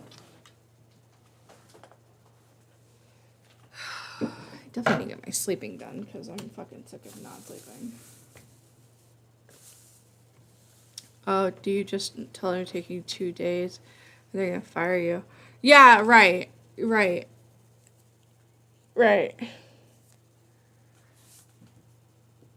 It's just this place where I'm gonna probably be, where I keep saying probably because they've like pretty much told me I had it before and then like kind of ghosted and then we're like, hey, like you still available type thing, and then, you know, it's kind of okay. It kind of is working better, but I'm supposed to hear back from HR, so I'm kind of not trying to do too much until that. Every little thing in my life has just been one little moving piece, but like I haven't slept because I was like making sure I made it to that appointment, honestly. Stressing me out. Is performing a character who is a parody of Maddox. What makes it even more ironic is that this character is meant to demonstrate Maddox's newfound stupidity and lack of self-awareness. Let's take a look at this comment. Or rather, let's take a look at the comment inside of the court document. Hell yeah. Statement from Madcucks. On or about November 15th, 2017, subsequent to this... Or just 2 weeks, not tell them you're taking 2 days. Well, yeah, no, I wouldn't tell them that I was taking the 2 days. Of course not. I'm not that dumb. I could be dumb, but I'm not that dumb, okay? Thank you very much. Yeah, no, I would not tell them I'm taking the 2 days. It would be strictly being like, okay, hey, like I have this, and this that I can take off that'll make like a 2-3 day weekend or something. Let's do this and then go out here or do this on that day and kind of schedule it out that way. You know? Hopefully I'm making sense because I feel like I'm not. I kind of miss what the beginning of this was. Shared. It's a very clever and powerful rhetorical device that people use to point out a flaw in something. So these are dummies trying to buy insurance. They're trying to insure themselves so they don't look dumb. They want to cover their ignorance. They want to make sure that they never look dumb pointing out a satirical article as fact. They don't like it when that mirror is turned back on themselves. Exactly. But this is where it gets kind of saucy, because you know how I said Maddox is currently involved in lawsuits with people over hurt feelings? Well, if you look at his lawsuit, it seems like Maddox was perhaps a guy who needed satire tags. And I say that because in the most recent document released by Maddox and his lawyer in his court case against Dick Masterson, his former co-host, and Asterios Kokkinos, a frequent guest on the show, Maddox used a satirical Reddit comment as evidence of a conspiracy against him. This comment was Bro, no way. Bro, imagine using like a Reddit comment as like a fucking, what the fuck? That's wild. Like you're a massive public figure, like what are you posted by a guy named Madcucks, who is performing a character who is a parody of Maddox. What makes it even more ironic is that this character is meant to demonstrate Maddox's newfound stupidity and lack of self-awareness. Let's take a look at this comment. Or rather, let's take a look at the comment inside of the court document. Statement from Mad Cucks. On or about November 15th, 2017, subsequent to this lawsuit being filed, and defendant and being served, their co-conspirator and creation, defendant, made the following statement on the Dick Show fan forum Reddit page. A stereo... My source, The Onion? Bro, for real. Some of these people are fucking nuts, dude. I don't know. It's just, it's confusing. A lot of this shit gets confusing because it's like, how are you even, like, where are you? What are you, what are you doing?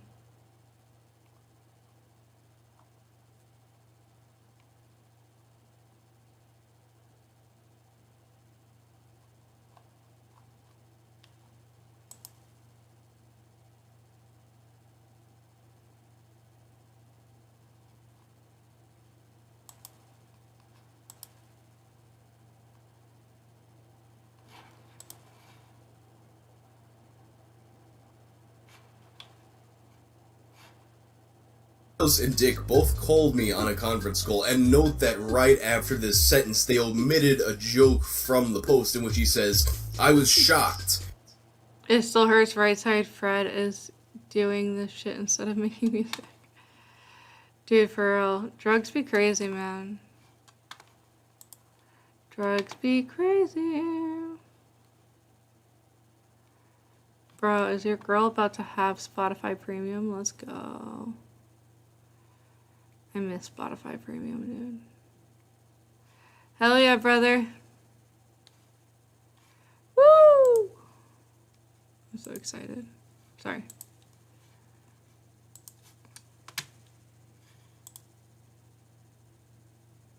Because even though I had listened to the show, I had never talked to either of them. So right there, it's already setting this thing up as a joke because, you know, there's no normal possible way that they could have ever found him. They said using an advanced algorithm provided by Dick's company and utilizing data from the place Asterios worked at, they had calculated what fan had the right body type and wit to create a parody of Maddox. Now, think for a second that this is a sentence... Who was the other person recently that was like, oh yeah, they have it on the farms and this and that? It's just like, I don't fucking go there. I don't fucking know what you're talking about. Who cares? Who cares? Is it just Keffels or is like, does it matter? Like, it's just like, who cares what these people say about you online, bro? Like, who cares? Like, I get it, and I shouldn't be, like, so fucking adamant on it. It's just, like, I wish that, like, especially if people are, like, well off and shit, like, why do you give a fuck? Especially a situation like that with the lawsuit he put himself in. He put himself in that situation. Like, I don't know. This is a statement that's being submitted in a court case as proof of something that really happened. In what world exists a technology that can go through your entire fan base, including people who you've never been in contact with, dig through that fan base and calculate whose body is the right proportion and who is clever enough? Did Dick and Asterios work for the agency from fucking 24 where they have all his data? Did they fucking program RoboCop? Clearly, either Maddox or his fucking dog bite attorney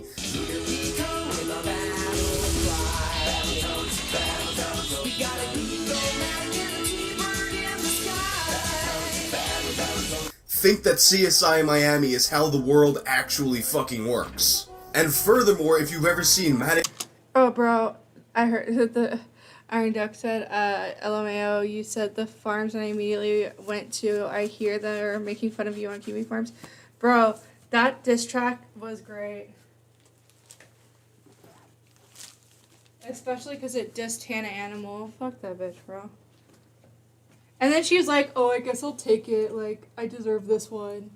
And then, like, you didn't act like you deserved it because you just ran. Like, she changed her name on her social media. Bro, like, that just tells me you aren't, like... It's like how Tipster was constantly changing his bios. Like, you're not changing. You're not doing anything to, like, be a decent human being. You're still a garbage dump that doesn't fucking... Shouldn't have a fucking say, but whatever. I'm trying not to be a dick. It hurts. I can't buy that song on iTunes. Well, just download it, dude. Oh, that's what I would do. And mad cucks. Go pay him like $10 on a dono for a live stream, being like, I'm downloading your music if you don't have it available to buy, and then just like do it that way. That's what I would do. I'd be a dick about. I mean, not a dick, but like, you know, I like being funny about things, so why not? I think it'd be funny.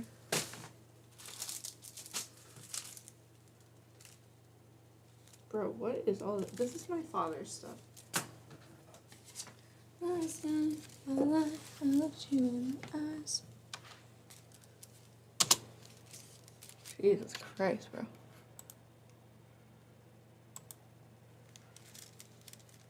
It's pretty clear that the right body type comment is a joke, because even at his fattest, Maddox was never that fucking fat. The first call took several hours, but during it we laid out what would become the plan for Mad Cucks and how to develop the character over the next several months. It was made clear in that phone call that people couldn't know they had worked on it too. It had to seem grassroots. As part of the deal, Dick provided me with 40 Patreon bots to fake a bigger Patreon than Maddox over the course of several months. Now this statement, if you're not familiar with the story, is a reference to Dick Masterson having one of the top accounts on all of Patreon.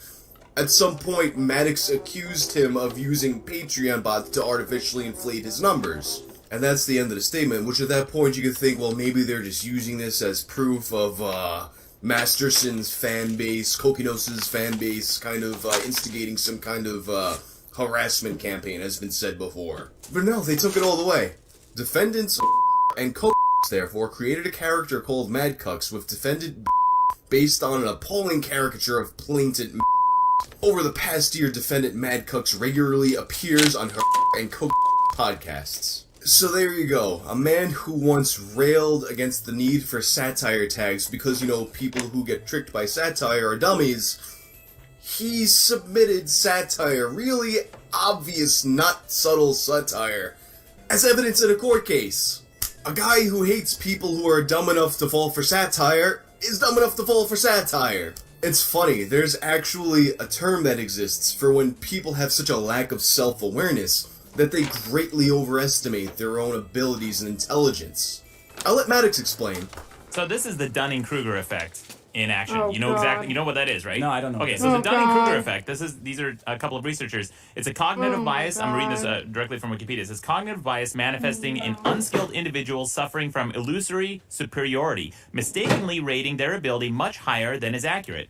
This bias is attributed to the metacognitive inability of the unskilled to recognize their ineptitude. Yeah, so this is the Dunning-Kruger effect in action, where people think that they're really smart and they figured it all out because they saw this thing on The Onion or The Daily Current.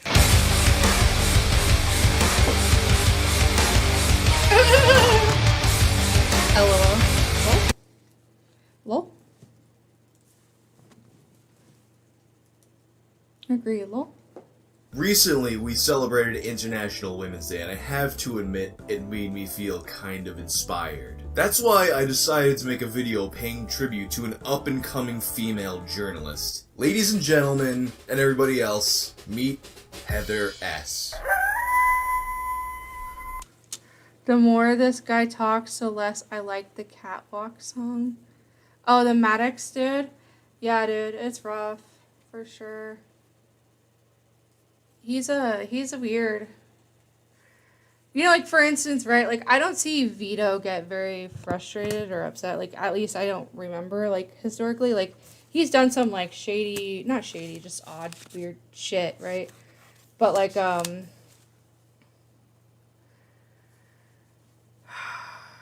don't,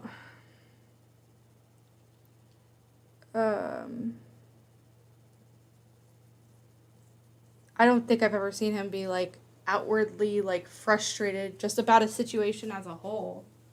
Like, of course, like, he'll stand, it seems like he more, like, tries to stand for, like, what he, I mean, I don't know what his information is or whatever, but he seems pretty passionate about it, about the whole situation, which I guess understandably so, considering everything, but I don't know. Hopefully I'm making sense. Just, yeah.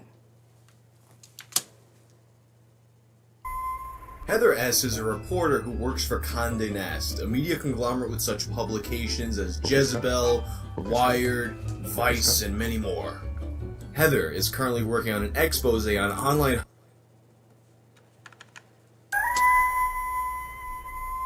Heather S. is a reporter who works for Condé Nast, a media conglomerate with such publications as Jezebel, Wired... Vito's a grifting troll? I mean, how is he a grifting troll? Didn't he, like, try to, like, be kind of cool? Well, I would say kind of cool with maps, but I don't know any of Vito's fucking stories, to be honest. I know absolutely nothing. Other than the fact that he did Fireball with Matt at one point. And something about his cat or something. Oh, I really don't want to know, to be honest.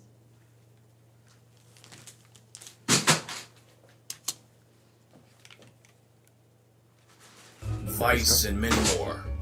Heather is currently working on an expose on online harassers and cyberbullies, such as Asterios Kokinos, who is shown here bullying a former moderator of The Donald. Actually, now that I think about it though, Heather looks kind of familiar. Oh, what's this? In a court document released on March 8th, 2018, I, George Ozunian, aka Maddox, being duly sworn, deposes... I think he means deposed. I, George Ozunian, being duly sworn, deposes and says the following... Wait, this sentence makes no sense. He's saying I says... I, George Ozunian...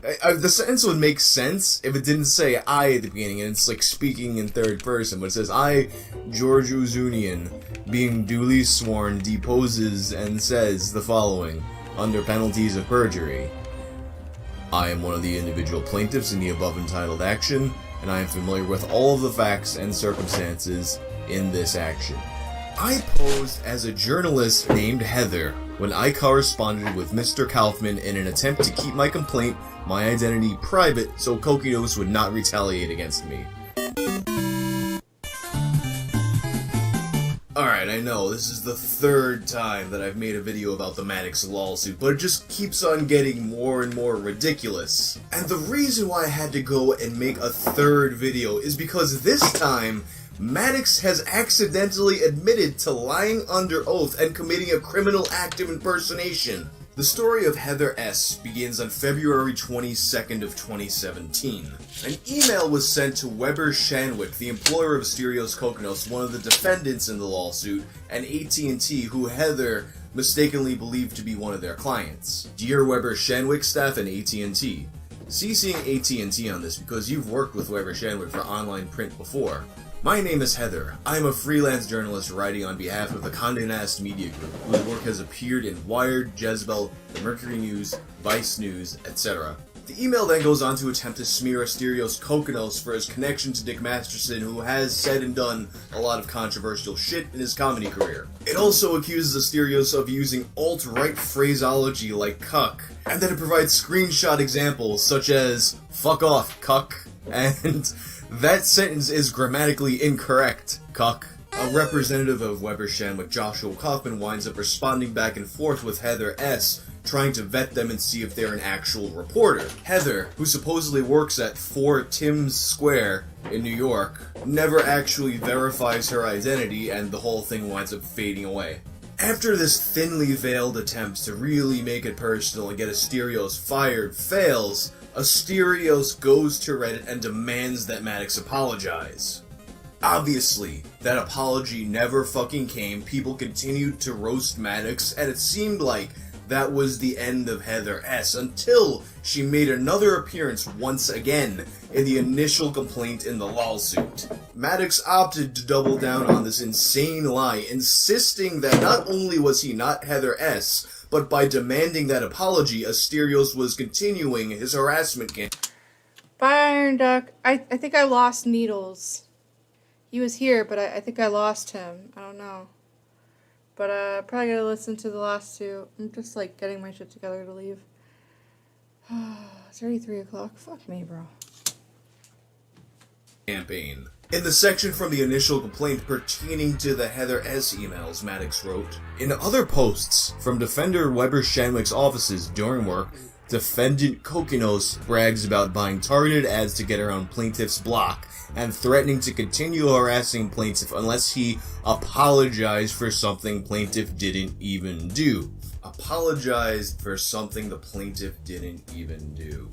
That's where the perjury comes in, because if you remember the beginning of this video, in the most recent documents, Maddox signed an affidavit saying that he was in fact Heather S. That means that by his own admission, one of his initial complaints was a lie. He just admitted to lying under oath, but that's not the only thing he did with that statement. As it turns out, there really is a Heather S. who works for Condé Nast. And I'm not going to put her information out there because it's really up to her whether or not she wants to involve herself in this shit show. But by doing this, he committed a criminal act that could have jeopardized her career. And in all likelihood, this was no fucking accident. He probably used the name Heather S. knowing that this person existed, so if they went to go look her up, they would find, oh yeah, this is a real person who works for Condé Nast.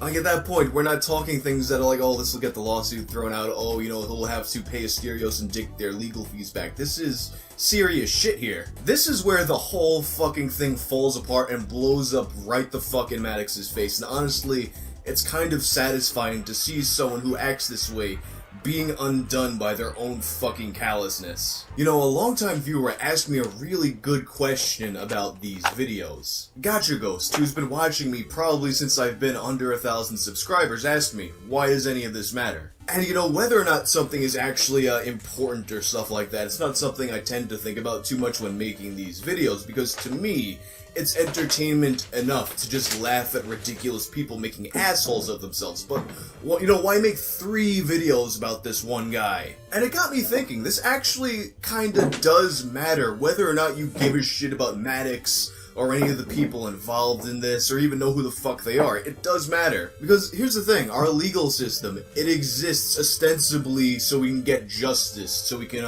right wrongs. The legal system shouldn't be something that you can use to silence people who criticize you or attack people that you don't like, and that's exactly what Maddox is trying to do here. And the thing is, like, you watching this, you're online, you engage in...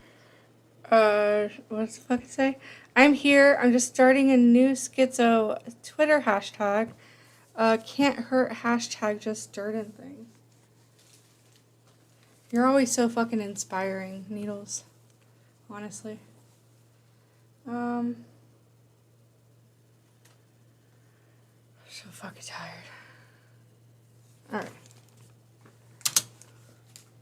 All kinds of online activities. This could happen to you. And fortunately in this case, the people involved, Dick Masterson, Asterios, Weber Shanwick, Patreon, which by the way, I want to give respect to Patreon for standing by their creators and their employees in this situation. You know, it would have been real easy for them to bow to Maddox's demands, delete Asterios' account, delete Dick's account, and just wash their hands of the whole situation, but they decided to fight back. And as a person who uses Patreon, that gives me more confidence in using their service. But thankfully in this situation, all of the defendants, they're in a financial position where they're able to get lawyers and fight this thing out to the end.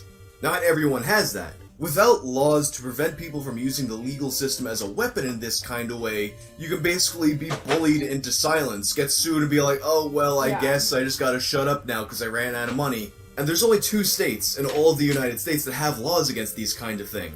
Washington State, and wouldn't you know it, California, where Maddox and Dick Masterson live. And with that in mind, it becomes pretty obvious why Maddox chose New York as the venue for this lawsuit as opposed to California, because if he tried this shit in California, he'd be in a lot of fucking trouble after he loses this thing. And now that Maddox has shot himself in the foot, like perhaps no...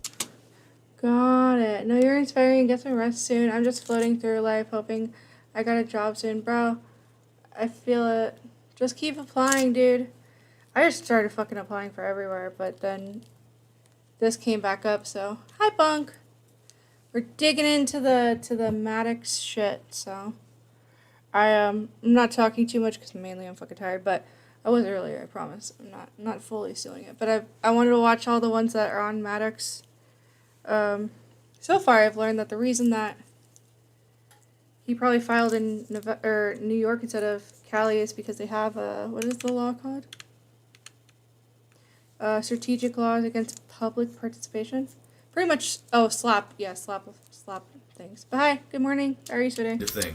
Washington you're State, doing and well. wouldn't you know it, California, where Maddox and Dick Masterson live. And with that in mind, it becomes pretty obvious why Maddox chose New York as the venue for this lawsuit as opposed to California, because if he tried this shit in California, he'd be in a lot of fucking trouble after he loses this thing. And now that Maddox has shot himself in the foot like perhaps no one ever has before, I feel like this thing might be drawing to a close soon. But until then, check out my other... Oh, I've got a point over there. Check out my other videos on the topic.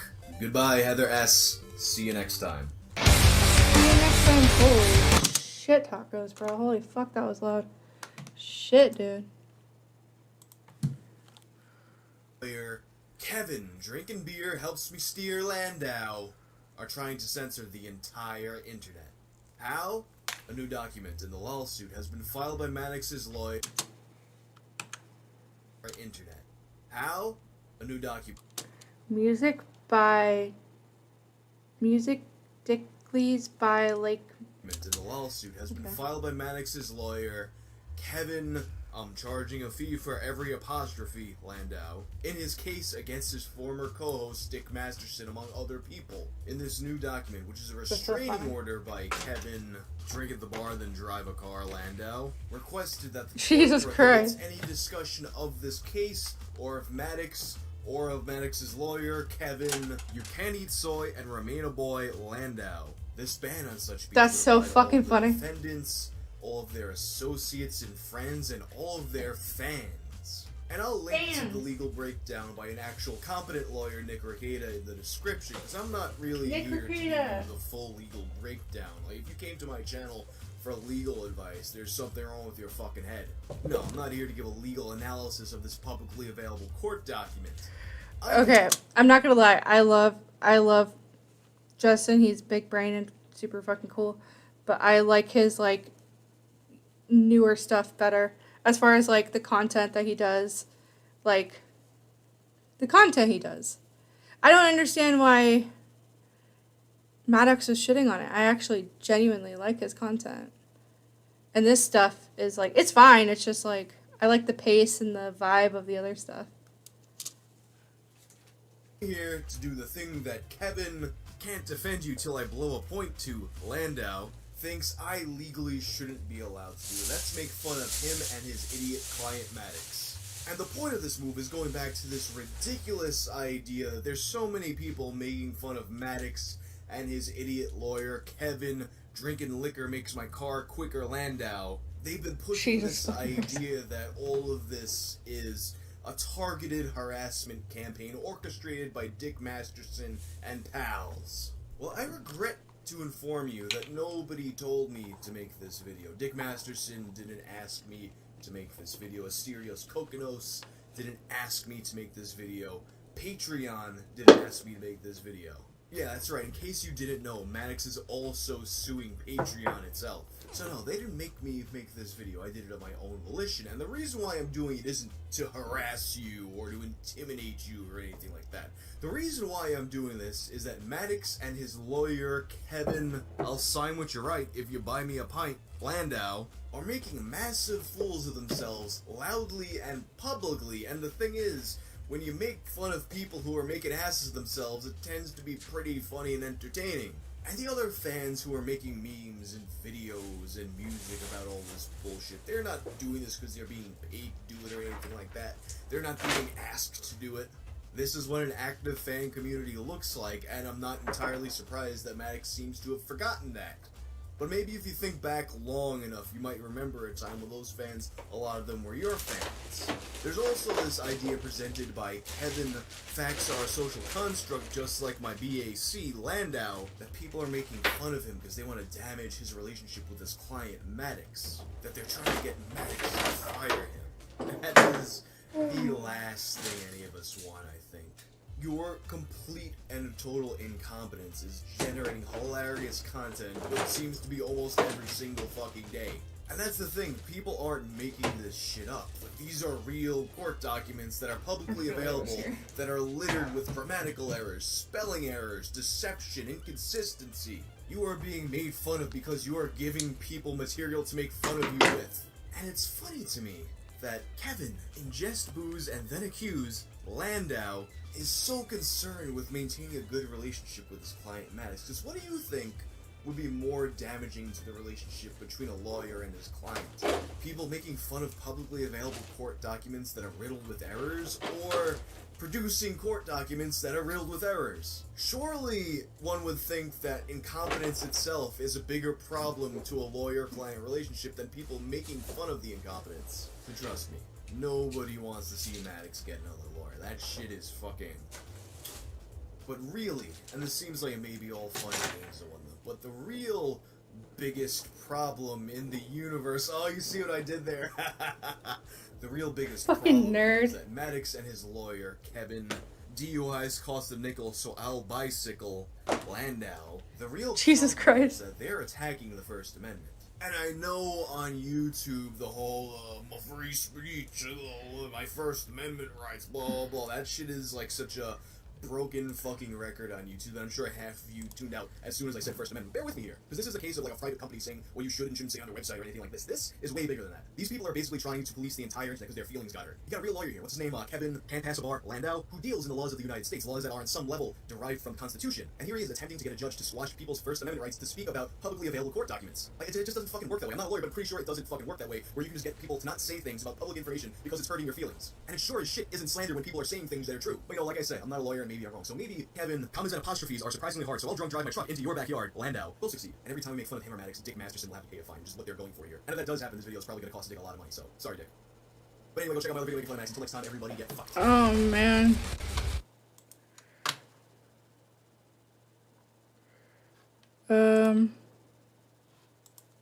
On May 20th of 2014, a podcast named The Biggest Problem in the Universe made its debut. This show was hosted by internet personalities Maddox and Dick Masterson and was based around the concept of ranking all the problems in the world. This podcast was considered by many, myself... On May 20th of 2014, a podcast named The Biggest Problem in the Universe made its debut.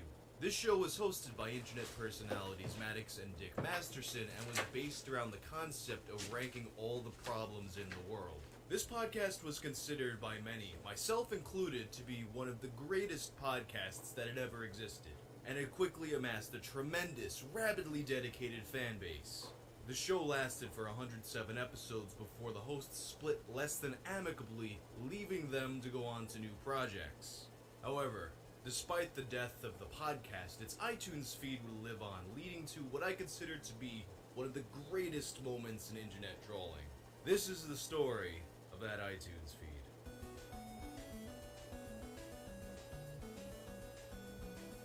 A couple weeks ago, Dick Masterson violated Maddox so intensely, so thoroughly, that I'm hard-pressed to find anything else to compare it to. This was perhaps the greatest comeuppance that I've ever been witness to, and I just hoped that there was some way to explain this to people that you could fully appreciate it even if you haven't been following the drama for the past 4 years. Then I remembered, that's literally what I do on this channel. And note that this is not yet another video on the $20 million lawsuit. You know, the one that... Although it did cause Asterios to lose his job. No, I have 3 other videos about that, and they're really good videos, so you should watch them if you haven't. But for the sake of this story, I want to focus on the smaller, less talked about lawsuit. The fight for the ownership of the biggest problem in the universe. Let's start at the end. On May 31st of 2016, the final episode of The Biggest Problem in the Universe was published. Conspicuous by his absence was Dick Masterson, who wasn't on the show and wasn't even among the people who Maddox thanked. The fans were really curious about what was going on here, but both Dick and Maddox weren't giving any answers. A week later, on June 7th, 2 new podcasts made their debut. Maddox made The Best Debate in the Universe, and Dick Masterson made The Dick Show. And shortly after, fans of the old podcast noticed something strange. So, My iTunes feed for The Biggest Problem in the Universe has now been changed to The Biggest Debate in the Universe, and all the old Biggest Problem episodes have been removed from iTunes. Maddox is literally forcing his podcast on anyone who's still subscribed to the old show's feed. Fuck you, Maddox.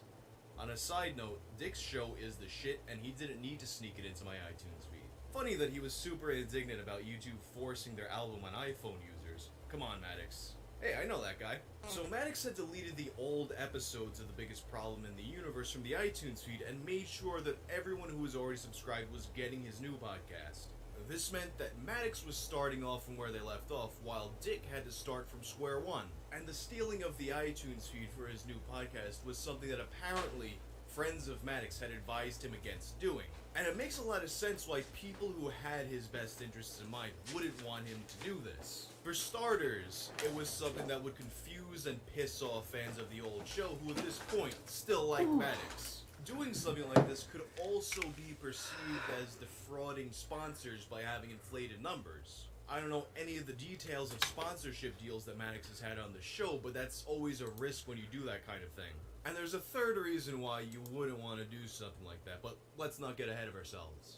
You see, I think at this point, Maddox truly felt that he was in the right and he was completely entitled to do what he did. When the original podcast began, Maddox definitely had a much bigger fan base than Dick Masterson did. I think there's a good chance that he saw the show not so much as The Biggest Problem in the Universe with Maddox and Dick Masterson, but The Maddox Show with Maddox and the other guy. Doesn't really matter who the other guy is because everyone's here for Maddox, right? But what he didn't account for was that over the course of 2 years, 107 episodes, 18 bonus episodes, the fans grew to love Dick. And by swapping out the iTunes feed and deleting the old episodes, Maddox had betrayed their trust. Eventually, Dick made his own archive of the old podcast, which is a faithful recreation of the old website, and Maddox had made a separate iTunes feed for the old episodes. Dick and most of his fans were pretty pissed off about the stealing of the iTunes feed, while Maddox kept quiet on the situation. And things would remain mostly quiet on that front until a few months later in September when Maddox released his Dick Lies video that marked the beginning of a self-destruct. Wait, what?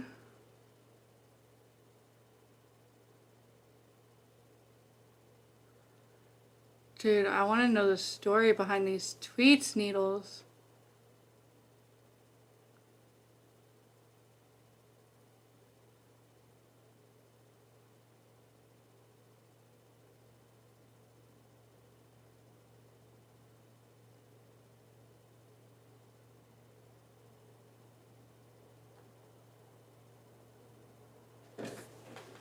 Oh my god. I gotta fix this fucking chair. It's like... Ugh. Alright.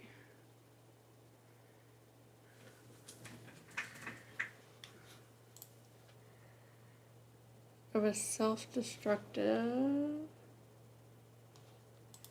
Campaign that would wind up turning more and more of Maddox's fan base against him.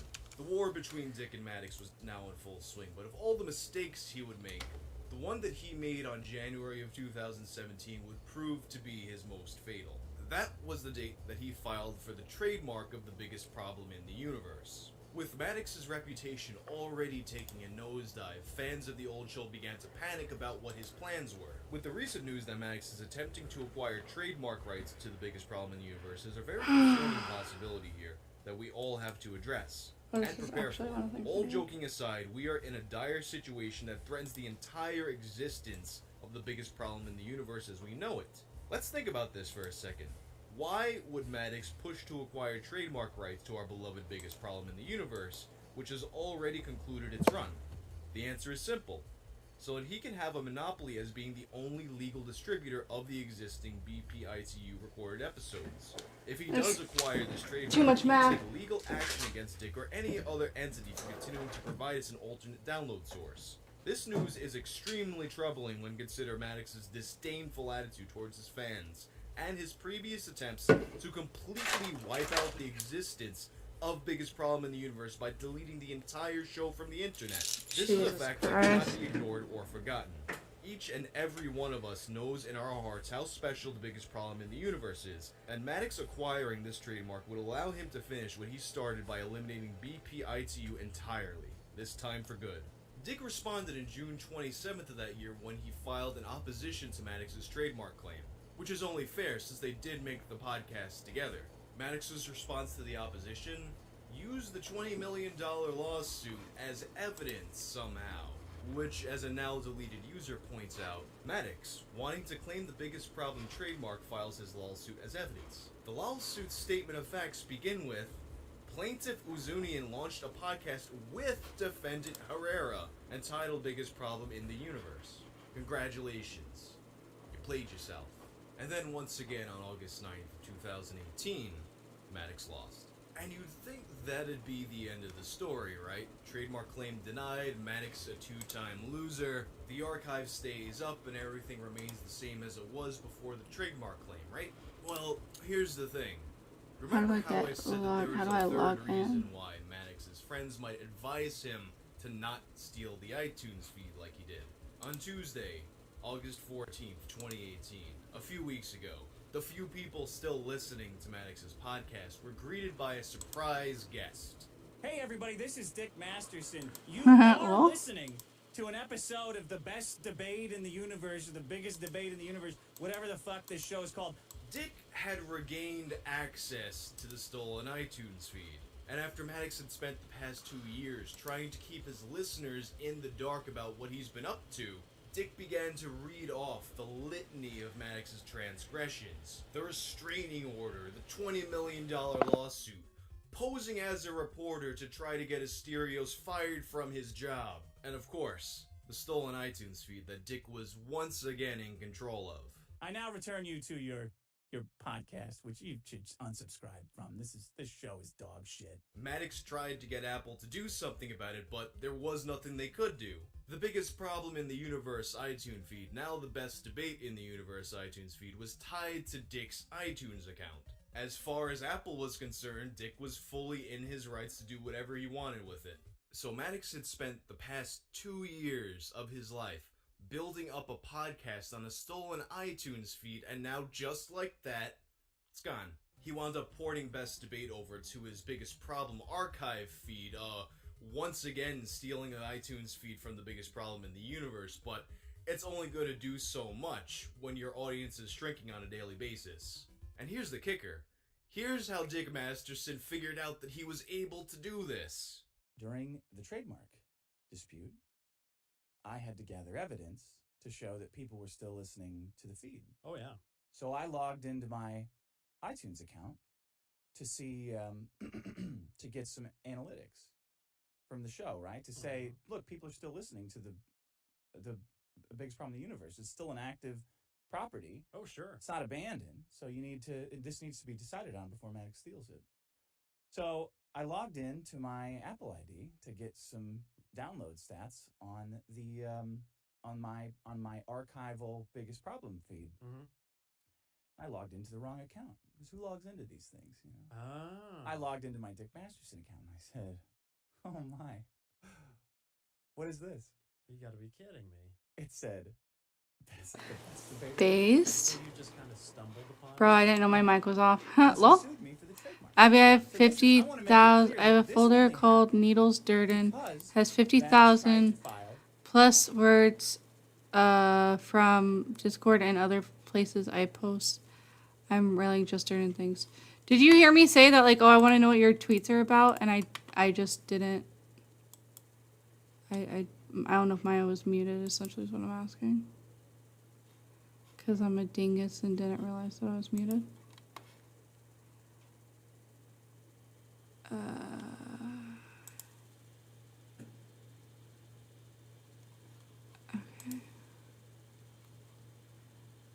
Review and sign. Dude, I'm assuming I have to sign these papers. Bro, I hate this shit. Nobody fucking... These documents are no longer available. Well, that's kind of cancer. Questions. You know if I did I die? Did I do? Bro, I gotta get a hold of them.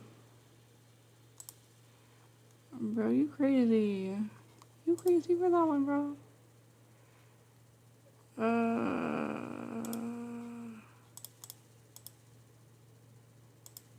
Sorry, I'm looking at something. My bad. Yep, I heard it. Okay. I don't know why I muted. Sorry. Oh, that's fucking annoying. Show by himself. Yeah. This is the art of life. This is the great magnet, Sean. Well, it's like that I am an eternal acolyte of. I know. I'm starting to believe. So had Maddox not tried to pull that shady move and trademark the biggest problem in the universe out from under Dick, Dick would have never realized that he could do this. If only Maddox could have left well enough alone, he wouldn't be in. So fucking funny. I'm not a person who believes in karma. I think it's a stupid concept fueled by confirmation bias and magical thinking. But if there is ever something that could convince me of it, it's this. The pieces just fit together so perfectly. And that's where we are today. If you missed it, check out my series on the lawsuit. Get fucked. Oh, that's great. Alright, y'all. I'm gonna dip for a while or something. I don't know. I'm gonna make sure I get home safely and whatever. Thank you for coming out. Dude, I did not even pick, like, an exit music. I'm so fucking dead to the world. I gotta try to print out a couple things before I leave, I think, hopefully. Thank you everyone that came out, especially Needles hanging out till the end.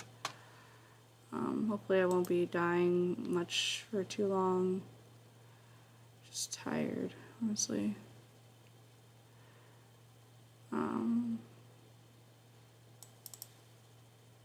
Does this one work? Oh shit, hold on.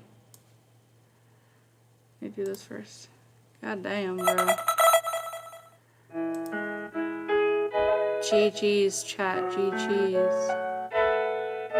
Love you long time.